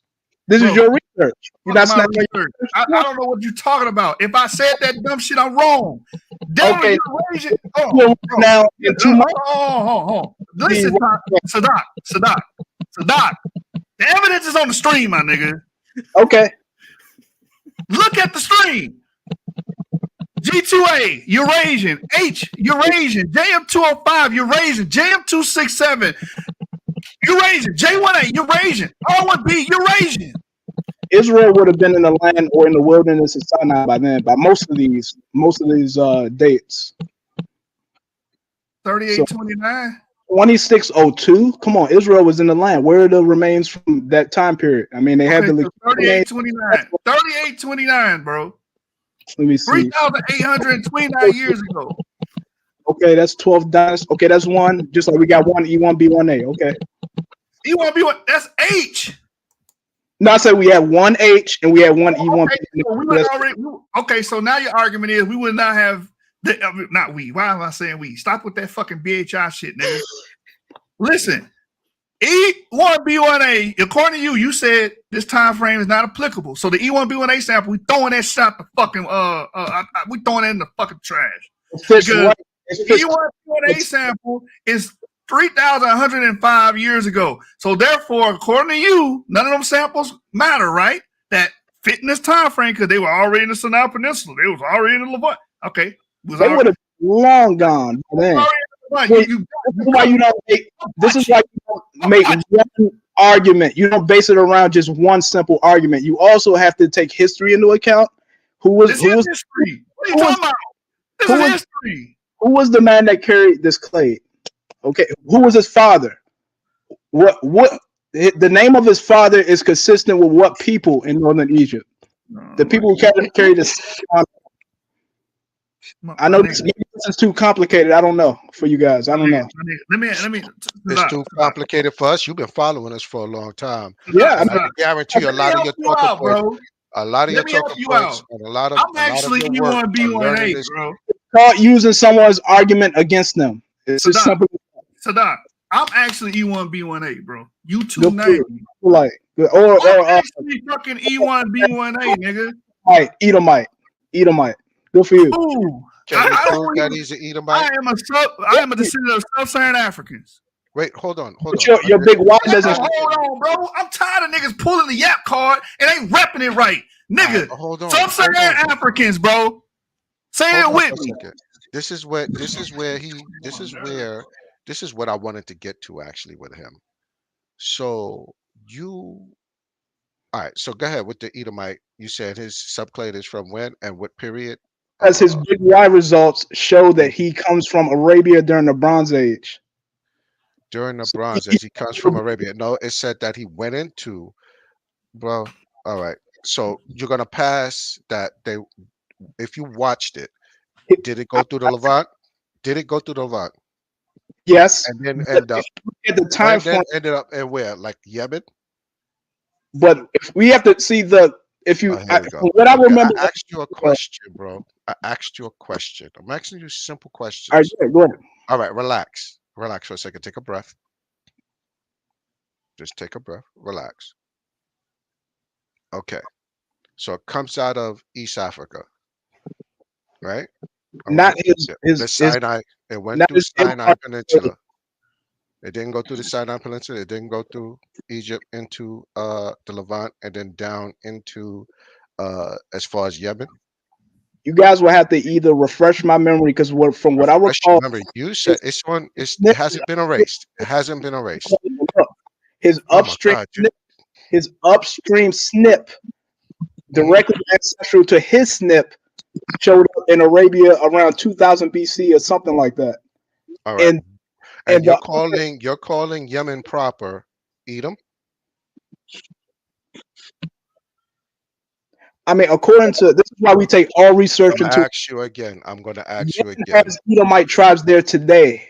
Okay. Didn't go to Yemen. You're sure that it's you see, this is what happens. See, y'all it was in Central Arabia, by the way. His clay was in Central Arabia. I'm going to try and speak. And I'm going to talk to you calmly, but you so want to get off what you have to say. And you're going to be able to speak. Relax. Because he is going against the BHR argument. Now he's Edom. We've been looking for E1B1A passing through. Wait, relax.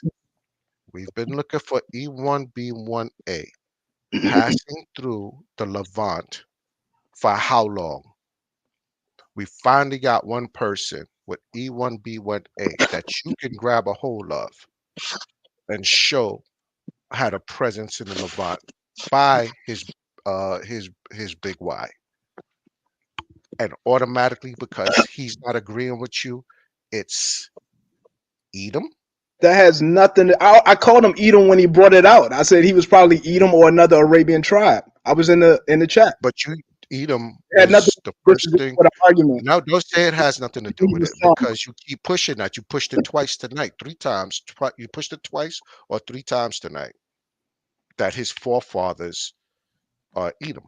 Yeah, I said it on the stream. I said he's probably Edom or Ishmael or one of those Central Arabian. What you said tonight. That's not what you said tonight. I'm not talking about what you said. I'm not talking about what you said when we showed it. What's wrong with being Edom? Edom, they're part of the covenant. Wait a minute. Stop again. Stop. Don't try to like soften the blow now.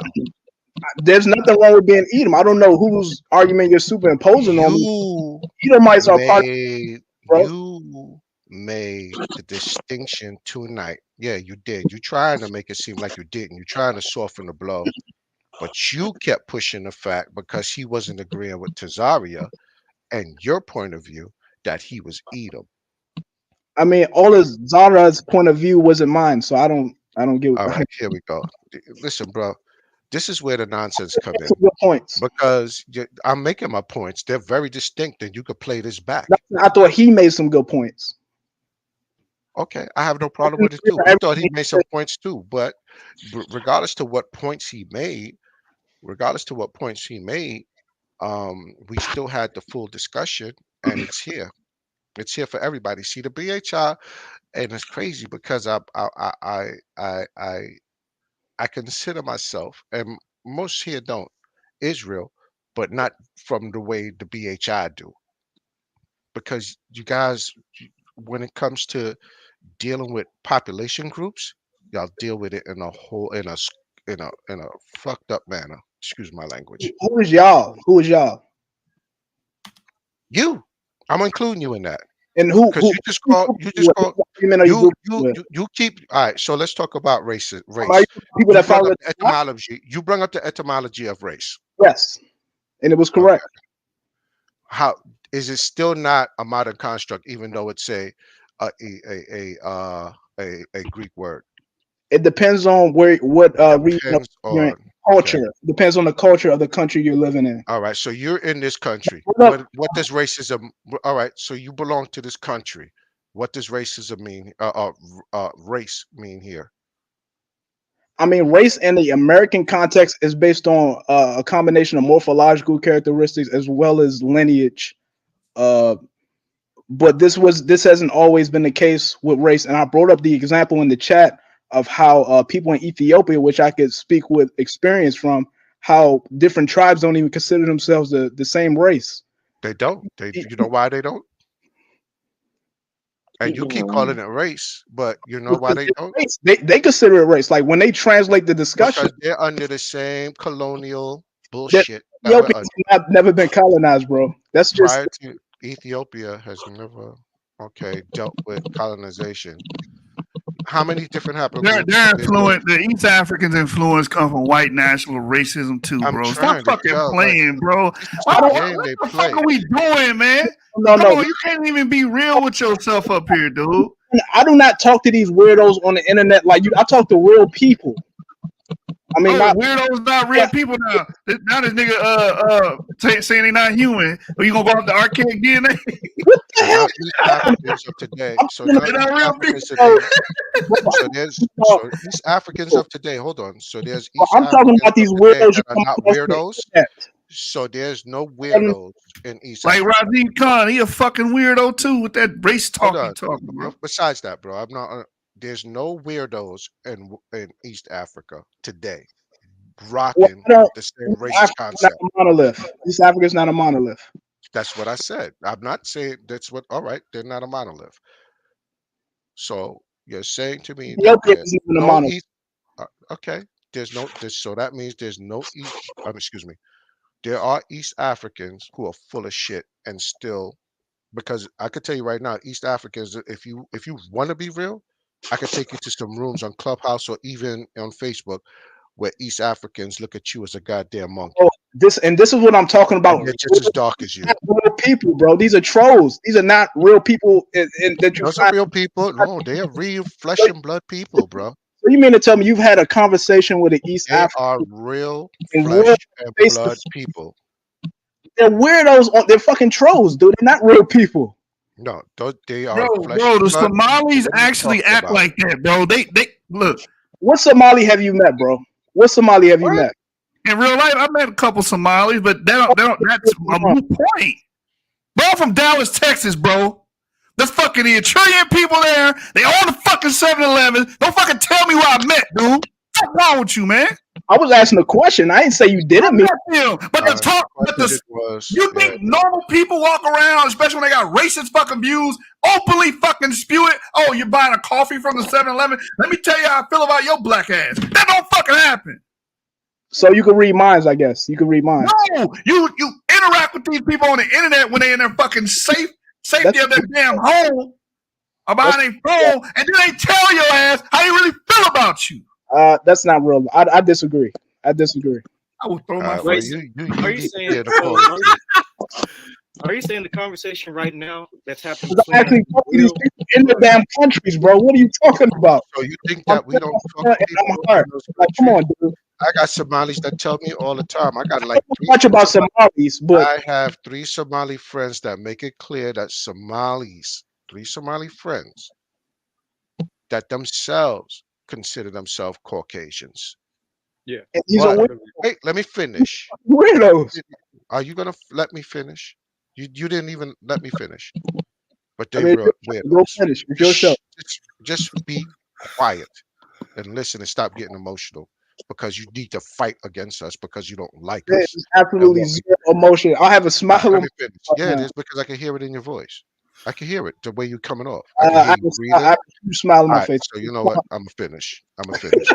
Hey, Zadok, I'm gonna ask you a Hold quick on, wait. question. Let me finish. My fault. I have three Somali friends, and they're all related, right? Because I don't know 3 Somalis that are like, from different families. They're all related. They're not closely related, but they're all related. They're all here, their own businesses. They make it very clear. They consider these Somalis that I talk to consider themselves black, and I only think they do it because they're amongst us. But they make it clear that their families will not have them bring an African American into their house to And that's a marry. cultural But let me issue. That's finish. because of culture. Let me finish. No, don't stop. You made a very, you made a point, and I'm trying to explain something to you because you said you speak to Somalis and this, that, I and the third. don't So speak to let some me. Oh my Ethiopians, God, not Somalis. talking. I am talking. All right.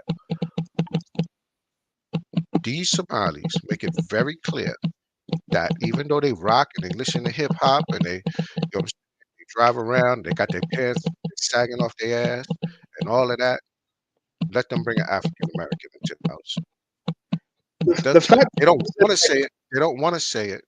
They don't want to say it to everybody, but they confide in me.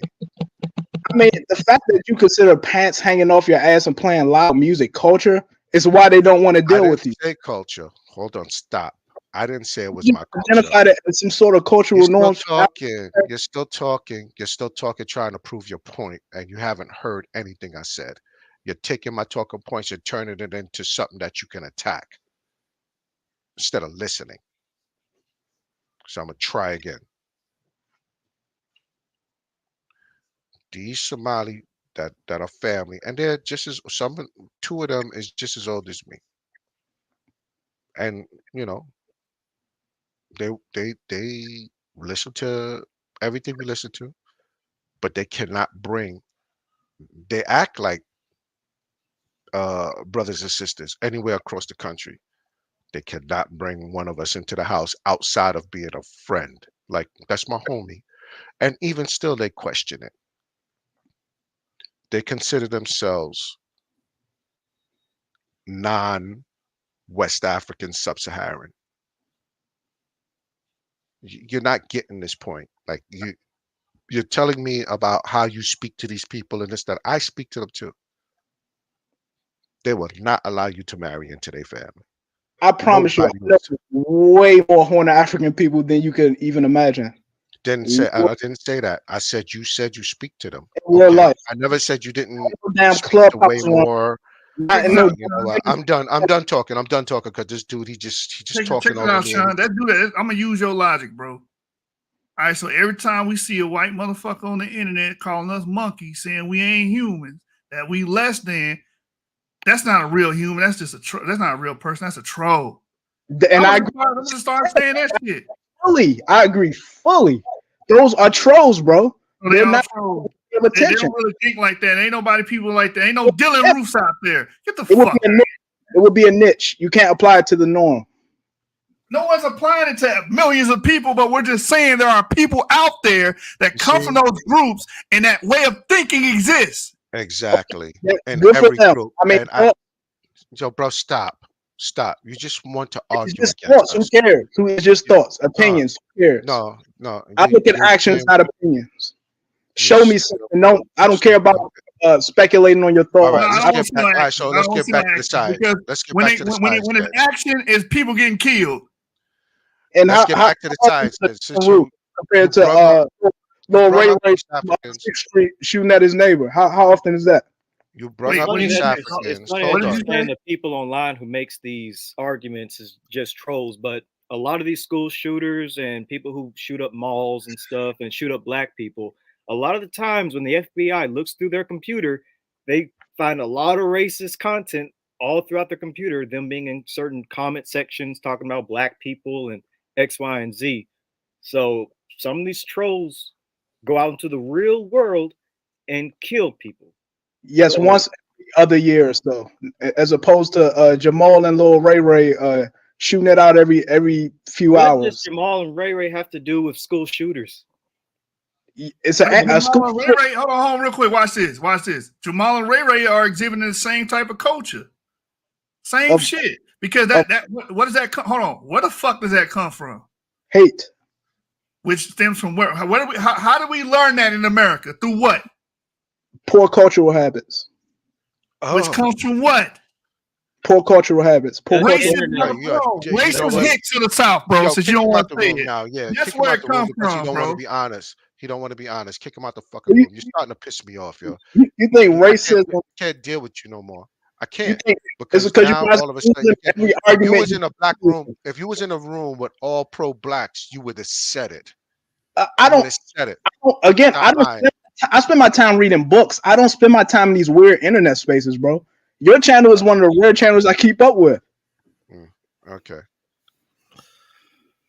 Like I meet people in real life. I don't do this clubhouse stupid.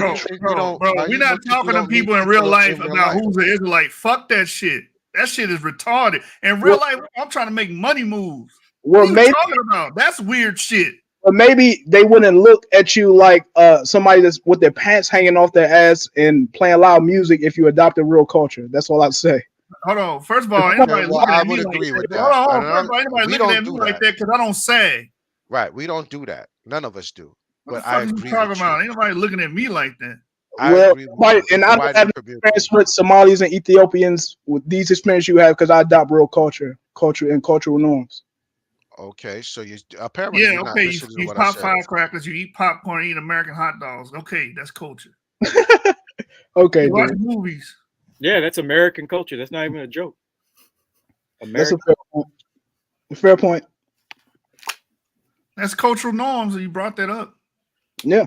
Watching football and watching basketball on TV, that's like straight up American culture. Baseball. I was just watching the Longhorns beat what was it, St. Vincent? Shit, I just watched my Knicks get their ass bust. Who they lose to? The Black Hebrews? the Zadoks. What's the brother name? Hey, put some respect on Zadok's name. Put some respect on that. You can say you can disrespect Tazarah. That Hurrian name he got. That's pathetic. Afro-Asiatic, bro. Broski. Yeah, that's a long relax, man. You're taking this too personal. Actually, the Israelites adopted a lot of Korean concepts. We're talking about the Newsy tablets. Yeah. The Israelites, guess what? The Israelites actually mix with Hurrians, and a lot of Israelites have Caucasian ancestry. I mean, African Americans mix with white folks in America. So prior to Africa, we talking Neolithic times. We talking Bronze Age and back. So there's no pure Israel. Who are the Israelites, and who? Like, how do you know? The Israelites are an amalgamation. Everybody's mixed. So whoever they are, whatever haplogroup they belong to, everybody is mixed. The Israelites are amalgamation of different. Going back. Prove it. Yeah, it's right here on the screen. Show him your shoe. Hold on. Let me do this. Jushu, take a look at this right here. This might help them out here. Read this. It says, in every province and city, wherever the king's command and decree came, the Jews had joy and gladness, a feast and a holiday. Then many other people of the land became niggers. That's how he interpreted it. He's like, when every time you see the word Jew is a nigga. Nah, I mean, they became Jews. Let me teach you because the fear of the niggas fell upon them. Okay.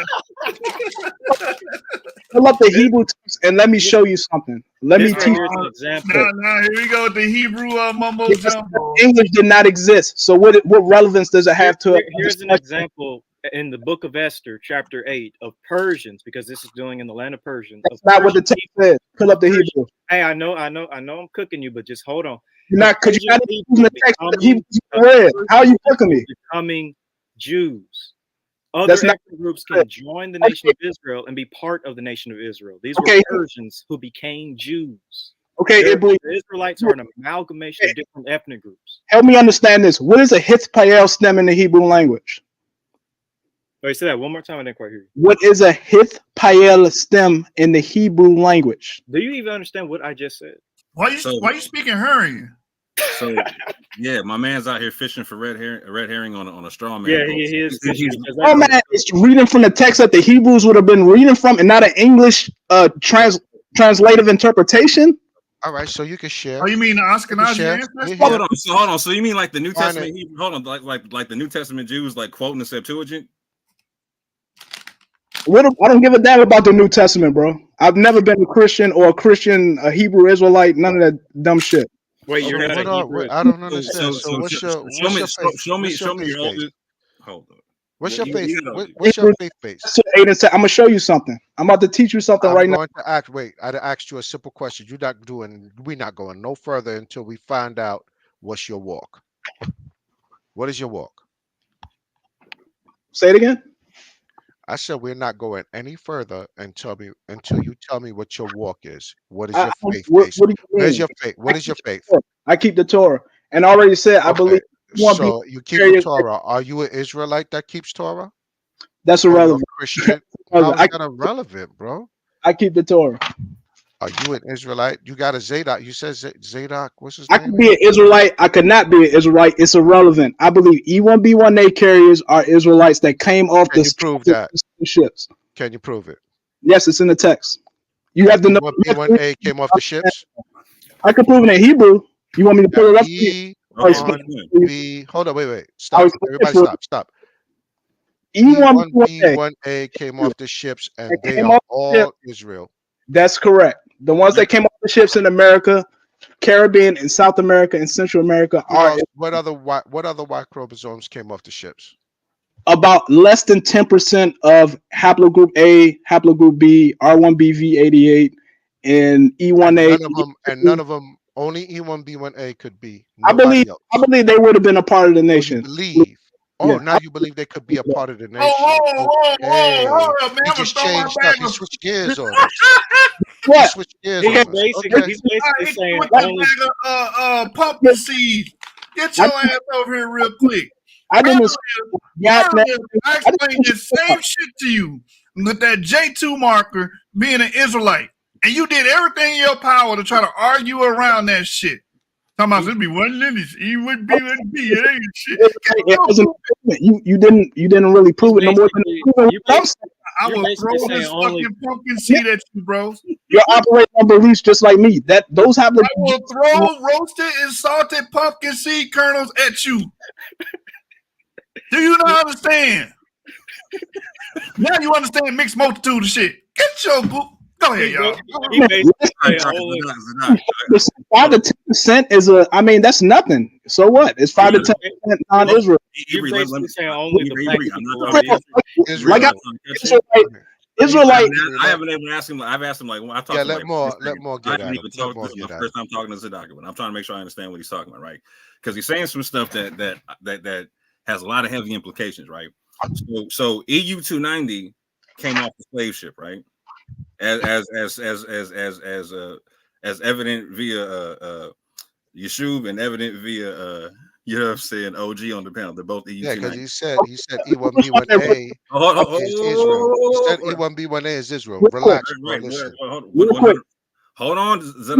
Let me say it real quick. And I'm asking my questions, Doc. Give me 10 seconds. Let me say it real quick. Yeshuv's EU 290. Given what you shared to us about his family history, how do we know that came off the slave ship? What? How do we know? No. So where did it come from? If he's Mexican, yeah, he's Mexican. So no slave ships went to Mexico? Time out. Or the Caribbean? Or South America? Time out. You do realize there were free blacks that came to America. Shut up and listen. Because you're from Spain, like Juan Guerrero. You sound like an asshole. Shut up. Either or. Fair point. Like Yeshua says, I will lower my handicap and raise yours, right? So I'll give that. I'll give you that, right? Like, so let's leave Yeshua out. Let's leave OG out.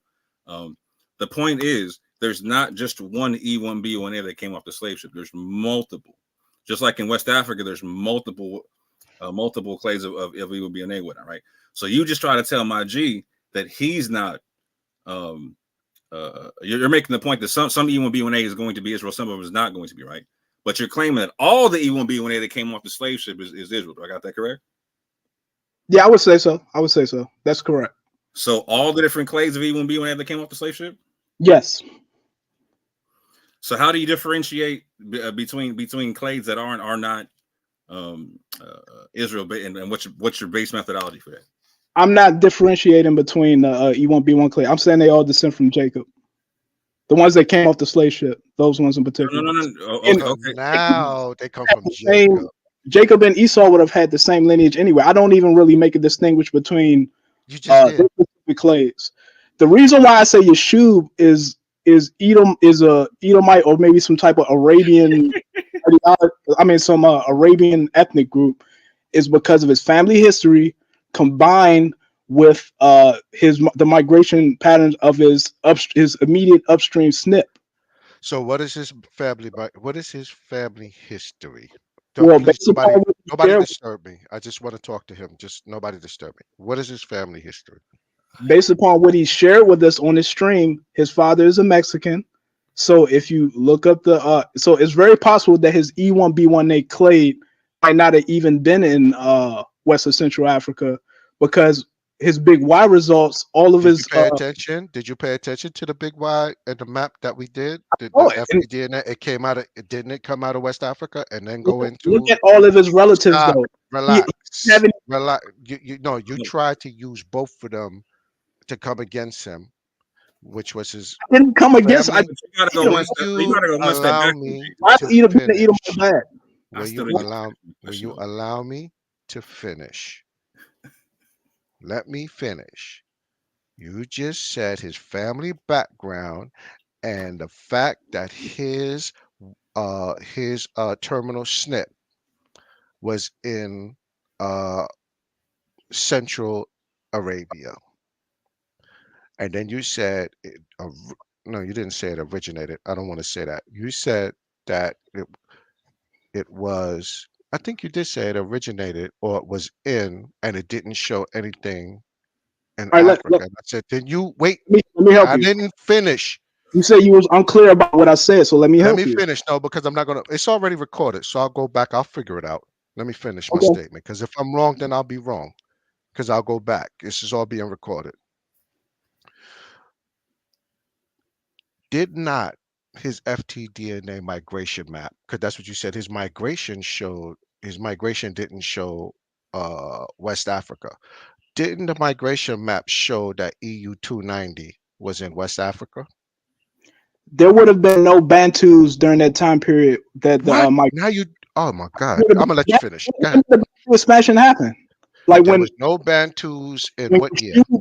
When Yeshub upstream SNP entered Bronze Age Arabia, according to his big Y, there would have been no Bantus, or would have been just the beginning of the Bantu expansion. And it says his SNP was in Arabia throughout the whole time of the Bantu expansion. So how is he a Bantu? Even look at his closest relatives on the big Y. It's all in Arabia. No African Americans, no Africans. It's just all Arabians. Are you serious? That's what your conclusion? You understand what I'm saying? Is that your conclusion off of what we showed on Alive? Is that your conclusion, that they're all? Listen. That nobody came off of slave ships, like they couldn't have been slaves. No slaves went to Mexico. Like you're trying. Oh yeah, you just did. You basically said that. You're basically saying that because you said they were all in Arabia and nobody was in the slave trade, bro. We're gonna go back and we're gonna find it later. Listen to this. I didn't say that. I didn't say that they were all in Arabia. You said that they were all in Arabia. How did they come off the slave ships? It was there before the Bantu expansion. Did you not say that? Again, you're mischaracterized or you have a hard time hearing. I said that when the Bantu expansion occurred, his specific snip was in Arabia, according to Big Y. So how the hell is he a Bantu? How is he in Africa? Because you look at Spanish history, the history of Al-Andalus, there were a group of people called the Saracens and the sons of Hagar that claimed Central Arabian ancestry. So he could have something to do with that. You know what I mean? Like his ancestry could be related to that and not specifically came off the ship. And that's how his Mexican father has this clade. More Orthodox more knows what I'm talking about. No. I get it. So you're saying that these Spaniards had E1B1A. Yeah, it's there. Or these Andalusians. It's 2000 BCE. Wait, 2000 Andalusians, 2000 BC. If I say he comes from Arabia that invaded Spain, he would probably be related to those people. The Arabians that invaded Spain. Yes, the Saracens or the sons of Hagar. Moore knows who I'm talking about. I'm gonna let more chop in because I got something else for your ass in a second, but we gonna go from there. Go ahead. By the way, look at the clays, and these are real old clays. The ones in Africa, these are not directly ancestral, not like the one in Arabia from the Bronze Age. Wait, what? Say that again. The clays that you see in Africa, like zoom in on that. No, but repeat what you were saying. Well, I'm saying some of these snips are super old, like EP2 and EP147. Of course, like these, old, but everybody will have that. Have to do with Bantus. What does that have to do with Bantus? Who said anything about Bantus? Because I'm kind of in and out of this conversation. He's related to, you said, well, Sean said. He's saying, wait. He's saying that his clade was in Central Arabia prior to the Bantus even being in Africa. There was no Bantus in Africa. Why y'all trying to flex, bro? Like, nigga, you ain't even Jap, bro. Like, how you gonna talk about my motherfucker? But hold on. I wanna finish walking through this. He's saying that.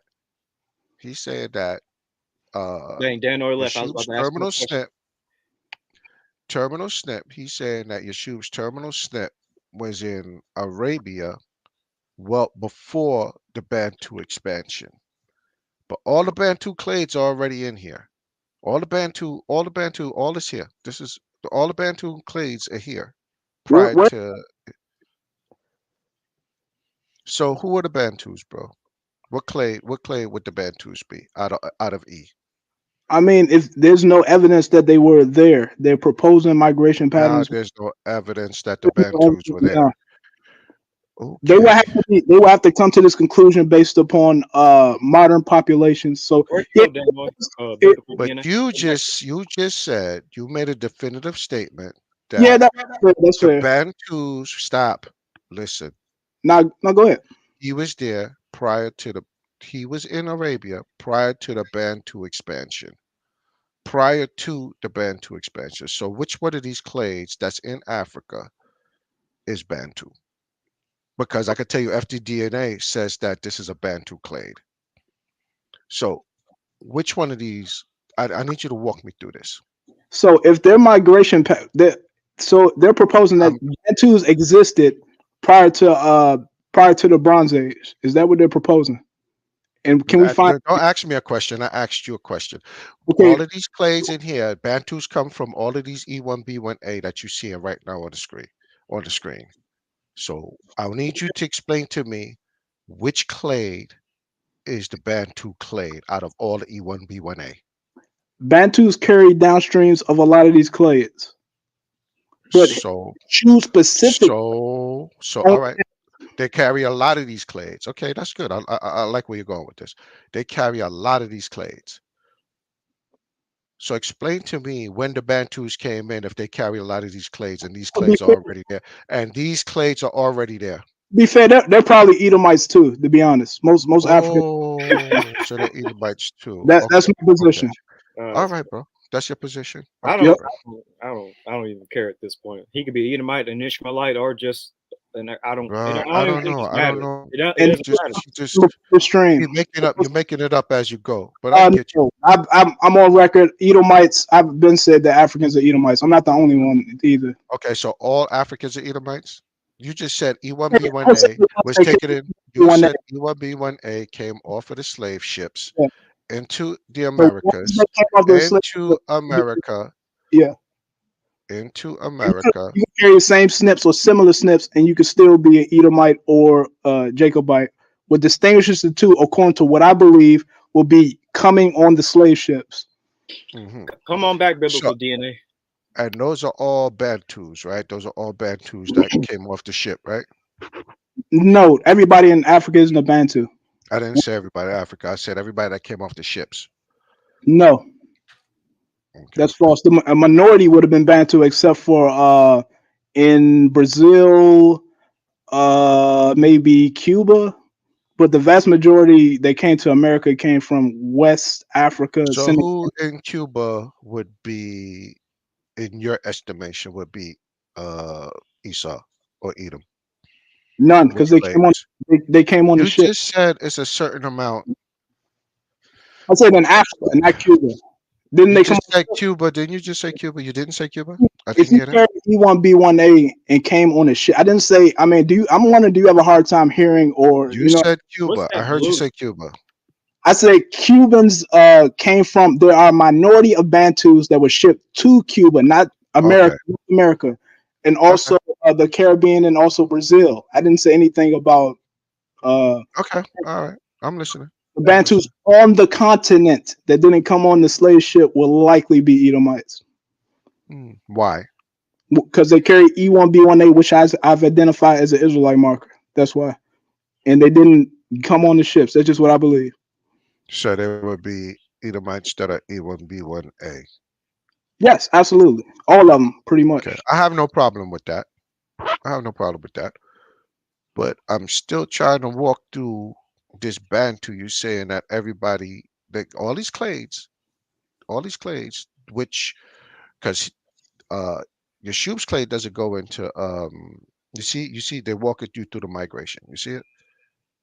Which one, I will need you to stop when it says, I need you to stop when you say that when E starts, EP2 starts down here in sub-Saharan Africa, and which ones would be Bantu and which ones wouldn't be, in your estimation. Green Sahara. That's all I was waiting. Up in the That's Green Sahara. Yeah, I seen it because mine was in the Green Sahara too. Oh, damn. But I'm waiting for the brother to answer the Come on question. back, biblical DNA. Let's talk about this Green Sahara. I know that's right. That's right. That's right. Where he at? Zadok. I'm waiting for you to answer the Man, I question. don't Which care one of about these clades? this I don't care about this Zadok conversation. I want to get to biblical DNA in this Green Sahara, bro.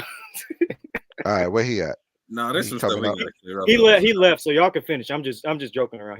He left, but as soon as you start getting into By the way, let me tap in if I can real quick, OG, because like I asked him. Wait, he didn't answer the question. I need him to answer the question. Let me tell Which you one of these subclades? Which one of these are Bantu? Well, first, Bantu is a misnomer. It's specifically for East. It's a misnomer. Yes, Okay. For East You've been Africa. pushing this Bantu thing. Bantus aren't just in East Africa. Bantus are in Cameroon, which is I know exactly. Africa. I'm well aware. Certain eastern part of Cameroon. I'm well aware. What is your terminal snip? I don't buy a lot of these. What is your terminal snip, bro? Cameroon gangland, bro. Exactly. What is your terminal snip, bro? Who, me? Yeah. I never took a DNA test. Wow. Bro, you E1B1A. So if you do not come up E1B1A, then what? I don't care. I'm keeping it. All right, fine. So why? I need to understand why are you? Because it's what I believe. It's what I believe. The world doesn't revolve around me. That's why. This is what these misnomer arguments. Saying. Like I might not be an Israelite, but God is still a racist. Or I might not be an Israelite, but the text says what the text says, and these people are die. Absolutely. And the text is 100% accurate. It's 100% true. Yeah, but the issue is you put your own. How much you want to bet on that? How much you want to bet that the text is 100% accurate? All right. What do you think I consider the text? What is the You should. Okay, okay. You tell me. Okay, It's the book of Numbers is the text. The book of Numbers is a text. Yes. All right, and that's 100% infallible. What the book of Numbers and the Dead Sea Scrolls? Yeah. It's 100% infallible. Yeah. Okay. All right, let's see if he takes the bet.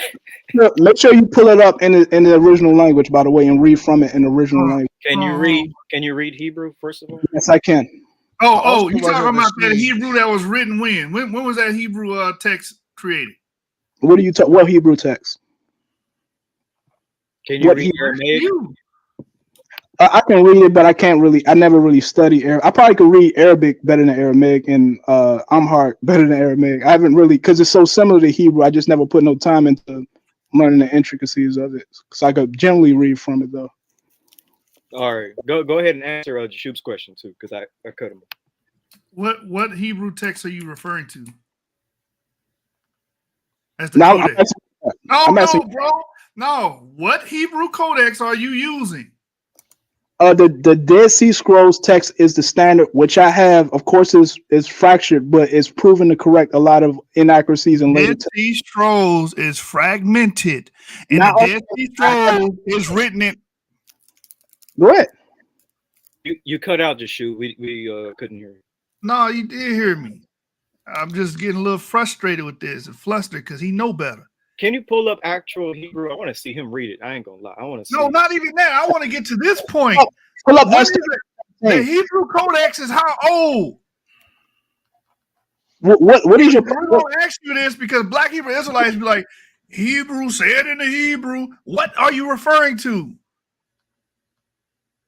I said the Dead Sea Scrolls is the correct Tanakh. Dead Sea Scrolls is not a codex. What do you mean? What do you? A book? It's not a book. Dead Sea Scrolls. Does the Dead Sea Scrolls have every written in the ancient world? Hold on. Let Yeshua answer. Give you the question. Hold on. Does the Dead Sea Scrolls have every fucking scripture in it? Yes, except for no, it doesn't, bro. No, it don't. It doesn't have every, but every book is represented. The only reason why we don't have all of them is because the mishandling early on by the Arab Bedouins who found it. We don't have every scripture in the Dead Sea Scrolls. So that means we don't have every. We don't have all of the Dead Sea Scrolls. That means we don't have all of the how it corrects. I can show you how the Dead Sea Scrolls correct the LXX and also the Masorah. I can show you that. I go if you let me share my screen. No, that's not my. That wasn't the point that we was making. We're not. Oh my God! You're saying what? Bro, relax. You're not reading from a complete Dead Sea Scrolls today. You're not. We have all of the Dead Sea Scrolls. You said we have all of the Dead Sea Scrolls, and then turned around and said, in the Tanakh. Will you allow me to finish? Okay. You said that we have all of the Dead Sea Scrolls. We do. That's what you said. And then turned right around and said, "Oh, well, we don't have them all because of the mishandling of them when they discovered them by who was it that you said? We had the Arab Bedouins and the Jordanian Bedouins that found them, and they mishandled them. So how do we have all of them?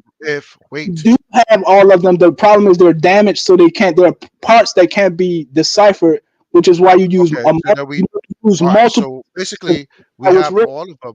So basically, we have all of them, but they're all not. Stop. We have all of them, but they're all not legible. But you're trying to. This is what I'm saying. Y'all making your oh my God. I have no problem. I have no problem with us. Whoever has the Dead Sea Scrolls having them all, but they're all not legible. Is that what you're saying?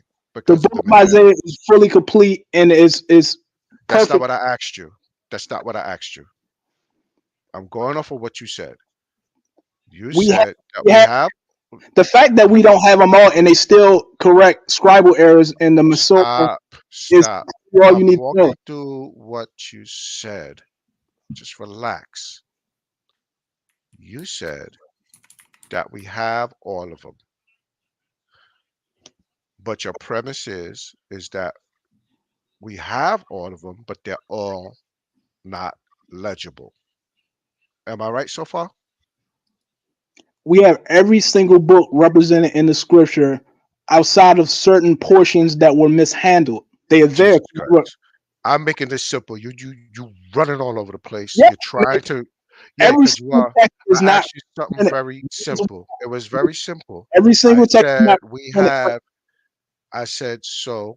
We have all of the Dead Sea Scrolls, but they're all not legible. Is that what you're saying? Short, in the short form. Every book is present, and we can verify whether we could. I'm not arguing that. Are To you listening to what I'm saying? I'm not arguing that. Okay. You know, you just want to be argumentative. I'm not arguing You're that. saying incorrect things. Like, what How do am you I saying incorrect? I said that. I made it very simple. I'm gonna say it again. We have all of the Dead Sea Scrolls, but they're all what we have, the whole thing, they're all not legible. Yes, a lot of fragmented, but Thank you. Why? What was so hard about that? The full text was there initially. If you actually look at the scrolls and see the parts that were mishandled, some of them just were stored improperly, and some of the text is blacked out. But the whole thing is technically there. Okay, so which means they're all not legible. That's true. That's true. So why are you giving me a hard time about that? This is what. This is how we know that you're making arguments. You're trying to be arguing. Like it's just bits and pieces when those bits and pieces correct scribal errors. The codex, Sister Sean asked what the codex is. The codex is just another word for actual print, or actual print, or the codex, the actual print of the actual book itself, the codex. Or even if it was transcribed, it's the codex. It's considered the codex because I'm sorry. Go ahead, bro. Oh well, I use the biblical Qumran scrolls, which is all in Hebrew. There's no English in there. It's just the transcribed Hebrew text. Listen, dude. Your scriptures that if you go buy a damn Bible, I'm going to bed. Whatever Bible you pick, is not coming from no ancient dialect of Hebrew. What are you talking about? Listen to what I'm gonna say. Listen to what I'm saying instead of fucking talking. If you buy a Bible today, it is not going to be derived from ancient Hebrew.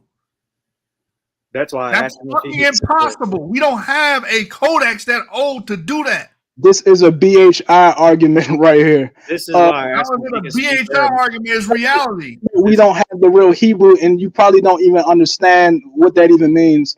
Listen to what I just said. Instead of just trying to argue what you want to fucking argue. Listen to what I just said. We don't have the bro. No, so every Bible, if you go buy a Bible today, Sadak, or whatever Bible you have, it's not going to be a complete representation of the scriptures that existed, I don't know, 2,500 years ago. It's not. And how exactly do you determine that?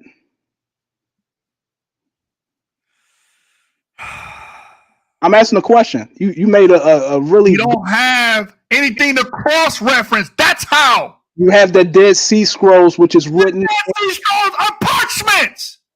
The Dead Sea Scrolls, the Book of Isaiah is parchments. Parchments. Say it with me. Parchments. You literally parchments. Parchments. You literally have literally parchments, bro. Stop fucking playing, bro. Why are you playing with me, man? You literally have 60. What the fuck are you playing, man? 66 chapters to compare and cross-reference. What does it say? What does that say on the screen? What does that say on the screen? Oh my goodness, bro! I have the full scroll right here. What are you talking about? I'm about to slap this. I have the whole full the Great Isaiah scroll. Google get Great Isaiah scroll. 66 chapters, fully incomplete, and it's perfectly consistent. What's written in the Masorah outside of the later editorial edition. But listen, how can it be consistent if you don't have the entire fucking document? What do you? The Great Isaiah scroll is a document. It's a book. It's one book. That's Isaiah. Jeremiah? What about that one? Jeremiah. That's another. I'm glad you brought. Oh, shut up, man. How many books is it? You know what? I'm done. I'm good. Good night, y'all. Because you making yourself look stupid. You're making yourself look dumb. You fucking retarded, man. I don't know what else to say, man. You can't even read. If you don't have a complete, read it. If you don't have the complete manuscript, how the fuck are you saying we have the complete manuscript? You don't have it. Nobody has it. If you had it, you would be a fucking rich man right now. If you don't know how to read Hebrew, how the hell do you know what's real Hebrew and what's not?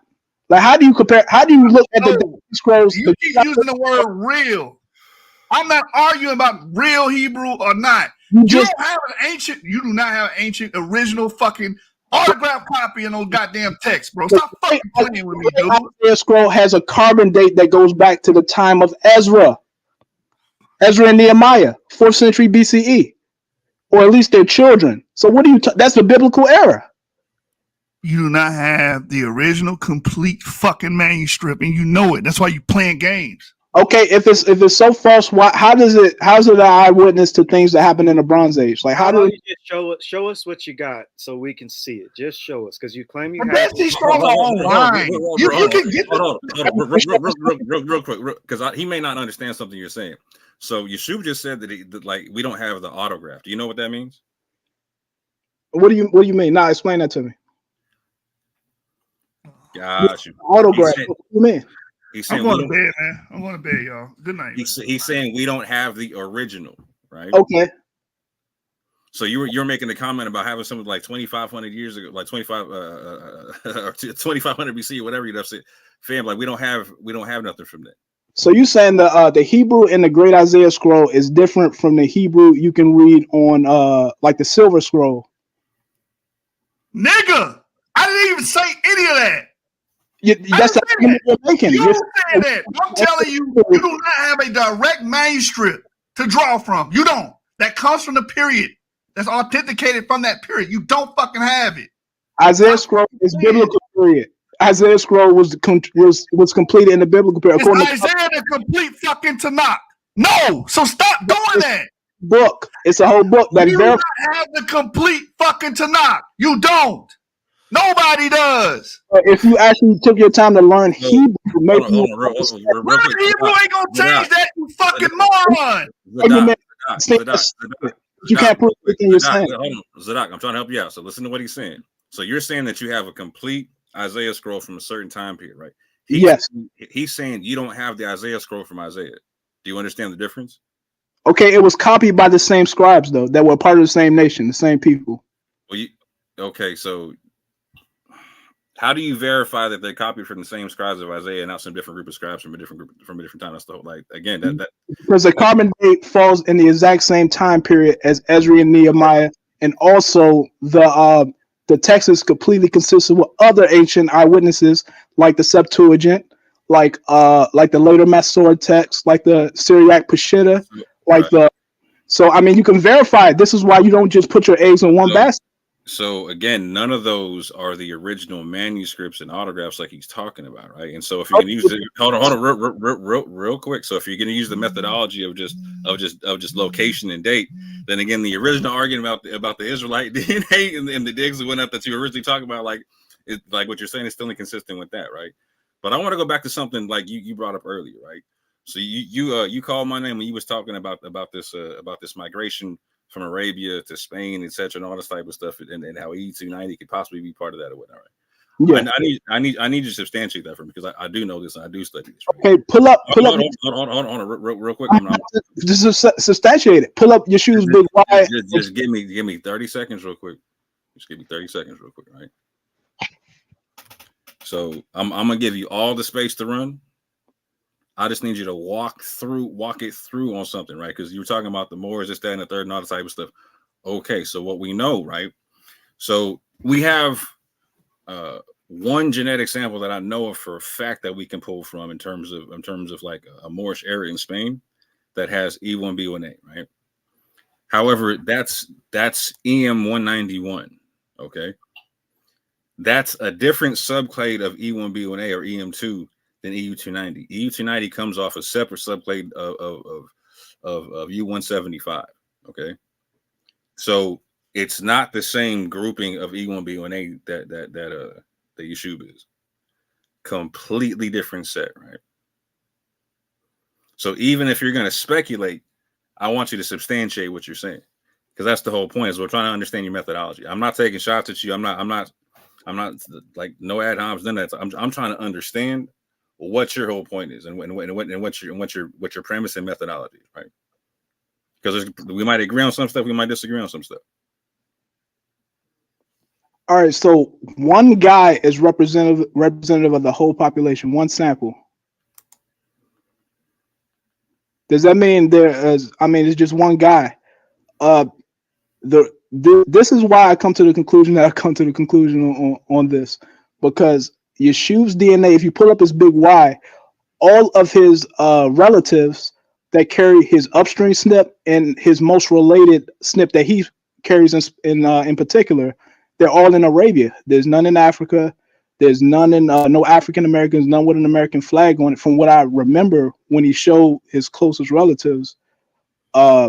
So I mean, I'm just there was African Americans. Okay, hold on. Let me breathe just for 2 seconds. There was an African American in there.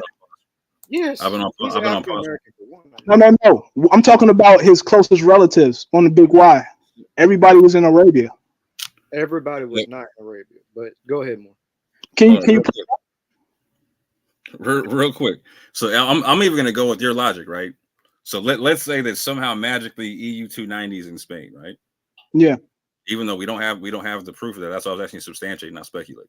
So it's a speculation at the moment. No issue with that. It's just not substantiated. So, but let's just go with the speculation. Let's say EU 290 is there, right?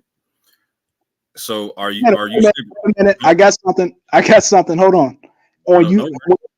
When it is there in Spain, 290 is there in Spain in living populations. Modern, but Moore was asking about ancient. Well, not ancient. But yeah, I was asking about a particular time period because you're making a claim about. Wait a minute. So how do you know they don't descend from those ancient populations? So again, this is why instead of just chasing the tail about, well, how do you know if because you're never going to answer a question with ifs like that. That's why I just seeded the argument. Said let's just say, for sake of argument, that there is EU 290 in Spain at that time period. So you can't. So this is how you would prove it, right? How do you know that they don't come from that time period? You would have to find that DNA from that time period, which we don't have. Hence, it's a speculation. But I'm going to say, for sake of argument, since we can't prove what you're saying, I'm just going to say it's true anyway, just for the hell of it, right? Are you stipulating that the migration from Arabia to North Africa and Spain also did not make its way into Central and West Africa? Oh no, I'm not saying that at all. So why would a migration from Arabia discount the EU 290? Because why aren't there any related African SNPs? Like you said, we're going based on speculation. Where are the West and Central African SNPs to his clay? I mean, or the related SNPs, the most related SNPs based upon what he pulled up was all lived in Arabia, in Kuwait, Saudi Arabia.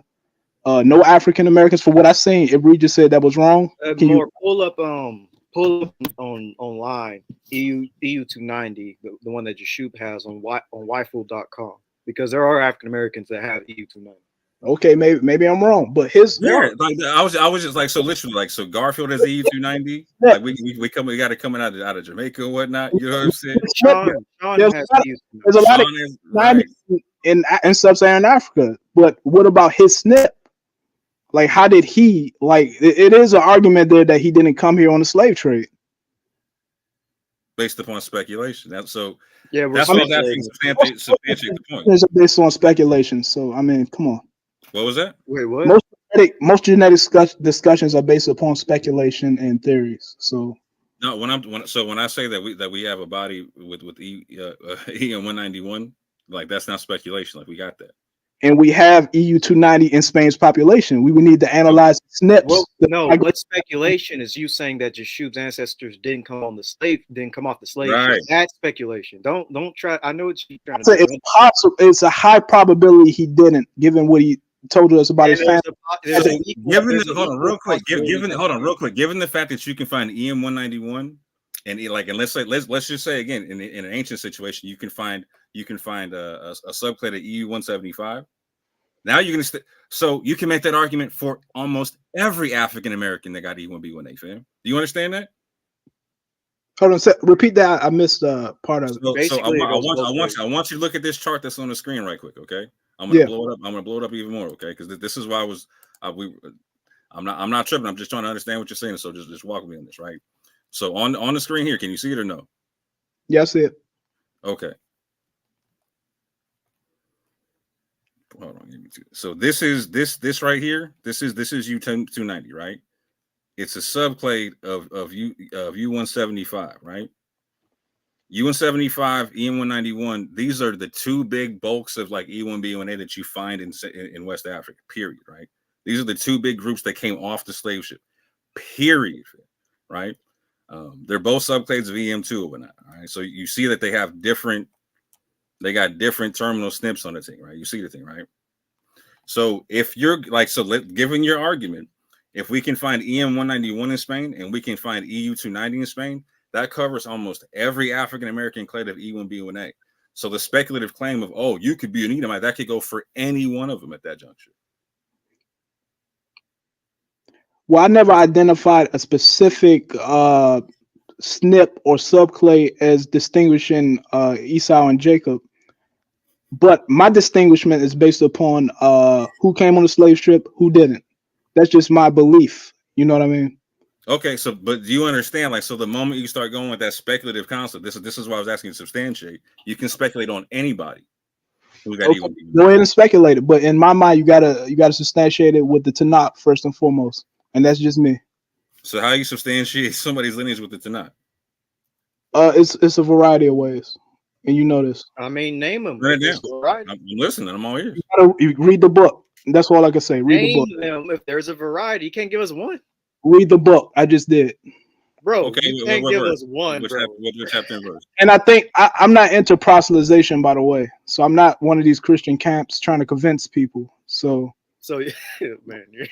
So you gotta wanna come to the knowledge if you want to learn something. So I don't care about trying to convince people.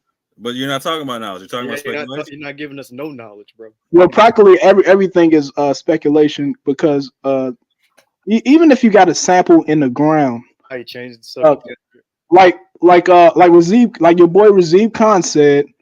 I mean, there are guys that have knowledge. You're not giving us no biblical knowledge right now. What do you mean? What you're not giving us a way to trace the ancestry. You said there's multiple ways, and you're not giving us any. And let me show you what that verse means in Hebrew. If you want biblical knowledge. How about I take a DNA test with the Tanakh? How you take Say it again. So how I take a DNA test with the Tanakh? I'm all ears. I don't want to be wrong. I don't want to be wrong, fam. I mean, that's cute, but no, it's serious. People, that's a legit question. Salvation is at stake, is it not? How is it not serious? This salvation's at stake. What is your concept of salvation? Explain that to me. Oh my goodness, I ain't going. All right. What does it mean? What does salvation mean? For me, it means following Christ and being baptized in the name of the Father, Son, and the Holy Spirit. Oh my goodness, we have two starkly different concepts, and I understand why. That's not the point. The point is, how do you trace somebody's lineage with the Bible? Say it again. How do you trace somebody's lineage with the Bible? You said there's multiple ways. I want to hear these multiple ways. I mean, you got to read the book and see who the Most High is describing in the book, and do you fit that? So Deuteronomy 28, is that what you mean? We go by the curses. There's millions of people. The Deuteronomy DNA test. That means the Jewish people are actually Israelites because the Jewish people fall under those curses. Well, of course. Well, I'll just pull up your studies and validate them and demarcate them. I'll pull up your studies on the Hurrians and the invasion of people that carry E1B1B and E1B1A, right? Say it again. Hold on. No. I'll pull up your people that carry E1B1B and E1B1A. They can be I'll pull up my video showing DE Shem and JR. You can pull up my information all day long, but I've always made it very clear that I believe. Oh, hold on. Let me finish cooking. I made it very clear in my videos. You can pull it up all day long, but I make it very clear both on Berean TV's channel, or when I'm on Vocaf Malone's channel, on this channel, that I believe Abraham would have carried E1B1B, that the paternal lineage of Abraham would be either E-M78 or E-M123. I don't think Abraham carried E1B1A. I make that very clear on multiple channels. So you believe and you think, but you can't substantiate. So I guess I can break it down. I can break it down all day. I actually broke it down on my channel. I'm surprised you don't know about it. But every time hold on. Every time I talk about Afro-Asiatic, 9 times out of 10, I'm talking about E1B1B. I even have a video called, I believe the title is what's Abraham's haplogroup or something like that. And I give 2 speculations for E1B1B and only 1 for E-P2. So it's like, I think Abraham's an E1B1B marker, and I can definitely make an argument for it. According to your own Jewish people, in my mind, the ones that carry E1B1B, a lot of them are legit paternal descendants of Jacob. Speculation. Everybody else would be part of the mixed multitude, and I teach mostly a mixed multitude argument because that's frankly more realistic to try to put yourself part of the mixed multitude than trying to claim you're a paternal descendant of Abraham, Isaac, and Jacob. Which goes back to the Tanakh, right? Like, so if you believe in the Tanakh, right? So how are you ruling anybody out from being part of national Israel?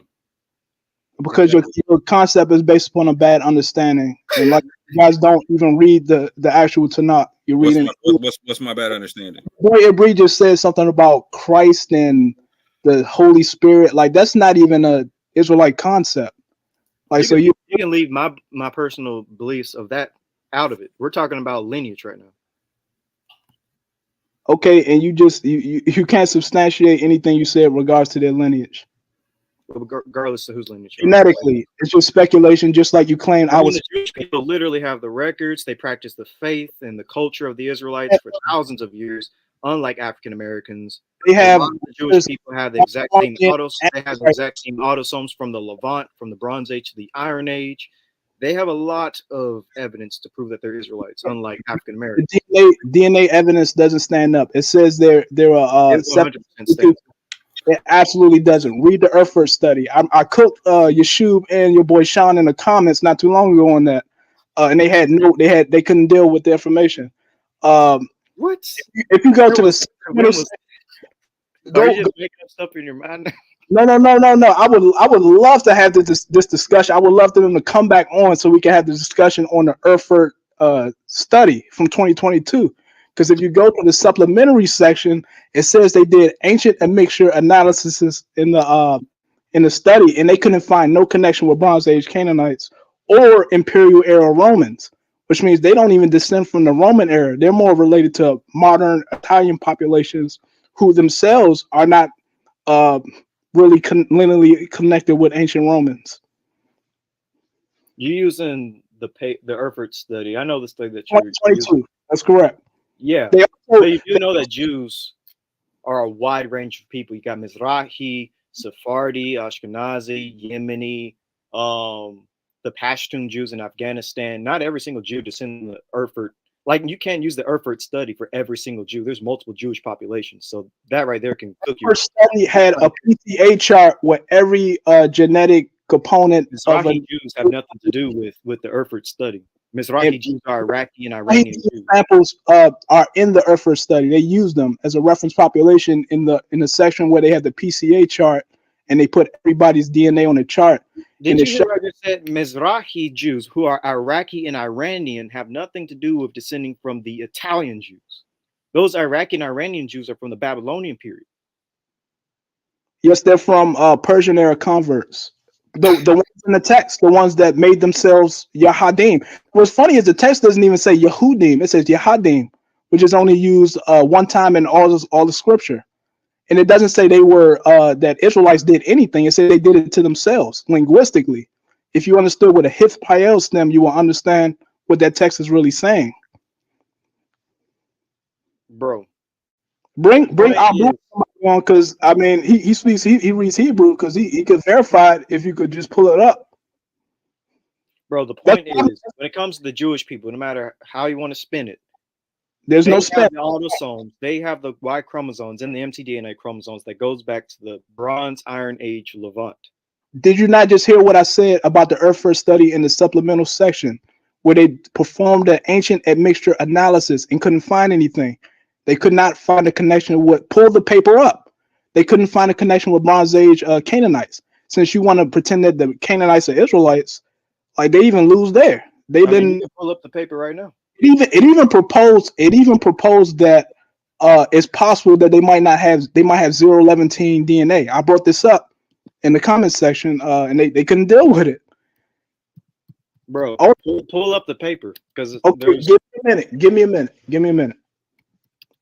I might have it saved in my some of the key points saved in one of my folders. While you pull that up, I'm gonna have this right here.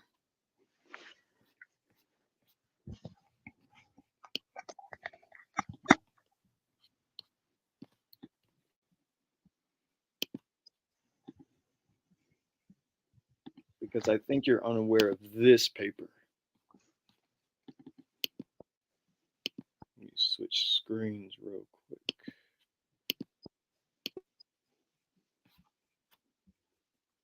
The genomic history of the Bronze Age Southern Levant. Let's see. And let's look at Jewish populations.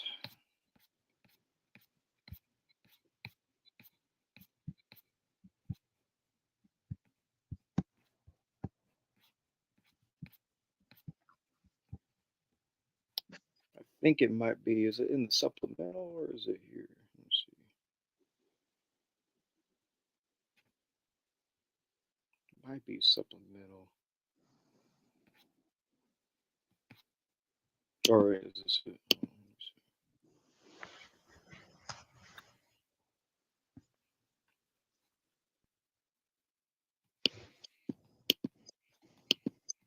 How come you can't see that? What the heck? Wait, hold on. Let me try that again. Let's see. That's bad.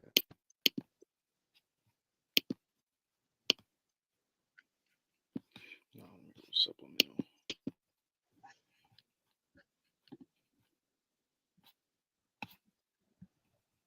Supplemental materials.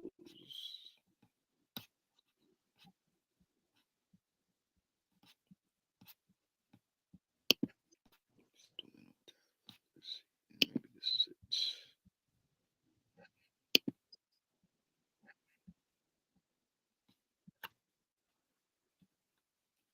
No, it's not it.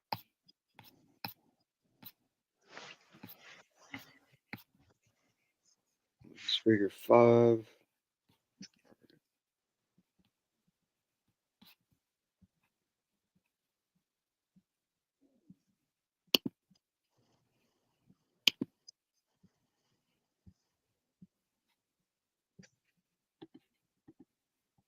That's not what I want.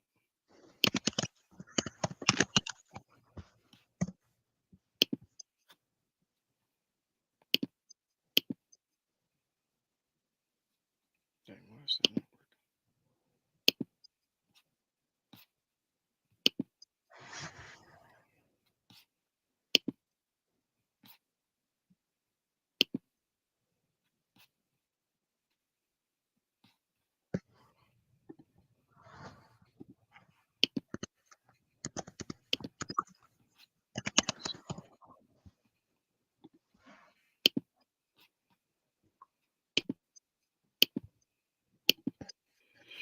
Hey, Mo, was there anything you wanted to add? Don't want to have dead air.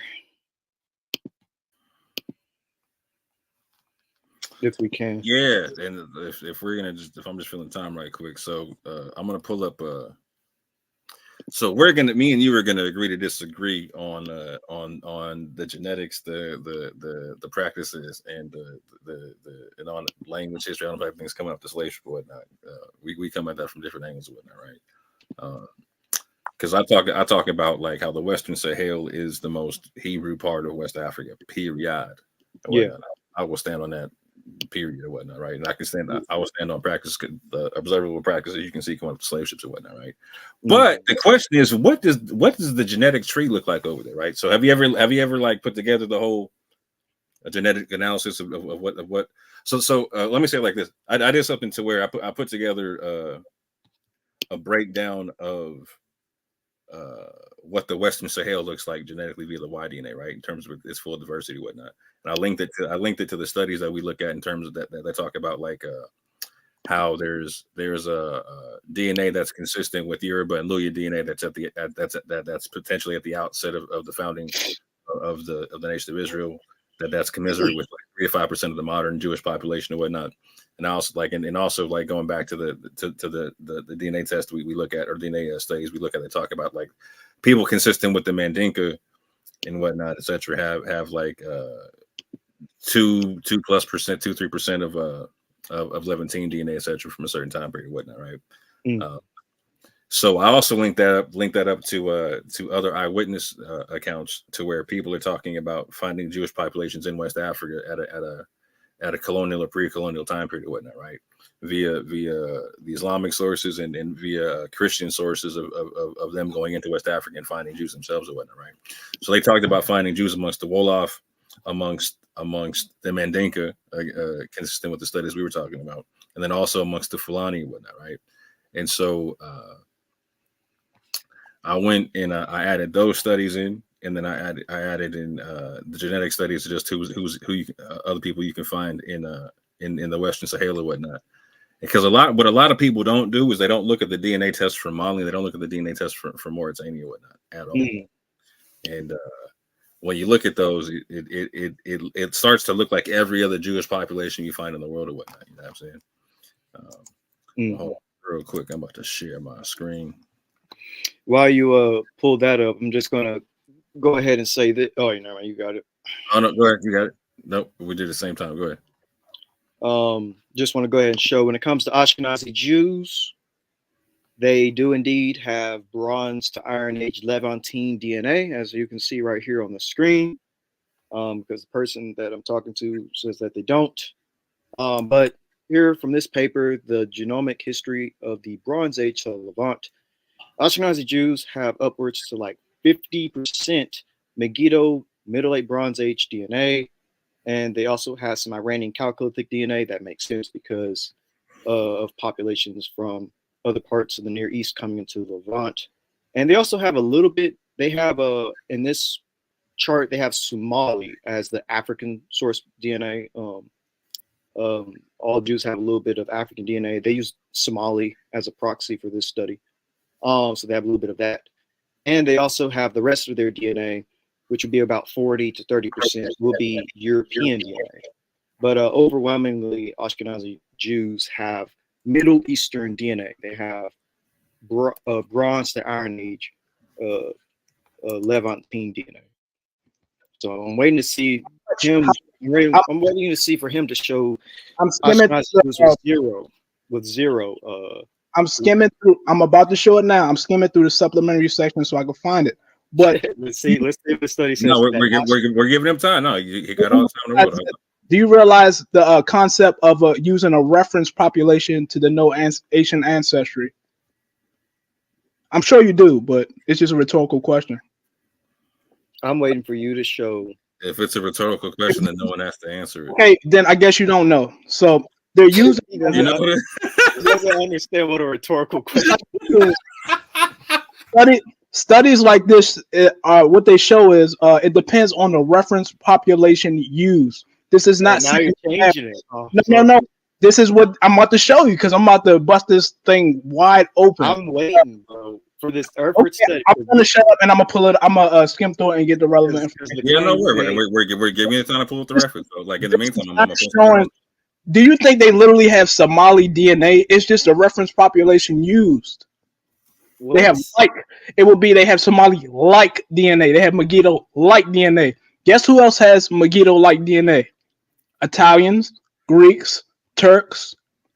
So I mean, having Megiddo-like DNA does not make you an ancient Levantine. You have to have direct SNPs ancestral to those populations. You do know that Phoenicians, Levantines, were all throughout the Southern Mediterranean. So it makes sense that Southern Mediterraneans are going to have Levantine DNA, considering that they're mixing with those people. Phoenician-like DNA is also in the Caucasus. It's also in early European civilizations as well. Eastern Europe. So I mean, again, if you Phoenician DNA comes from the northern Near East, because there was always people going through the Near East. And when it comes to, like, you want to bring up the Hurrians were in the Near East, and a lot of the Canaanites became Hurrians, and they joined the Israelite nation. And a lot of Israelites are going to carry Caucasian ancestry. I mean, that's yet to be determined. But we got a J2 marker of an Israelite. So there's nothing in that paper that says he's an Israelite outside of a guess. You know what I mean? There's no name, nothing. Even the paper says so, or the article. But again, I know you want to fight it, but there was definitely Caucasian Israelites. I know you want to fight against it, but if there's Hurrians in the Levant, then you got to admit that there's Israelites that are Hurrians too. I disagree. Because we have, right? Because I mean, so basically, we have to go against the eyewitness account. But thank you, Tazarah, for letting me know that I need to go deeper now into the Hurrians and actually prove that Hurrians became Israelites. Thank you for telling me that I actually do need to do that. I told you, Avery. I told you had to round that circle at one point. No, I'm going to have to definitely do that. I told you. So basically, I was gonna pick it up. But look at the chart you have up. You're using reference populations to denote actual. It's okay. I'll do my whole 2-hour presentation on Hurrians becoming Israelites. I got you. On the screen, because you're using reference population to say that they actually have Megiddo actual ancestry. It's okay, I'm going to do the presentation breaking down Hurrians becoming Israelites. I'll cover all of it. I'll cover it all. Okay, I'm gonna shut up and I'm gonna pull up this supplemental stuff. Give me one. I got you. You got all the time or what? Because I feel the time. No worries. So in the meantime, so Avery, you'll like this actually, because something I was doing was I was doing this for yeah. Show me what you got more. I'm curious to see. Yeah, I've been working on this for vocab Malone and whatnot, basically, right? Oh, that'll be good. Yeah. So I'm going to do the shorthand version of this because I'm not going to go through all the reference points and whatnot. I'm just going to do the super shorthand because I know my G's going to probably come at any point. Yeah. But so in those populations I was talking about, so you already understand the studies that I'm talking about that reference to the fact that there's a like my G's talking about like reference populations or whatever, right? Like so that there but in those reference populations there was DNA consistent with DNA found amongst the Yoruba and the Luya, etc. And also the fact that like there was another set of studies that we talk about concerning with another group that's used for a reference population for a lot of West African groups is the Mandinka and whatnot. And so there's a study that we reference to talk about the Mandinka carrying 2 to 3% Levantine DNA, etc. Whatnot, right? Yeah, they care about 2.8% Neolithic to 3.2 depending on the slide scale you give it. Yeah. Yeah. So then they care evolution DNA. But go ahead. No, exactly. And so that again, that's all people need to understand the significance of that. That's not nothing to sneeze at it, whatnot, right? So because there's all kinds of stuff coming in with that DNA. So like I was talking about, there's physical references to the Fulani, the Wolof, and the Mandinka all having black Jews amongst them, etc. be discovered by Christians and Portuguese and all them types of people coming into West Africa, whatnot, right? And so what I did is I'm using them as reference populations, like my G's talking about, right? And so I'm putting together a haplogroup tree of what the West African potential Jewry could look like in terms of haplogroups and whatnot, right? Mm-hmm. And so when I add them all together, like I got the Fulani here, I got the Wolof here, and I always got studies linked to these and whatnot. You know what I'm saying? Nice. Like so, for instance, with the Yoruba, like this is you see what I'm talking about. So like they got EM 191 and EU 175, which is just like the Igbo and whatnot, right? Mm-hmm. A lot of people that have Igbo descent, they're going to come from them two lineages or whatnot, right? Yoruba also have EU 174 as well. Yeah, 100%. And I got that somewhere on the. Hold on, I might have missed the study that references that one because it's not in the studies I got down there. Yeah, but, it's probably going to be in. Let me see. There's one study. So he's talking about an East African lineage or whatnot. You know what I'm saying? And so like that's also going to come up in this. But going further or whatnot, a lot of people like to leave out Mauritania and whatnot in this thing. And now, fam, you can't do it, man. Like this is a big part of the thing and whatnot. So in studies concerning Mauritania, we see BM 60, EM 132, which is my clade. We find EM 2, which is E1B1A. We find E1B1B, EM 181. We find E1B1B, EM 123. We find haplogroup J Maji. We find haplogroup 2 forms of R1B. You know what I'm saying? And this is interesting because people like Vocab Malone talk about like, well, you got to have haplogroup J1 in particular, right, to be a Jewish population and whatnot, right? And so we stress the mixed multitude concept and whatnot. So even if you go with the whole you got to be J or whatnot, you hear me talk about the E and J, you know what I'm saying, Black Party all day. You're gonna see the E and J as the base, and you're gonna see a lot of stuff branching out from there and whatnot, right? Like R, T, etc., and whoever they intermixed along the way and whatnot, right? But like people like Vocab are saying like, nah, you got to have that J marker. We're like, okay. So even if that's the case, we find it there, fam.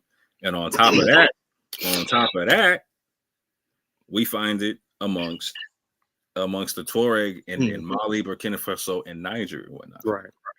And so again, we have A, B, EM2, EM78, EM81. They got 3 kinds of E1B1Bs. You feel me? They got they got the G, they got the K, and they got the I, my G. You feel me? Maybe Nas is a Tuareg. No, I'm playing.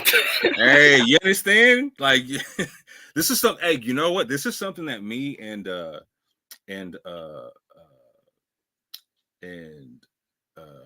oh my god, I got all the other names with his actual name, but Abu. There we go. I got so many names for Abu in my head. It's funny. So me and Abu were talking about this. Like it seems like we were going through the North African DNA one day. We're like, you know what? It's plausible because we saw how it came through the Sahel. We're like, you know, it's plausible that you got people. So just like how you got people like Marcus Garvey who got an R1B from Spain and whatnot, right? You potentially could have people who got the R1B or the J marker or the G or the I, like all that, like literally coming from the Sahel and whatnot, right? Like that's actually legit. Like it's 100% legit. You just gotta do like, hey, just do your African ancestry and see if so let's say you're the tail twins or whatever, right? No, my G, like I just helped you. I just threw you a bone. There's G right there. There's G right there. But let's see if you go back to them cats in particular. If you go back, you know what I'm saying? Maybe have the specific subclades. Yeah. You know what I'm saying? You might be OT's cousin in there, you know, still. Anyway, so when you start looking at those, when you start looking at like the other clades that are amongst the different Jewish populations of the world or whatnot, you start to see like, well, you know what? If I compare and contrast all these different groups or whatnot, like, and I look like even amongst the Lemba, the Yemenites, the Ethiopians, like even down to the Indian Jews fam, you're like, okay, wait a minute, we got clades that overlap and whatnot. So if I like, you know what I'm saying, there's common clades amongst all these groups and whatnot, looking like a whole mixed multitude and whatnot. Huh? Ain't that? And so when you start looking at, when you compare like the Jews that would be speculated to contribute to West African Jewry, fam, like the DNA clades in the Western Sahel and whatnot, bro, particularly amongst the groups of people that were said to have Jews amongst them, including the Tuareg, and whatnot, right? Fam, it looks like so at the bottom I got the potential Sahelian Jewry tree at the bottom, you know what I'm saying? And then when I compare it to world Jewry, bro, it look a lot like the same thing, fam. Right, it does. A lot like the same thing. But you know what, bro? One thing I do have to say, you left out a very important group. Who I leave out, man? You left out the Filipino Israelites. I'm You know what? That's because they forgot to hook me with some lumpia. You know what I'm saying? They stopped like, nah, they gotta hook me up really quick, and then you know what you're saying? I'll put them on the list again. Man, you have the paper? Oh, my bad. Go ahead, just more. No, you good. You got the paper yet? You got the section where it says that Ashkenazi Jews have 0 Bronze to Iron Age Levantine DNA? I'm still waiting. Because I'll fill in for more time if you need it. Yeah, because we'll need 2 minutes. 2 minutes. You got it. All right, go ahead. Go ahead, more. Yeah. So Ibri, what do you think about the Western Sahelian haplogroup tree? No, that actually makes a lot of sense, and that's a good idea. When do you plan on talking to vocab about it? Oh man, I plan on making that video as soon as I possibly can and whatnot. Awesome. As soon as I got 3 debates I'm trying to challenge him to and whatnot. That'll be in. I'll watch it. Sounds like some good content. Because he's on some whole like full denial of West African Jewry stuff. I'm like, there's some special pleading going on and whatnot. We gotta stamp this one out because there's like. So the urban apologist got to understand, like, confirming West African Jewry actually helps your argument against like the BHI concept or whatnot. It's not something to be afraid of. It's something you should embrace or whatnot, right? Because at the end of the day, the people who make the argument, like me, all the way down to people like Dr. Vince Bantu, we're saying it's not a large percentage of the population, right? So it doesn't hurt y'all, fam. It don't hurt y'all at all. You know what I'm saying? So you don't got to continue to make these bad arguments that BHI are going to thrive off of, right? Because the moment you say, "Nah, I wasn't a West African Jewry," all I got to find is any source talking about West African Jewry. Now I'm like, oh, see, now everything else you're saying is pseudo and fake and blah blah blah blah blah blah blah blah. Like it hurts your arguments when you deny the fact that there was West African Jewry when your own scholars are talking like, nah, the same sources that confirmed that there was a West African Christianity prior to colonialism also confirms the West African Jewry prior to colonialism. And I hate to break it to y'all, the same sources, literally the same book. All like, so vocab was talking about like they got to have the Torah and they got to have J. Well, all right. Well, I just showed you J in the Western Sahel or whatnot.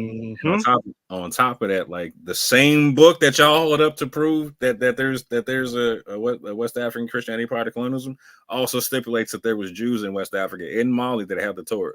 Yeah, I'm just gonna leave that out there. Just saying. Fact. But yeah, I put that tree together for people like vocab. I was like, you know what, we got to really, really walk this thing out. You know what I'm saying? And I thought it'd be good to have like, because I know like you and Yeshua are focusing on the Green Sahara, like, you know what I'm saying? Yes. And I think that's such a transformative time period for people to understand and whatnot. Yes.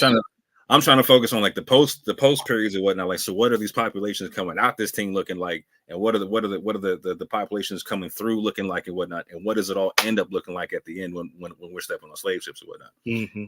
And for the people making the Jewish claims and whatnot. Now I'm just talking about the Western Sahel here. I'm not even talking about places like in the Congo or in Ghana or Benin and all them. Like I'm not even talking about that. I'm just talking about, you know what I'm saying, a little bit of southern Nigeria with the Yoruba and whatnot, you know what I'm saying? But I'll even claim that's coming through like the northern Sahel or the Sahel coming in northern Nigeria and whatnot, right? So bottom line is like that seems to be like a really good, even just like if I'm just starting there, right? That still seems to be super similar to the rest of the world Jewry and whatnot, and it seems to overlap in a lot of. It just seems like if it's not the same thing, bro, like it seems awful curious. I'll just say that. No, this sounds like a little bit of a really good discussion. I'm actually looking forward to seeing it. Hopefully both parties have enough time to speak it out. I don't want it to be like an hour long. I like for this discussion to be at least 2 hours. If we do this, we're gonna do this in a long format. Yeah, it can't be an hour or 30 minutes. Even if we got a midnight this thing, you know what I'm saying, do a late night, we're long format the thing, you know what I'm saying? Yeah. If we do, like, because that was the one thing that got me by this debate was like, why you gotta try to discount West African Jewry though, bro? But then make some special pleading claims to claim your own thing, and even other groups of Jewry. So for instance, like he doesn't say the Lemba need to have a Torah. Right, the Lemba don't have it. Oh my goodness! So they don't need a oh man. But because they got, but them having, like, here's the cold part. He says they got the goods because they got haplogroup J. I'm like, well, my G, how did that, like, so we got both in West Africa. You heard? We got J1 and we got E1B1B, right? So we got people coming off the slave ship that are like, so a lot of people don't recognize, like, so because it's not as prevalent in North America. Like, let's say you go to Brazil. In Brazil, bro, it's like 10+% of the population is E1B1B. Of the whole population of the male population of Brazil. You feel me? Yeshua did a video one time on slave remains in North America, and there were actually some mixture of haplogroups. Yeah, 100%. Native American DNA, all that type of stuff, yeah. Yeah, so No, But yeah, yeah, go ahead. No, so we see people like Dante, right? He's E1B1B, right? And Right. this is why I was asking Zadok about his methodology, like, so because once you understand the claims that come off and their connection and whatnot, it becomes super rough. But he stipulates, so basically you got to have the E1B1A clades, and you got to be suffering the curses and whatnot, right? What's vocab's thoughts on E1B1B being among Israelites or Jews, or because like what's his thoughts? This is funny because we were literally on his show talking about this, bro. Oh yeah, that's right. But I can't remember. He stayed quiet. He stayed quiet when we was talking about the E1B, but he was like, I was, to be fair, I was sick that day. I was not. No, you came through like a trooper too, because you had COVID and whatnot. And I was like, oh man. Yeah, I had the C-19. Like, so okay, so I went over the information about the priests, the Samaritan priests and whatnot, right? And I went over the information about how also that the way they do the Kohanim gene, the CHM or whatnot, that the CMH, excuse me, the Kohen modal haplogroup or whatnot, haplotype, that they were specifically focused on Sephardic and Ashkenazi populations and whatnot, right? Mm-hmm. And they took him from 3 particular groups and whatnot, and that they didn't collect DNA from Kohanim from all over like world Jewry and whatnot, right? Like, and it was specifically focused on trying to find connections between the Ashkenazi and the Sephardic and whatnot, right? So it was even more hyper focused and whatnot, right?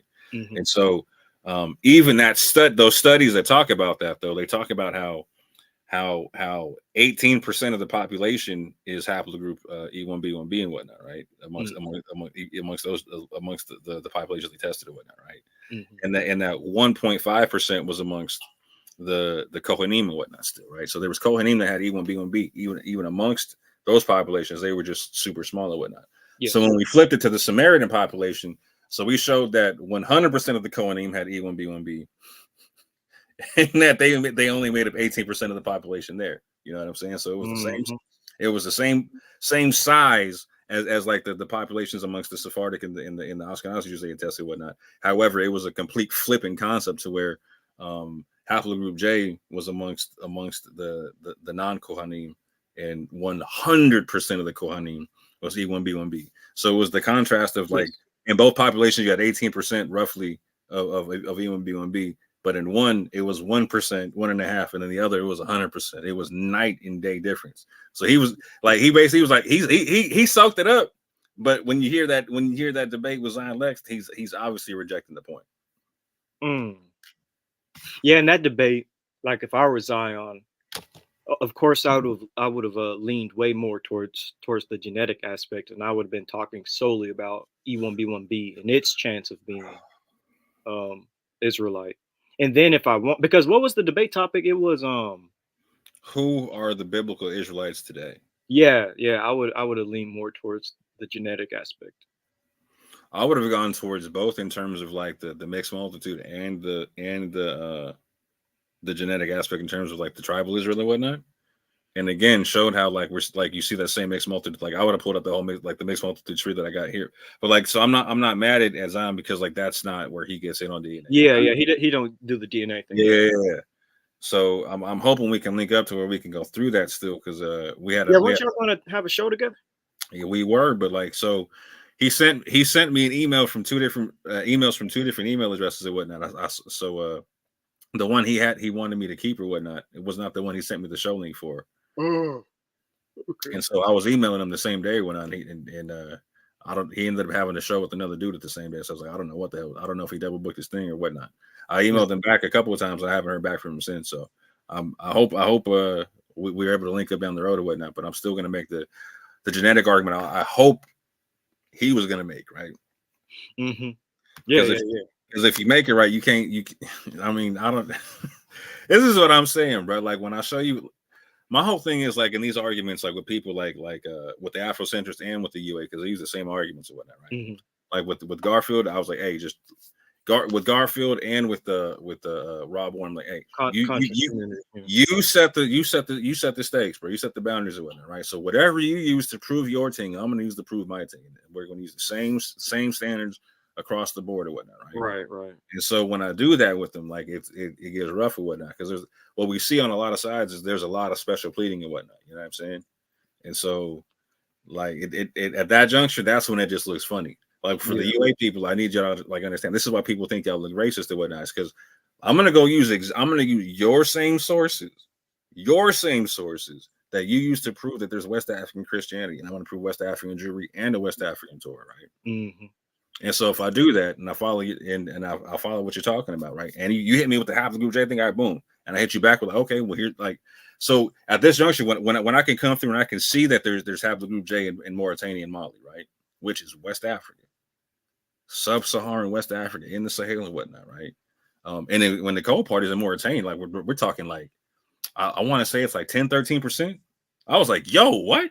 Like with the Tuareg and whatnot, the Tuareg and some of the Berbers, they carried like 3 to 6%. You know what I'm saying? But like in Mauritania, it spiked. I was like, where is that? Like it jumped, it like doubled. I was like, wow, okay. But it's there, right? And it's there commiserate with the same size as E1B1B and whatnot in terms of like EM123 or 78 or 81, etc. whatnot, right? I was like, wow. I was like, yo, that's crazy. But like once you see that, it's like, okay, either you haven't seen these studies or you have seen these studies and you're just hand waving them, right? So I'm hopefully people like vocab and them just haven't seen these studies or whatnot, right? But once you see them or whatnot, you got like I'm hoping that you can recognize like, okay, just like Yeshub and you were talking about earlier, like, okay, we're wrong about my man Jehu being the king here, blah blah blah. Cool. I hope y'all can understand like your arguments that you're making are special pleading, that you're kind of off on this thing, and that you're asking for West African Jewry to fit standards you're not putting on any other group of Jewry or whatnot, right? And we still fit the standards you're talking about, and you're saying no. Yep. No, that's on point. Hey, I had a study pulled up, by the way. Can you see it? You sharing screen? Yeah, because we gave you well over 2 minutes. And we'll give you all the time you want to go through this thing. Share your screen. Yeah, if you're sharing screen, I don't see it, bro. How do you do it? How do you share screen? Are you on your phone? You on a laptop? What you on? I'm on a laptop, MacBook. So you see at the bottom in the middle where it has like the mic, your camera, your settings, your present, invite, like so where it says present with the square with the cross in it. Yeah. Click that, and that's going to be your share screen. Okay, I got it. There you go. You remember the Avery, let him breathe. Don't be like me. Let him breathe. All right.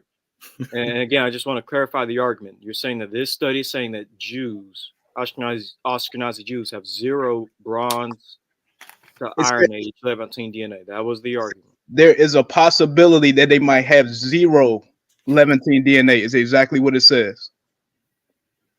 That Ashkenazi Jews. Yes. Because let's pull it up. I want to see. Pull it up. I feel like you kind of changed the argument a little bit, but no, I said exactly what I said, and it's going to substantiate exactly what I said. All right, can you see it? There we go. I see something coming up. All right, there we go. This is from this study. Genome-wide data from medieval German Jews show that Ashkenazi founder event predated the 14th century. This is a study here. All right, this is where I'm getting this information from. This is the supplementary section of this study. You could scroll all the way down and you'll find the supplemental section. I'm not going to scroll all the way down, so it's a long study. Wait, hold on. Go back up. I want to get the paper. Hold on. Get the title. Give me a few seconds here. Hold on. And so for people who don't know, the supplemental is just extra information that's crucial to the study, but they don't put everything in one spot. You got to go to different files or whatnot to go catch all the extra information and whatnot. All right, you can go ahead. All right. Okay, this is in section 16. We can't see it. You can't see it? Yeah, you got to switch your tab again. Oh, I got what you're saying. Okay. Can you see it? Starts with all the evidence currently available. Yeah. Yeah. What page? All right, this is the supplementary section, section 16, historical interpretation of the genetic results. All right. What page number? 45. Starts at 45 and goes down to 46. The key points go down to 46 and the limitations of the model. So just do us a favor when you're going over a section that you're reading for the people, just highlight it so they can yes, see. Please. Okay, I got you. Appreciate you. On the limitations of the model, it says models with a South Italian source were more frequently favored by QP Adam. QP Adam is or QP ADM is how they measure a mixture. I'm pretty sure Orthodox Moor and Ibri are well versed in this. This is in a lot of genetic papers. Whenever you see a chart similar to, let me know if I'm still sure. Every time I click on a tab, I gotta click share this tab. Yeah, because the way you're sharing your screen, I think you clicked on share everything. So yeah. You gotta go to each individual tab and switch it up. Okay. So can you see? Yeah, you're back on the article. Yeah. Okay. So okay, when you see a chart like a QP ADM chart, which measures a mixture between different populations using various reference populations as a source, I'm trying to get to the little chart, like something like this, pretty much. What they do is they take a sample, like North Italian, South Italian, Erfurt, etc., and they put them into an mixture analysis, and then they analyze the results and see who are you most similar to. It does not mean that you are directly ancestral from these populations. So I just wanted to make that clear. All right, I'm back in the supplemental. Yep. To continue reading, it says, and have a plausible historical basis. However, these models suggested that only about 20% of Eastern Ashkenazi ancestry is derived from Middle Eastern sources. This is less than previous estimates based upon the modern SMP and sequencing data. This also may be interpreted to imply that present-day Ashkenazi Jews derive only a small portion of their ancestry from ancient Judeans. And if so, most Ashkenazi Jew ancestry will owe its origin to European converts. Now, what's funny is this basically says the exact same thing as Elhiak's paper from like 2013, even though that paper is way outdated, is saying the exact same thing, that the majority of there's an ancient Judean or a prototypical, what they call ancient Palestinian population, which is the model population for ancient Jews, and only a minority of modern Jews are descended from that particular population, and the vast majority are later converts, is what they say, from various parts of the world.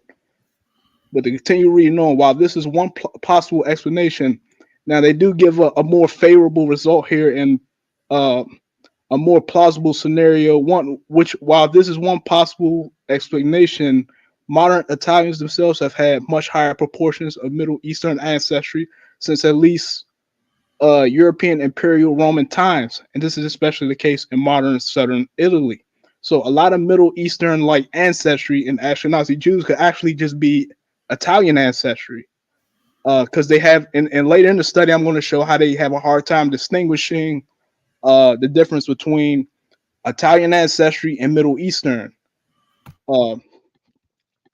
But thus, an alternative explanation for these observations is that the true Middle Eastern proportion in Ashkenazi Jew is higher than in our fitting model, and that the actual contribution of Italians is not as large as suggested by this analysis. Under this scenario, good QP ADM fits are obtained using South Italians as sources because they are a modern population that harbors a relatively high proportion of Middle Eastern ancestry. If this alternative explanation is right, the true Middle Eastern proportion could be higher than in our models, close to 30 to 50% of estimates from previous studies, or when modeling Eastern Ashkenazi Jews using North Italians. So it does give a plausible scenario where they could be half or 1/3 Middle Eastern, But then read this. It said, in an opposite scenario, Ashkenazi Jews may have no ancestry at all from the ancient Levant. This could be the case if an unsampled Italian population with more Levantine-like admixture than in modern Southern Italians is the source of all Levantine-like ancestry seen in Ashkenazi Jews. At present, we believe all types of scenarios are plausible. Co-analysis of ancient DNA data from the Middle East and the Italian Peninsula from antiquity and early medieval period would make it possible to distinguish them. So what exactly? Give me what do you think about what was written there? From what I understand, from what it's saying, it gives multiple scenarios, because I use the word scenario, as to the genetic makeup of Ashkenazi Jews.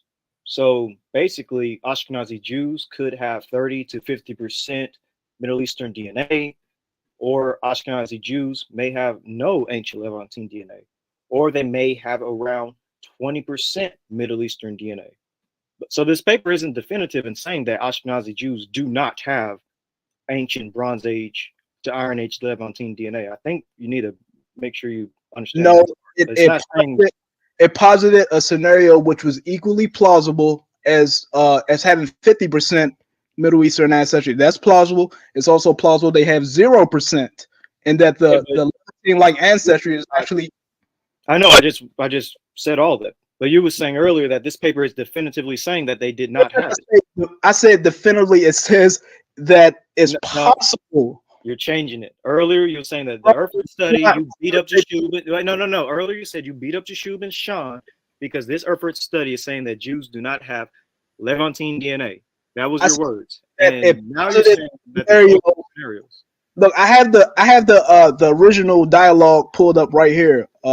I'm saying what you just said earlier. Did I hear that wrong? More that he said that beat up. Rewind the tape then. I'm pretty sure I didn't say it. That you said that this paper was saying that Jews had 0 Levantine DNA when it gave 3 different examples. You didn't mention 3 different examples earlier. You just said they had no Levantine DNA.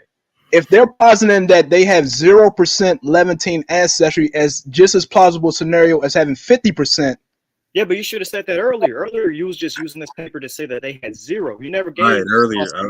Earlier, I did hear you say possible, but like Ibri's saying, like you weren't bringing up like they were saying possible amongst multiple scenarios or whatever. So you understand the difference in the significance, right? Well, I mean that's a fair point. I didn't include, but at the same, if they're saying that them having 0% Levantine-like ancestry is plausible, just as plausible as having 50%. I mean, but also. You know, so it's not a concrete fact to say that Ashkenazi Jews descend from Bronze Age Canaanites, and I got to get a little further in this study to show that. Right, no, 100%. Like so. First and foremost, I want to commend you for like going through the study. Yes, be able to cite portions of it and bringing it up for sake of argument, right? So I do respect that. I do. Yeah, 1,000,000%, because most people won't do that, right? Like good people can disagree on information, how they interpret stuff or whatnot, right? So let's just go through this just real slow and make sure we're both understanding what each other's saying. But you said you had one more part you wanted to point out. I have a few actually. The supplemental was like really long, but I have everything. I responded everything. So you want to go through it all first, and then let us respond after that, or you want to go point for point and then go ahead? There's some points that I have to skim through to see where they're at.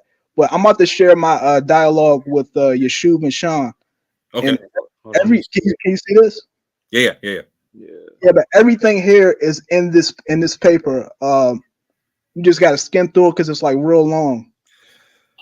But well, hold on, go up. Let me look at what you said. Go up. Hold on. Wait, go down. Go down. I want to just see what the section you got. Hold on, let me see. Yeah, right there.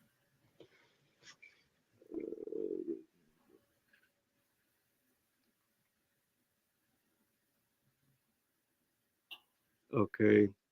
From what you quoted, even in this part of the conversation, you kind of did cherry pick because you don't have the part where it says 30 to 50% that the Jews can have Middle Eastern DNA. You left that out in this response to the Jeshub. You kind of did a little bit of emphasis on what I was responding to, because if you scroll up, he made an incorrect statement For Yeah, one, but it would have been fair to still put the portion where it says it could be 30 to 50%. You don't have that in your response to Jushu. That's not kind of cherry pick. I think that the plausible scenario with 0% is closer to the truth. Not that it means anything, because Bronze. You can't. Let me tell you why. Let me tell you why. Because Dawes and Eliak's paper is basically saying the exact same thing as this paper is Did saying. you just say Aaron Elhike? Are you using him now as? What's wrong with Aaron Eliak? Yeah, no worry. So he hold on real quick. So he's trying to double up on the sources, right? Like, so I'm not mad at the attempt. That's why I respect the attempt, because he's trying to go with Yeah, I give him that. I give him that. Yeah. So that's why I want to, like, I'm asking, like, if he wants to go through it all and let us respond point for point, or if he wants to just go through and let's respond afterwards. Because if we slow it down, I have a question right here, which I think that can solve the whole thing and whatnot, right? Yeah, let's do it. But if you want to go if you want to just go through your whole spiel, I got no issue with that either, bro. Like, it will probably be easier instead of going straight to the paper, because everything here could be verified in the paper, because it's a long paper. Okay. And it's going to take me some time to okay. Get to whatever's the easiest, let's do it. So just if you can, so verbally just walk us through the basic arguments real quick, so we don't got to read the whole thing, because we're like 5.5 hours deep in this thing. Yeah, that's true. It is pretty long live. It's been a while since we've been this. So I see your shoe at the bottom saying that you're punching a straw man. The paper is clear they cluster between Europeans and Middle East. Right. That's false though. According to the PCA chart in the study, they actually cluster between Europeans and Irano-Caucasus populations more so than Middle Easterners. The only Middle Eastern Caucasus is the Middle East. And that's exactly what ancient Hebrews considered at the Middle East, though. Bro, no. Why are you bringing up what ancient? It's the Middle East. That's the point of the paper. That's the point of these genetic studies. The Iran is the part of the Middle East. The Caucasus is part of the Near East. Okay, let's go to the PCA chart, because if you look at, I'm gonna go to the PCA chart on the. Wrong when he says they're a mixture between Middle Eastern. Like, even the chart you show right here, it shows. To the left, it shows Southern Europeans, and to the right, it shows Middle Easterners, and has Lebanese as the closest. Lebanese is the Levant. But guess what? I can pull up a paper. Showing that Lebanon has an excess. We're not going to jump to different papers. We're sticking on this one. Okay, so you don't want all the information. You're not looking to get to the. You said at the start of this of all of this was because you said that the Erfurt study proves that Jews have no Middle Eastern DNA. So no, we're not going to jump to different papers if the argument, we're not going to jump to different papers if the argument is that this study right here proves that it's relevant though, because you mentioned Lebanese. So I'm going to cite a paper which shows that Lebanese has a higher than any other Levantine population of recent Turkey and Caucasus and Eastern Europe ancestry than other Levantines, which is why they cluster with Lebanese more so than like Arab Bedouins, who they cluster way farther from. You can't.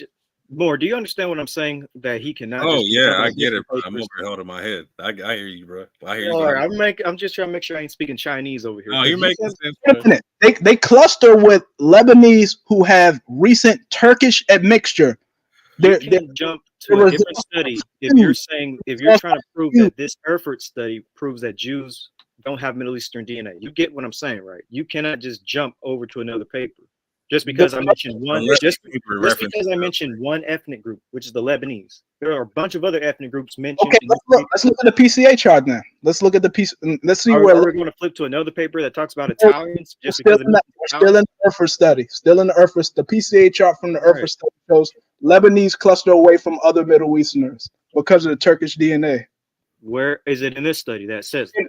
Isn't it funny how the only I'm asking, is it in this study that it says that? In the Erfurt study? Yes, that Lebanese are basically Turks. Does it say that in this study? I have to give an explanation why Lebanese cluster with the Turks and with Jews. Speaking Chinese more. The question was, does this paper say that Lebanese are Turks? Does the Erfurt study? It's covered in a peer-reviewed paper. Is that a problem? In a different paper? Don't, because it's related the argument you just made. That's why. No, Here it is. Be pulling up different papers. Okay, do you see this right here? Because next thing you know, if I say something about Italians, you might want to pull up a whole different paper dealing with Italians. I really did 3 different papers. Long time. Yeah, I get what you're getting at. But at the same time, you made a statement, and I responded to the statement with another academic paper. I can pull up a paper that says Lebanese descend from ancient Phoenicians, which are Levantine Canaanites. Then we have 3 papers we're looking at tonight. So you could pull up a paper with yes, I can pull up a paper with Lebanese being Phoenicians, but that's what I'm meaning. We're going to be pulling up different papers dealing with different things. Okay, I'll cite the paper. I won't pull it up. I'll cite the paper. Is that good enough? That's still. I could cite my paper too, and then we're going to end up looking at it. Cite it, bro. We can't just. My paper from 2022, and it says that Lebanese have an increase of Turkish-like ancestry started in the late Middle Ages. It is related to the whole Mamluk and Ottoman period. Or I can have a paper that says that Lebanese have Phoenician ancestry from the Bronze Age of Levant. What's the point? Mine is from 2022. When is yours from? Well, all right. So now we're going to have to flip to another paper. Let me actually see the paper that you're referring to first. Okay. Hold on 1 second. 1 second. But this is what I was talking about. More, was I speaking Chinese? Not in the slightest. And when we're done doing the round robin chasing the tail thing, I gotta ask us.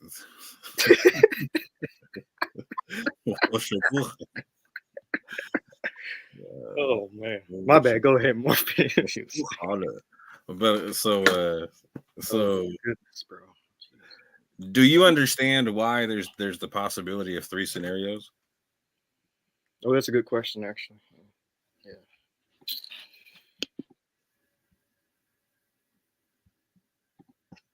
I'm speaking Mandarin in this piece. Jeez. You might have to repeat your question more. If you actually read on in the paper, it will tell you why.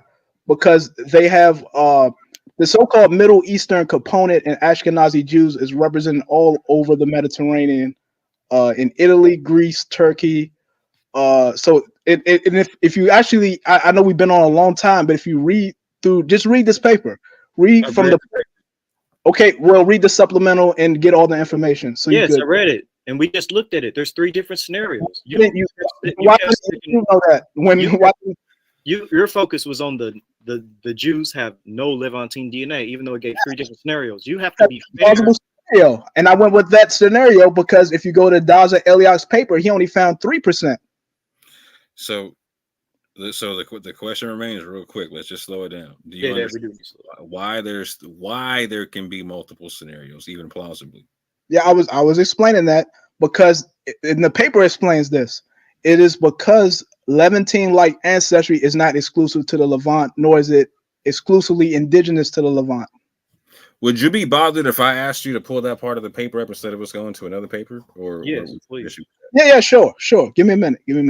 No. And by the way, while he pulls that up, going back to the paper titled "The Genomic History of the Bronze Age Southern Levant," here's Lebanese right here.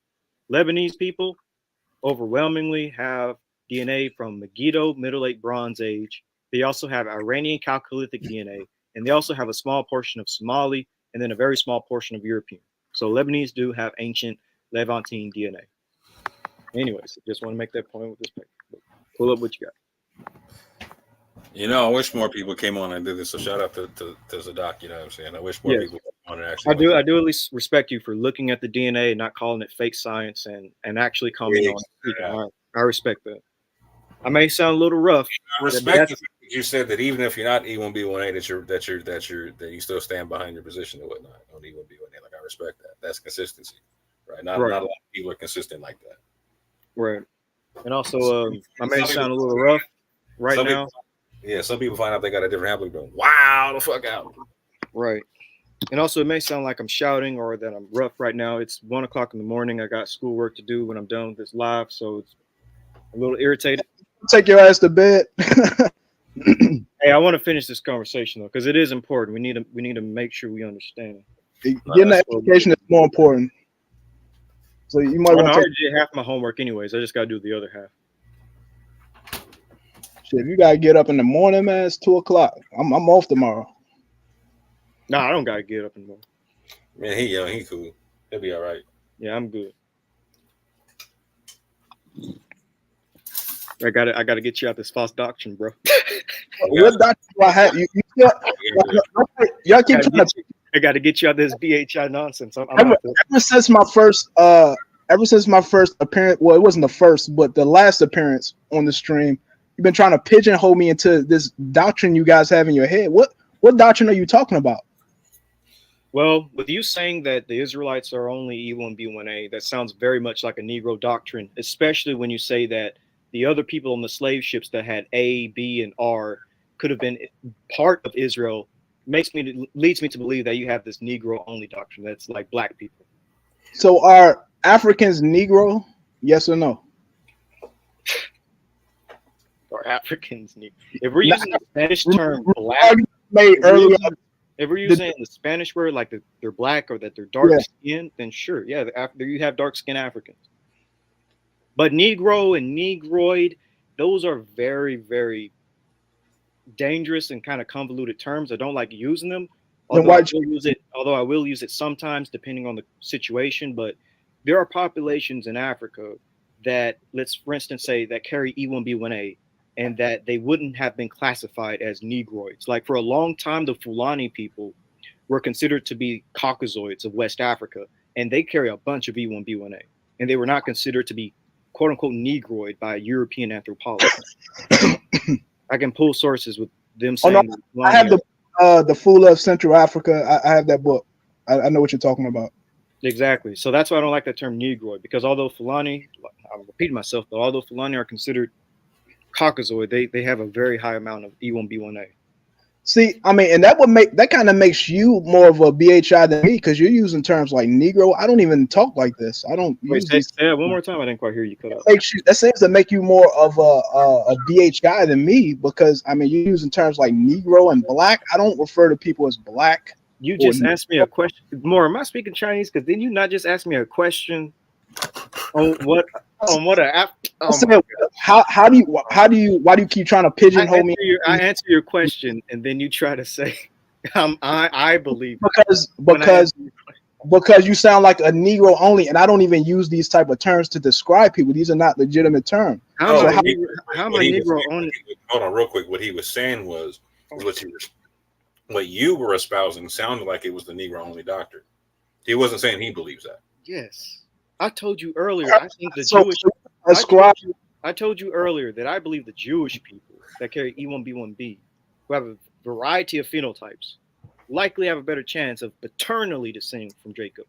How does that have to do with, bro? Come on. So, Zadok, you asked him. You're superimposing concepts that I don't adhere to, and then saying, "Hey, you're a BHI, whatever." Little right. And so you asked him. So, what belief that you had that was a BHI type thing, and he broke down like it sounds like what you're saying here sounds like the Negro only doctrine.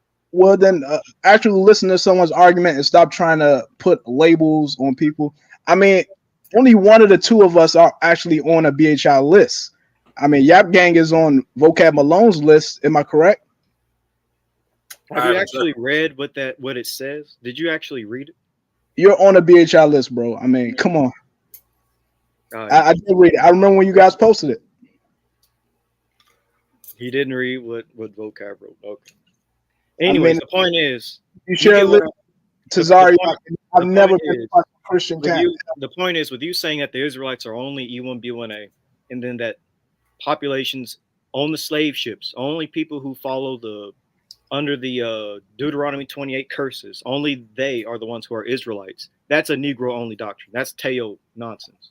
I don't know who Teo is until you guys started putting videos out on him. I don't know, and I still haven't clicked on dude's channel, so I don't know why you're scribing. Let's just cut to the chase then, so we don't mischaracterize it. Do you believe that non-black people can be Israelites with the E1B1A haplogroup? Did I just say that I don't subscribe to the term Black and Negro? I don't talk to people like that. Like, I don't say you're a Negro. You believe okay. No. We'll do like this. So let's say, so someone who was E1B1A stepped off a slave ship, right? Yeah. They intermixed with European people that had European phenotypes and autosomes or whatnot. for multiple generations to the points where their autosomes are now majoritively European and whatnot, and so they have an E1B1A haplogroup, but they have vast enough European autosomes and phenotype to where you can't distinguish them from any other Europeans that you can point to. Are they still Israelites or no? What I said earlier still stands. If you got off that slave ship and you carry E1B1A, in my opinion, you are a descendant of Jacob. So if Jim Carrey had E1B1A, he's a descendant of Jacob. If Jim Carrey had, I mean, did his forefathers get off them slave ships, and did his fathers carry E1B1A? If Jim Carrey's forefathers carried E1B1A and came off the slave ships, would he be an Israelite? Absolutely. That's all I'm asking. That's all I'm asking. So no, we can't put the Negro only doctrine on it. Yeah, we can. I respect the idea that you believe people, regardless of their phenotype, can be an Israelite. I respect it. I still disagree with. First off, my phenotype isn't Negro, or the only people that know I'm black are black people. I'm in the group. Hey, you don't use terms like black, sir. Stop saying exactly, quote unquote black people. Thanks for the correction. But I mean, I'm in the group. I got the same name, Zadok, Ibri Zadok, same guy. I mean, I don't have a black phenotype, quote unquote. So you got the part of the paper that's talking about why there's 3 scenarios. Oh, hold on one second. All right, let me finish that off real quick, and then you get Ibri a bit.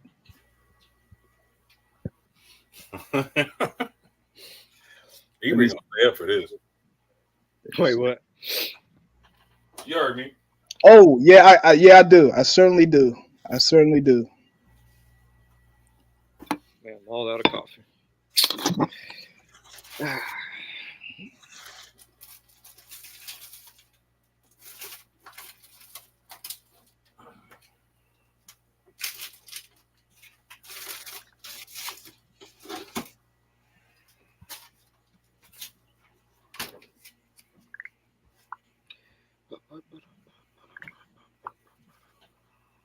Okay, I'm skimming through the paper. I'm looking at what I posted in the comment section on the old video while I was talking to Yeshub, and it's exactly what's in the paper. Like, the paper is too long, so I'm just going to highlight that if it's okay. The section that is going to answer Moore's question. Yep. Can you do me a favor and drop the link for the supplemental in the back chat, in the private chat? Okay. But yeah, what it's also going to do is show the problems with using reference populations when it comes to trying to figure out ancestry. So I'm about to pull it up right now.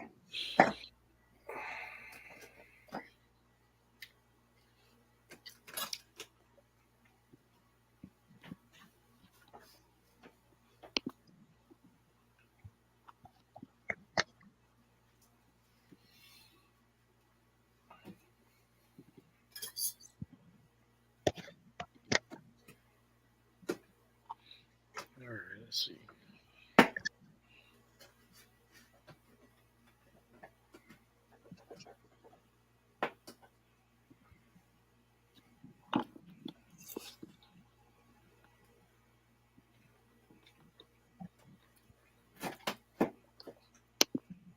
Hey, more the papers in the back. That's what's up. Just scroll down to the supplementary. I have to read from the post because I can't find exactly what I'm looking for in the like quickly. I can't find it quickly. So can you just hard search and look up certain keywords? And yeah, look up the words. I was about to do the same thing. Just look up scenario. All right, hold on. Oh yeah, you're right.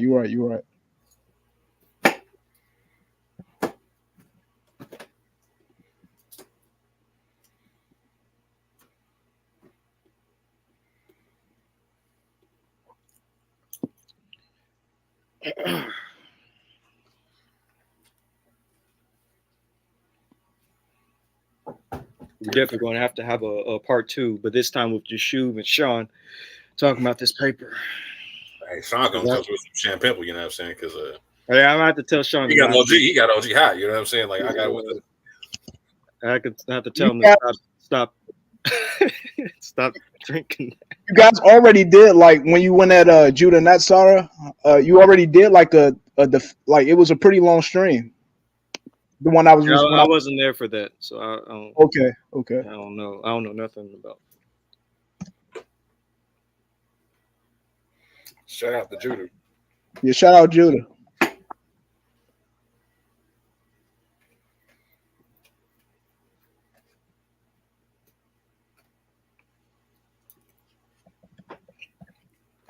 Yeah, I don't know why the hard search ain't working, so I'm just gonna read from the comment section. Okay, we're highlight what you're reading. All right, can you see my screen? Yeah, highlight what you're reading. All right, okay. Hold on, where you moving it now? Okay, this is the response. We just read that. We read about I showed that the paper shows that probably 20% Middle Eastern sources. That's another part of the paper. Then I went to the part that showed that they might not have no ancestry at all. And you left out the part where it said they could have 30 to 50%. That was a little sly. I ain't gonna lie. At the top, I did say that they might have only 20%. I posted that. Give me a little credit. I put they might. Yeah, I'll give you that credit. You did say 20, but next time put down a 30 to 50%. Be 100 with it. Well, I mean, if you do the three plausible scenarios, you go with the in between. So I guess 20% is fair. But that's not really how it works, but I mean, it said is the 0% is every bit as plausible as 50%. So let's go with the half. Okay. Do you have it? I'm still highlight what you're going to read because I'm trying to. All right. Yeah. A little bit later in this in the paper it says, all right, this is what's highlighted. It says a good fit for QP ADM models for Eastern Ashkenazi Jews that had Italy as a source, particularly Southern Italy, provides some support for, although does not definitively prove the theory of Ashkenazi Jew origins in Italy. So when you pull up a chart, a QP ADM chart saying they have Italian ancestry, that's not what that says. That's not what a QP ADM and mixture analysis is showing you. I don't think you're answering Moore's question. Okay, what was the question again? It was, all right, ask it again, Moore. My hands are full. Wait, say that one more time. How do you mean my hands are full right quick? All right, so the question was, why is this paper giving 3 scenarios for the Ashkenazi genome? Because this isn't giving the answer as to why.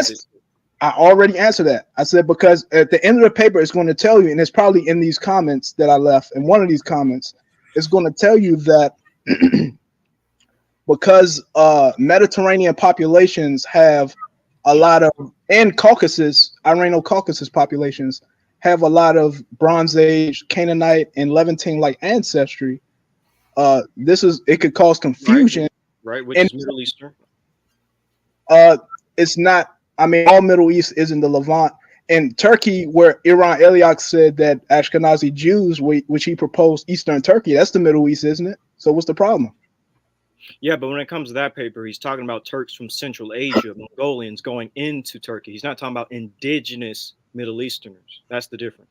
I'm talking about Eliak Das, because technically, Bronze Age. Eliak is talking about folks from Central Asia going into Turkey. He's not talking about indigenous people from Turkey. He's not talking about indigenous Middle Eastern.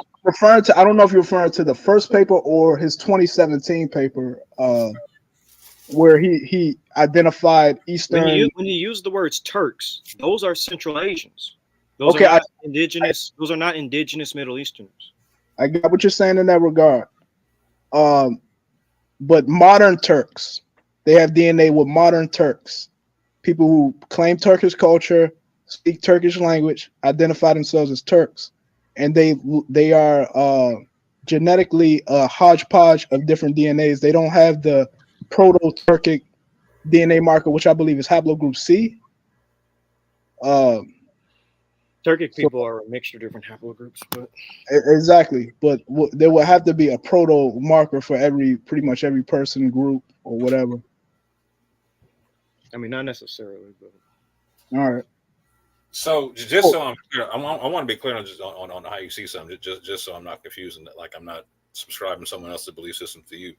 So you do or don't believe that other nations can come in and convert to be part of national Israel and have like a different haplogroup and still be part of national Israel? The concept of conversion is a later concept that we don't see in First Temple culture. That's my what you see in the Tanakh is basically the equivalent of a foreign national living in the land and adhering to the laws, similar to in America. I explained this on the last time I was on the stream. yeah, I think you said earlier that he doesn't believe in converts. You can't convert into Israel. So real quick, so just so we're clear, so the one who circumcises themselves to become the ger, like the ger is not a convert, not like. I mean, he's a foreign national that keep the Torah and lives in the land, but his ancestry doesn't magically transform to Israelite. No one's making that claim. So that's why I said becomes a national Israelite, not a. Yeah, we're not saying that they become a bloodline descendant of Jacob. We're not saying. Based upon what we read in the Tanakh, he would be a foreign national that keeps the Torah and believes in the Most High.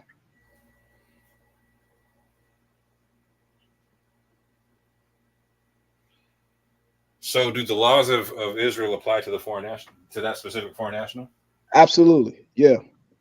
So they're covered by the exact same laws, but there is multiple distinctions in the text, particularly in verses like Leviticus 25, 38 through 47. I think there are very stark differences, even with the ger. It literally says it in the Hebrew text, ger, and it tells you that.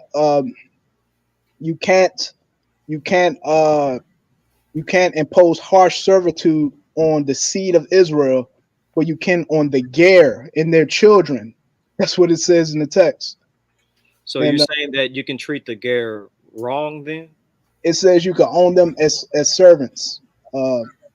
That's what. Can you just murder a ger and get away with it? I mean, that's not what the text says. It just says you can inherit the ger that lives amongst you as servants and their children, but not from your brother, the seed of Israel. That's exactly what the text says verbatim. Real quick to clarify, because you just said treat them harshly, and that was in the text, right? So, well, like the type of servitude that's outlined in Joshua 9 and 15, where they're just, I mean, if we want to be completely honest, the role of certain Gerim or Boshabim that dwelled amongst Israel will be similar to how African Americans were treated in the antebellum South. It's just the truth. Oh wow! So that's like we can treat the ger like you consider the ger to be chattel slaves. Yeah, that's what the text says, bro. Wow. That's what is a masobit. What is a masobit?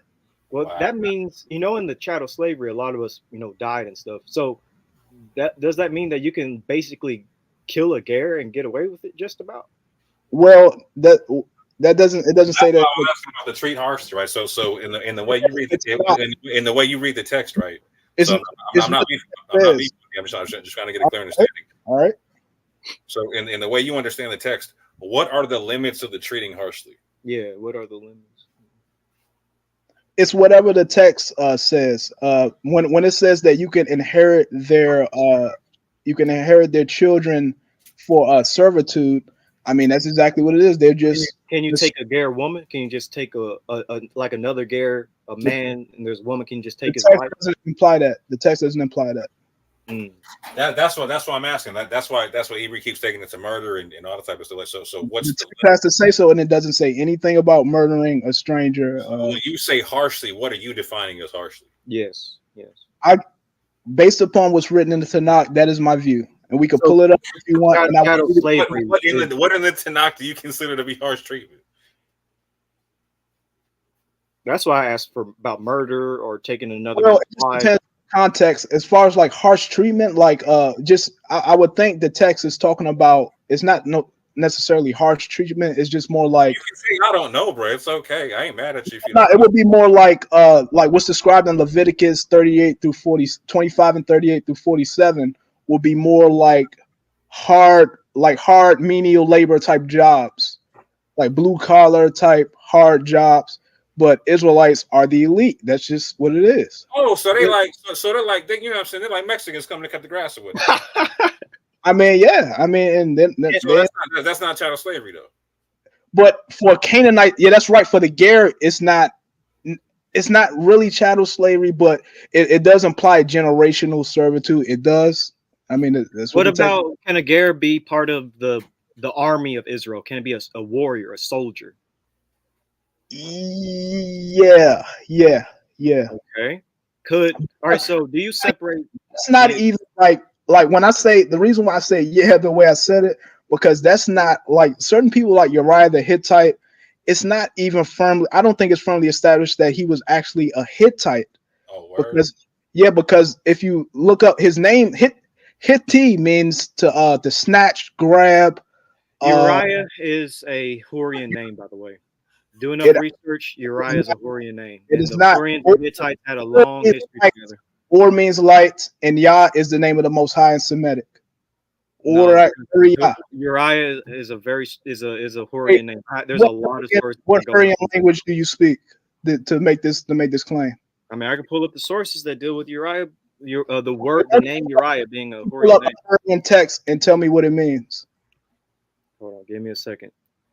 But you can ask whatever questions you want more. But give me a second. Or literally means light in Hebrew. Or Riyah. Yah is the name of the Most High. Yeah, but at the end of the day, it's called Uriah the Hittite. Hittite means Hittite is a term or a title. It could be because he was a military man. It could have been his title. He might not have been a Hittite at all. What's your stance on if you go through the text, you'll see people named Elam, people named Ishmael, people named Cush. And there's nothing in that indicates that they're actually from those nations. These are just Semitic names that everybody had. Don't disagree. So what's your stance on the Tishbi or the Tishbites? Ooh, the Tishbites. You got to refresh my memory on that. These are the inhabitants that aren't circumcised. Okay, can you go to the text which you're describing? You got to refresh my memory on Tishbites. I'm in the middle of doing 2 and 3 things right now. Hold on, give me 2 seconds because I'm in the middle of. I was also trying to look up your the supplemental information. But yeah, look at is my screen still sharing?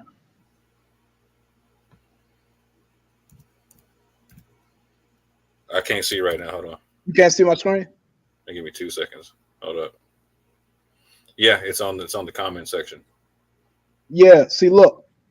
If you go to the supplemental, there's a part that says we caution the specific identity of source populations. I'm highlighting it right now. That we infer, as well as a mixture proportion, should not be considered precise. This is due to multiple Southern European populations that fit the Eastern Ashkenazi Jew data, as well as our reliance on modern populations as proxy of true ancestral sources. Do you understand that right there? The levels of Middle Eastern ancestry in Italy were historically variable, and Middle Eastern populations have also experienced demographic changes in the past 2 millennia, such as the Mamluks, the Ottomans, which increased a certain unique type of ancestry, which is even distinguished from the Bronze Age Canaanite ancestry. So I understand you got a hang up on medieval populations, on reference populations and whatnot. But can you do me a favor and go to the part where you said that you can go into the comment section and show where it talks about where you were saying like why there's three scenarios? Because that's a big thing not to skip over. These comments. It should be in these comments. It should be. I'm just asking to see it, bro. But I'm going through the supplemental. It should be. I just went through the supplemental. Yeah. And I keyworded every time it says scenario or whatnot, and I don't see anything beyond what you just read. That's a long supplemental. You went through it that quick. I just no, we've also read it in the past. That too, yeah. But I just told you I keyworded scenario, right? Okay. If you look at the end, well, this kind of what I just read kind of explains it in itself. Not really. No, it shows that reference populations are not I mean, it's not reliable in predicting true ancestral. But it's another part. No, it's another part in here, which and that's part of that actually does partly answer your question. I said the study cannot definitively determine the origin of Ashkenazi Jew samples, which is exactly what the supplemental said. Oh, I got to find the part where they did an ancient admixture analysis, trying to find a link with Imperial era Romans in the Iron Age and also Bronze Age Canaanites, and the results were inconclusive. That's a very important part of the paper, because you can't even make a link with Ashkenazi Jews and Bronze Age Canaanites. And if I'm correct, this is the second time they tried to do an ancient admixture analysis. There was a paper from like 2017 where they tried to do an ancient admixture analysis with Bronze Age Canaanites, and the results again were inconclusive. So how can you say, if your opinion is the Canaanites are Jews, how can you say that they even descend from these people, even if they are?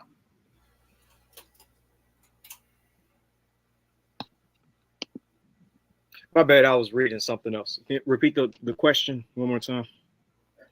No, I was saying they in this paper, in the supplemental somewhere in here, I gotta find it.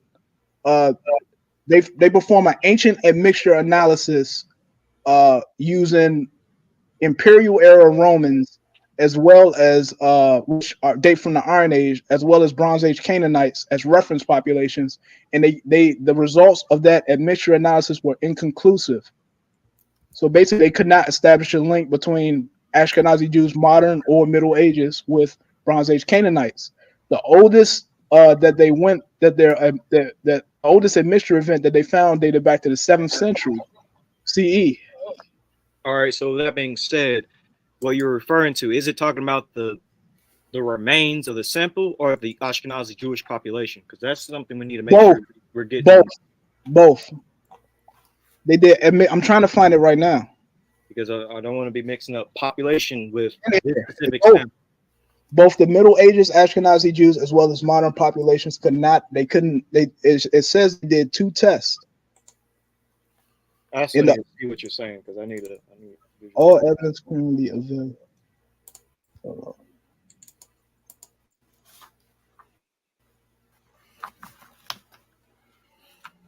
Because I'm looking at this paper, and the scenario, for the most part, that it's saying is that Jews have some Middle Eastern DNA.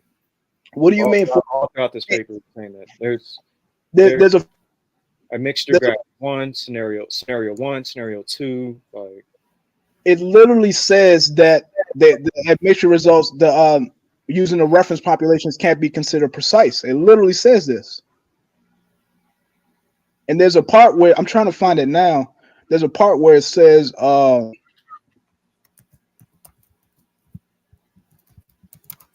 Horizon detected.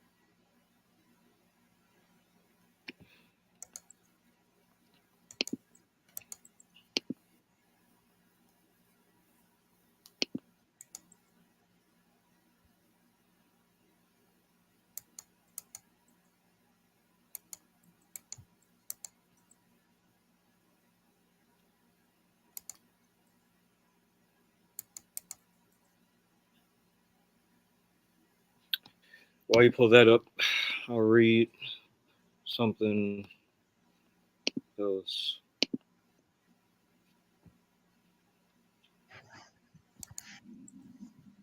because I think this would be interesting for people to know.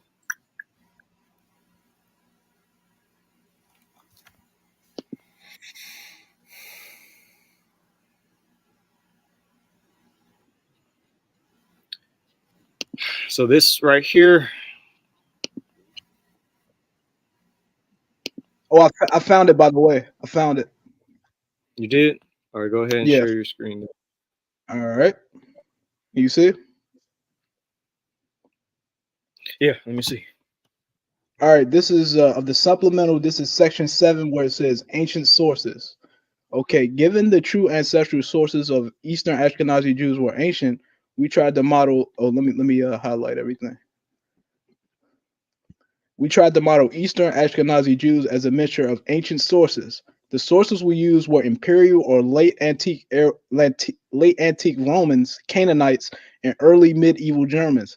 These models gave a poor fit both for Roman sources, suggesting the missing ancestry component. Alternatively, the poor fit might reflect technical artifacts due to inhomogeneous data types. The Canaanite and Eastern Ashkenazi datasets were produced by in-solution enrichment, while the Imperial Late Era Roman, early medieval German datasets were produced by shotgun sequencing. So I mean, this shows that they tried to perform an admixture test and it was inconclusive. I think it's a little bit more down here. Wait, hold on.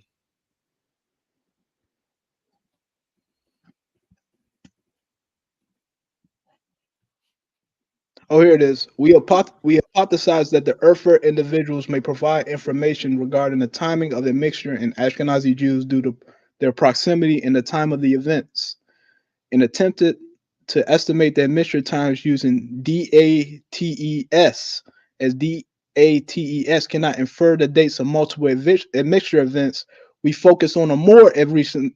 All right, this is key. As dates cannot infer the dates, cannot infer the dates of multiple admixture events. We focus on a more admixture event. You scroll up, when they use the ancient sources as a proxy, antique Romans, Canaanites, and medieval Germans, it yielded no results. Wait, hold on though. Keep in mind though, this is talking about the Erfurt individuals specifically. Okay, that part needs to be understood. It's talking about the Erfurt individuals specifically. But look in the in other parts of the paper, it shows that Erfurt Ashkenazi Jews are pretty much 97% identical to modern Ashkenazi Jews. Yeah, but what are the haplogroups of the Erfurt individuals, and then what are the many haplogroups of Ashkenazi Jews? Every single Ashkenazi Jew does not descend from the Erfurt individuals. Well, I mean, haplogroups are not going to. I mean, that's not how you gauge a mixture, though. Using haplogroups are how you gauge migration patterns, where people were, and we need to understand the haplogroups as well of the Erfurt individuals. But mtDNA and Y. When they use these data sets, they're using full allele sequencing and SNPs, and you know what I mean. They're not just using. We have the haplogroups of the Erfurt Jews, by the way. I know what they are. I read the paper. It's predominantly R1b with some J and some T, and E1b1b.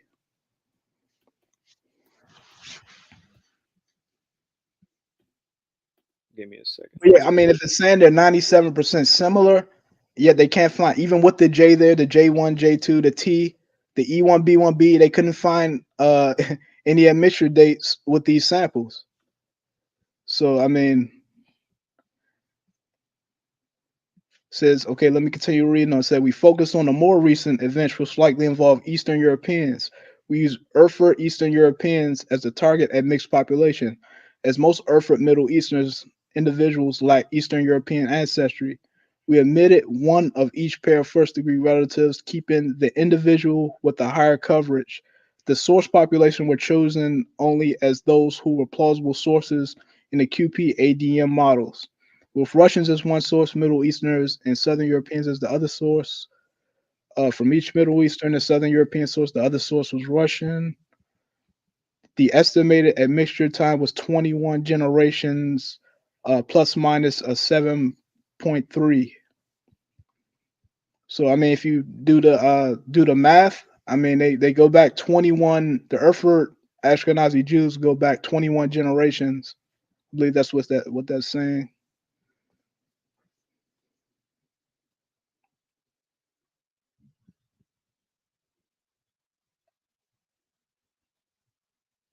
Oh yeah, this is key here. This is key. All right, this is section 2, estimating admission time and simulated data. It says we use simulations to evaluate the accuracy of DATES. The simulated demographic history included 2 admixture events. The first between Middle Eastern and Southern European sources, 35% and 65% ancestry from each source respectively. And the second with Eastern Europeans replacing 15% of the gene pool.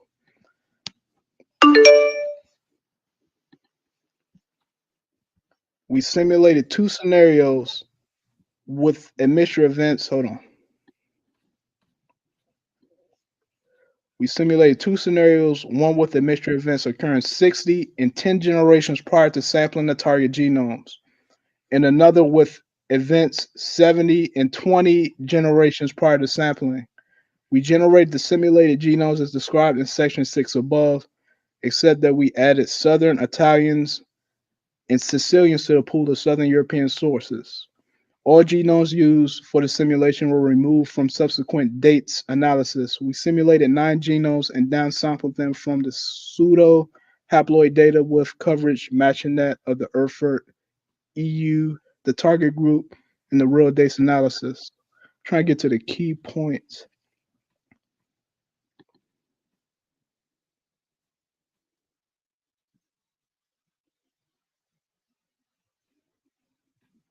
Okay, yeah, this is kind of key. We simulated we repeated each simulated scenario 50 times and analyzed simulated genomes with dates. We used a combined balanced Middle Eastern and Southern European source, as in the real data analysis. Each of the sources included the populations listed in Table 1 and Section 6 above, with the addition of South Italians and Sicilians to the Southern European sources. We found that dates estimates had an upward bias and very large variance. Hence, we conclude that dates cannot reliably infer the admixture time between Middle Eastern, Southern European, and Eastern European sources. So basically, they ran an admixture analysis and couldn't get any ancient dates, pretty much, in a nutshell. Right, can't get dates, but you do understand that this isn't proving that Ashkenazi Jews don't have Middle Eastern DNA. You do understand that, right? It's not saying that they don't have it. No, it literally says the opposite. Like if you go back to the section on limitations on hold on, what is it? You gotta go up a little bit more. Limitations of the model and whatnot, right? Because this is the whole reason why I asked the question to begin with. No, I think you're going way too far. All right, hold on, right there. You said, yeah, page 46. Down there, right there, 35% to 65% could be Middle Eastern and Southern European sources. But you have to read the again. You have to read. No. Page 46. Page 46. Yeah.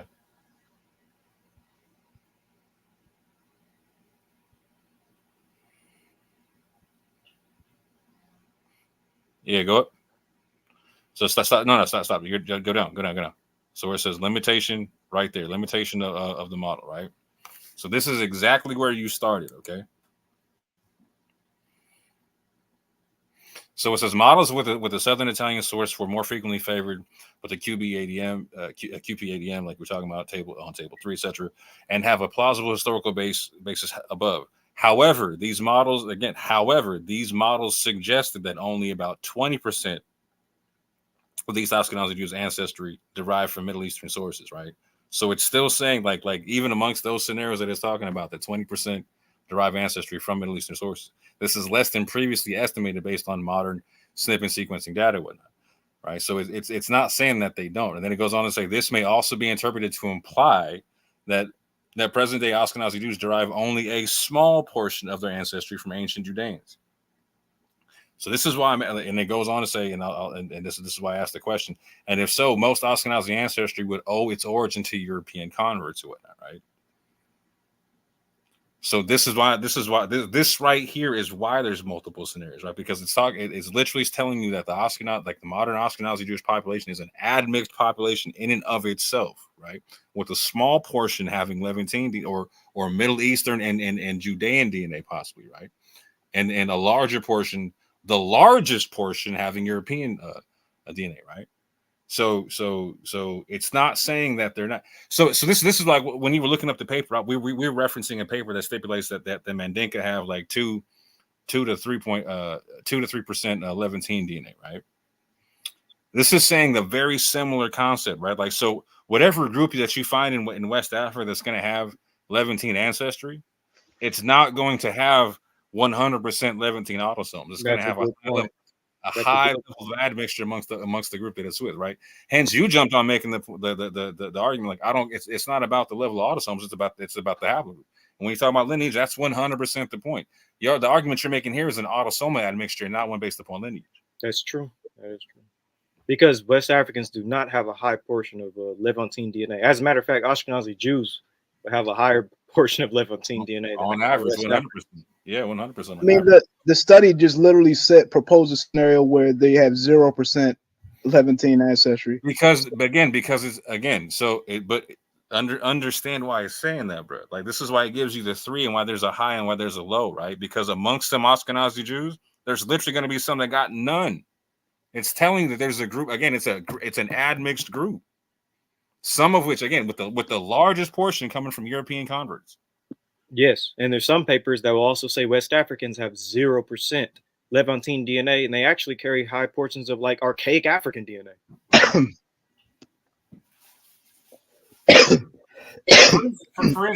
For instance, right? So I talk about Dante Fortson all the time in a sense because I was the one who told him he was E1B1B, right? And he's a subclade of EM33. He's EM84, right? So this is a subclade of Natufian DNA, right? So like, in terms of like father, whatnot. But if you look him up in terms of autosomes, he has 0. Like, there's no DNA test that shows him having any Levantine autosomes. When you put him into GEDmatch or whatnot, he has a below average African American admixture with Natufian autosomes or whatnot, right? So again, like the autosomal, like if you're gonna make the admixture argument, we have to understand that West Africans are amongst the group of people that have a lower set of Middle Eastern autosomes than the rest of world Jewry and whatnot. Yeah, world Jewry is going to have way more Levantine DNA than the average West African. Like world Jewry, especially Mizrahi, Iraqi, Iranian, Yemeni, Arabian, and Ethiopian Jews, and Italian Jews, and Greek Jews, and Syrian Jews, and they're definitely going to have a lot more Levantine. That's likely due to who they're mixing with on the matrilines, which is why the Bedouins have the highest proportion of Natufian DNA, along with Saudis and Yemenis, even though they predominantly carry haplogroup J. Right, and you're right, and who is West Africans mixing with in Central Africa? Exactly, it ain't Israelites. Exactly. So I mean, so autosomally, then most West Africans really don't have the Israelite autosomes. They don't have the Levantine autosomes. They're autosomally mostly, I guess, Hamitic in a sense. Well, this is not my view as far as autosomal testing. I'm just putting what the paper says, because a PCA chart is put together how it's not what comparing Y haplogroups. Like we're switching up now. There is no switch up. There is no switch up. The autosomes of West Africans is not Levantine in majority. It's mostly sub-Saharan African, which in your case would, in your mind, would probably be Hamitic. Most African Americans, most West Africans are autosomally Hamitic in your mind. It just depends on what the Levantine marker is. What's the reference population? You know what it is? Natufian. No, this study doesn't use Natufian. It uses for Levantines, it uses Bronze Age Canaanites. I mean, West Africans don't have high amounts of Bronze Age Canaanite DNA either. Because of who they mix with. The same reason why. Right. Which is why I'm saying that most West Africans are autosomally not Levantine, whether it's Canaanite or Natufian. Most West Africans are autosomally sub-Saharan African, which would likely be Hamitic. By the way, in a lot of earlier studies, when E1B1A M2, what is it, M329, the Moda haplogroup or the Omitic haplogroup. He was autosomally East African hunter-gatherer. Yeah, but he also, there's some studies where he was used as a reference population for Natufians. No. Natufians are a Eurasian population.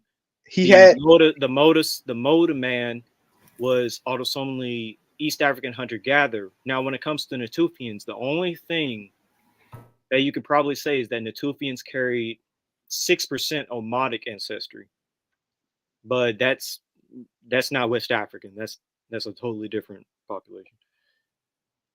East African, not Logic. Ancestry of the Omotic Moda E1B1A carrier will be also influenced who he mixed with as he went into East Africa. So that's why sometimes that's a whole different E1B1A population. Yeah, right? It has nothing to do with West Africans. Fully aware. It used to not even be considered E1B1A. It was E1B1C, right? I know. So it's specific to like Ethiopia, etc. Like you don't find that in West Africa. None of That's true. Yeah, it's called a we call it an isolate population. Yeah. So it didn't come out of no. It was isolated. It really didn't like that. It's been there for a long time. Let me put it that way. It does have some Natufian autosomes though, because there were a few studies that it could be indirectly though, or not indirectly. It could be. Wait, no, that is the right term. It could be indirectly. It could have been another population that had Omotic DNA that passed it on to the Natufians. Like it doesn't have to be like Omotic people themselves went straight to the Levant. It could have been like through different populations that led up to the Levant. It didn't have to be them going there directly.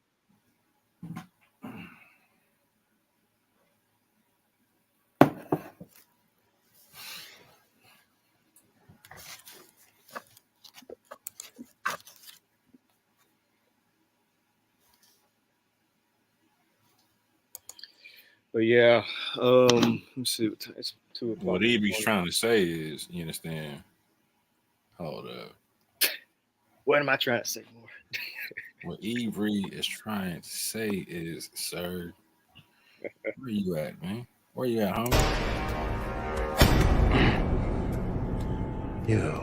Yes, me.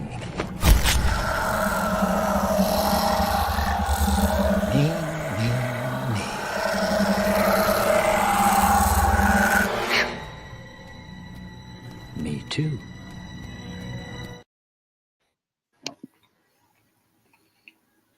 You will be one of us soon enough.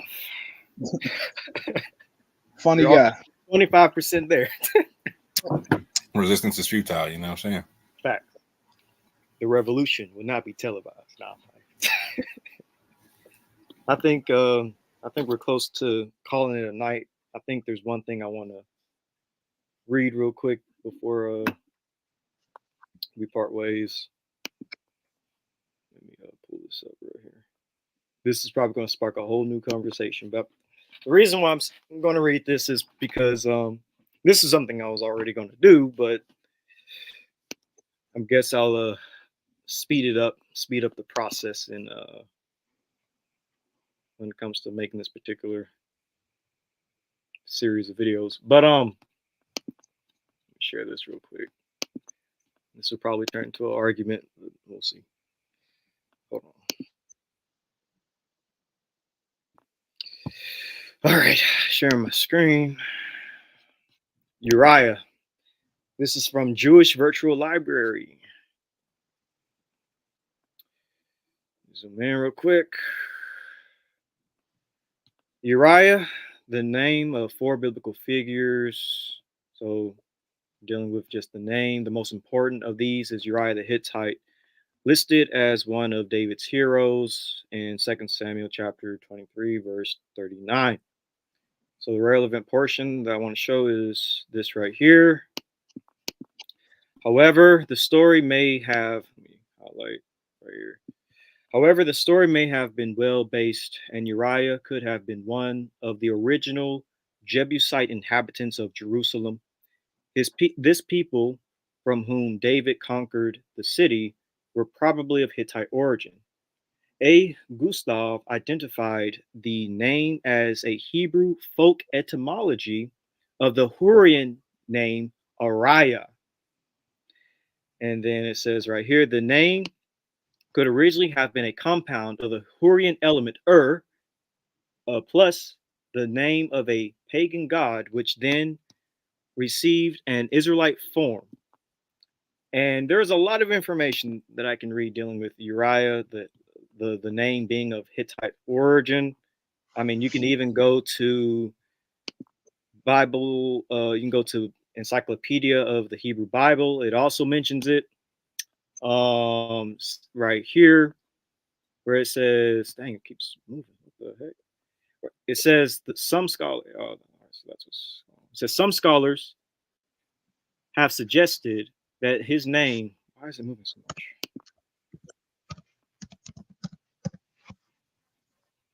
It says some scholars have suggested that the name Ariah, hold on. Some scholars have suggested that his name is Hebrew equivalent of the Hurrian name Ariah. It seems more likely that he was accepted Hebrew citizenship and that he acknowledged and that he accordingly adopted a Hebrew name to indicate that he was a worshiper of Jehovah. Interesting, Jehovah. But yeah, there's a lot of information on Uriah possibly being a Hittite name, and there are a lot of biblical characters throughout the Bible that have Hurrian names and even Hurrian customs.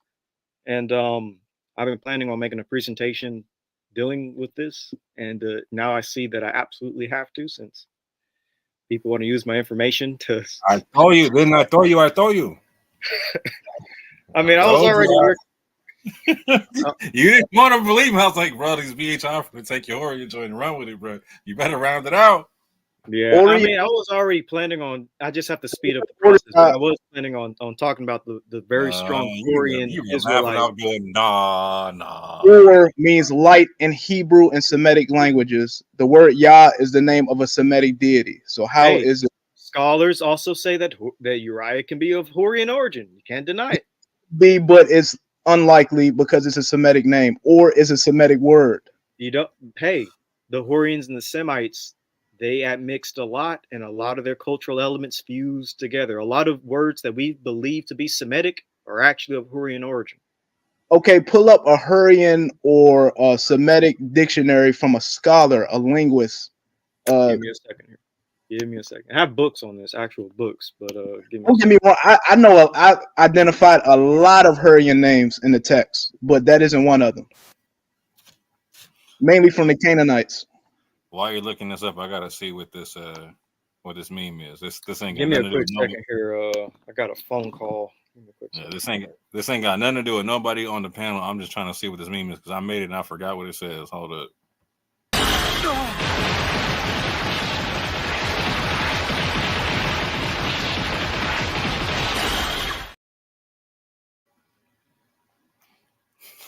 I remember that one. Yeah, I'm gonna have to step out here in a minute. Gotta go. Yeah, I'm getting ready to jump off myself, bro. Pick up my brother here. So I'm gonna have to get off this computer. You said you gotta go pick it. Yeah, because he got off work and I gotta go pick him up. I know that's right.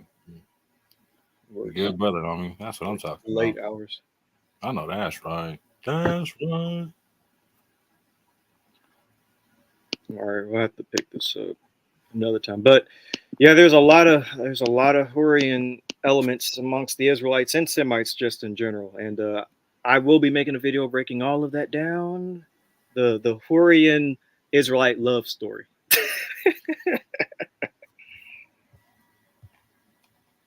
Yeah, a lot of Eurasian females in the Levant and E-marker men in the Levant getting with Eurasian women. So I got what Avery trying to say is, hold up. And also a lot of J-marker men getting with L-marker.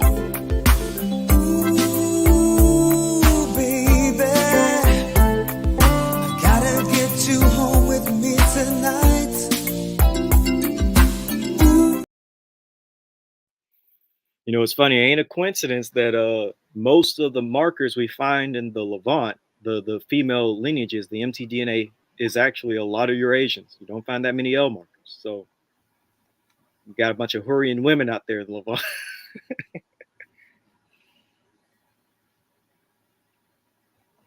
Afro-Asiatic men getting with Caucasian women. Oh no, it's the end of the world.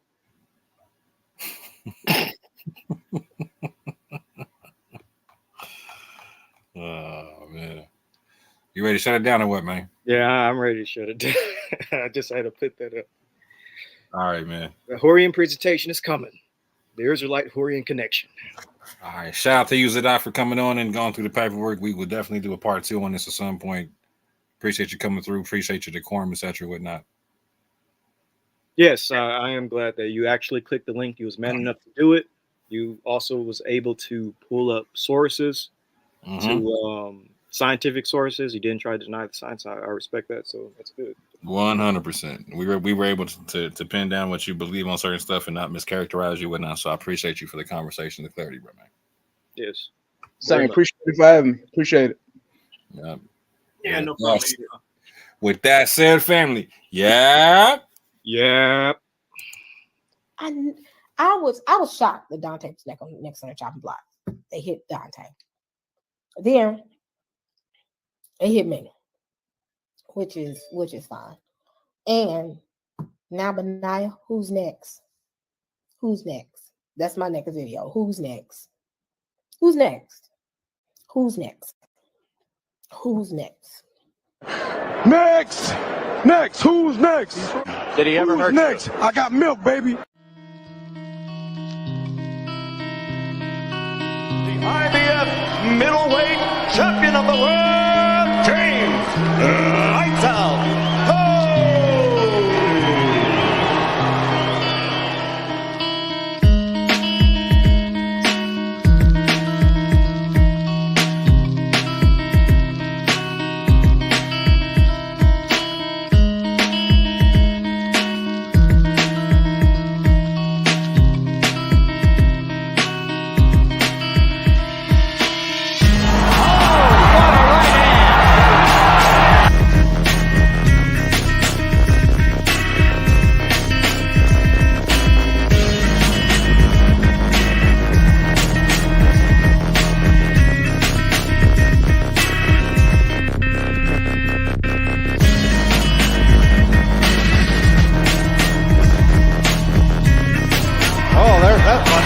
That one got on. He got down hurt a little bit.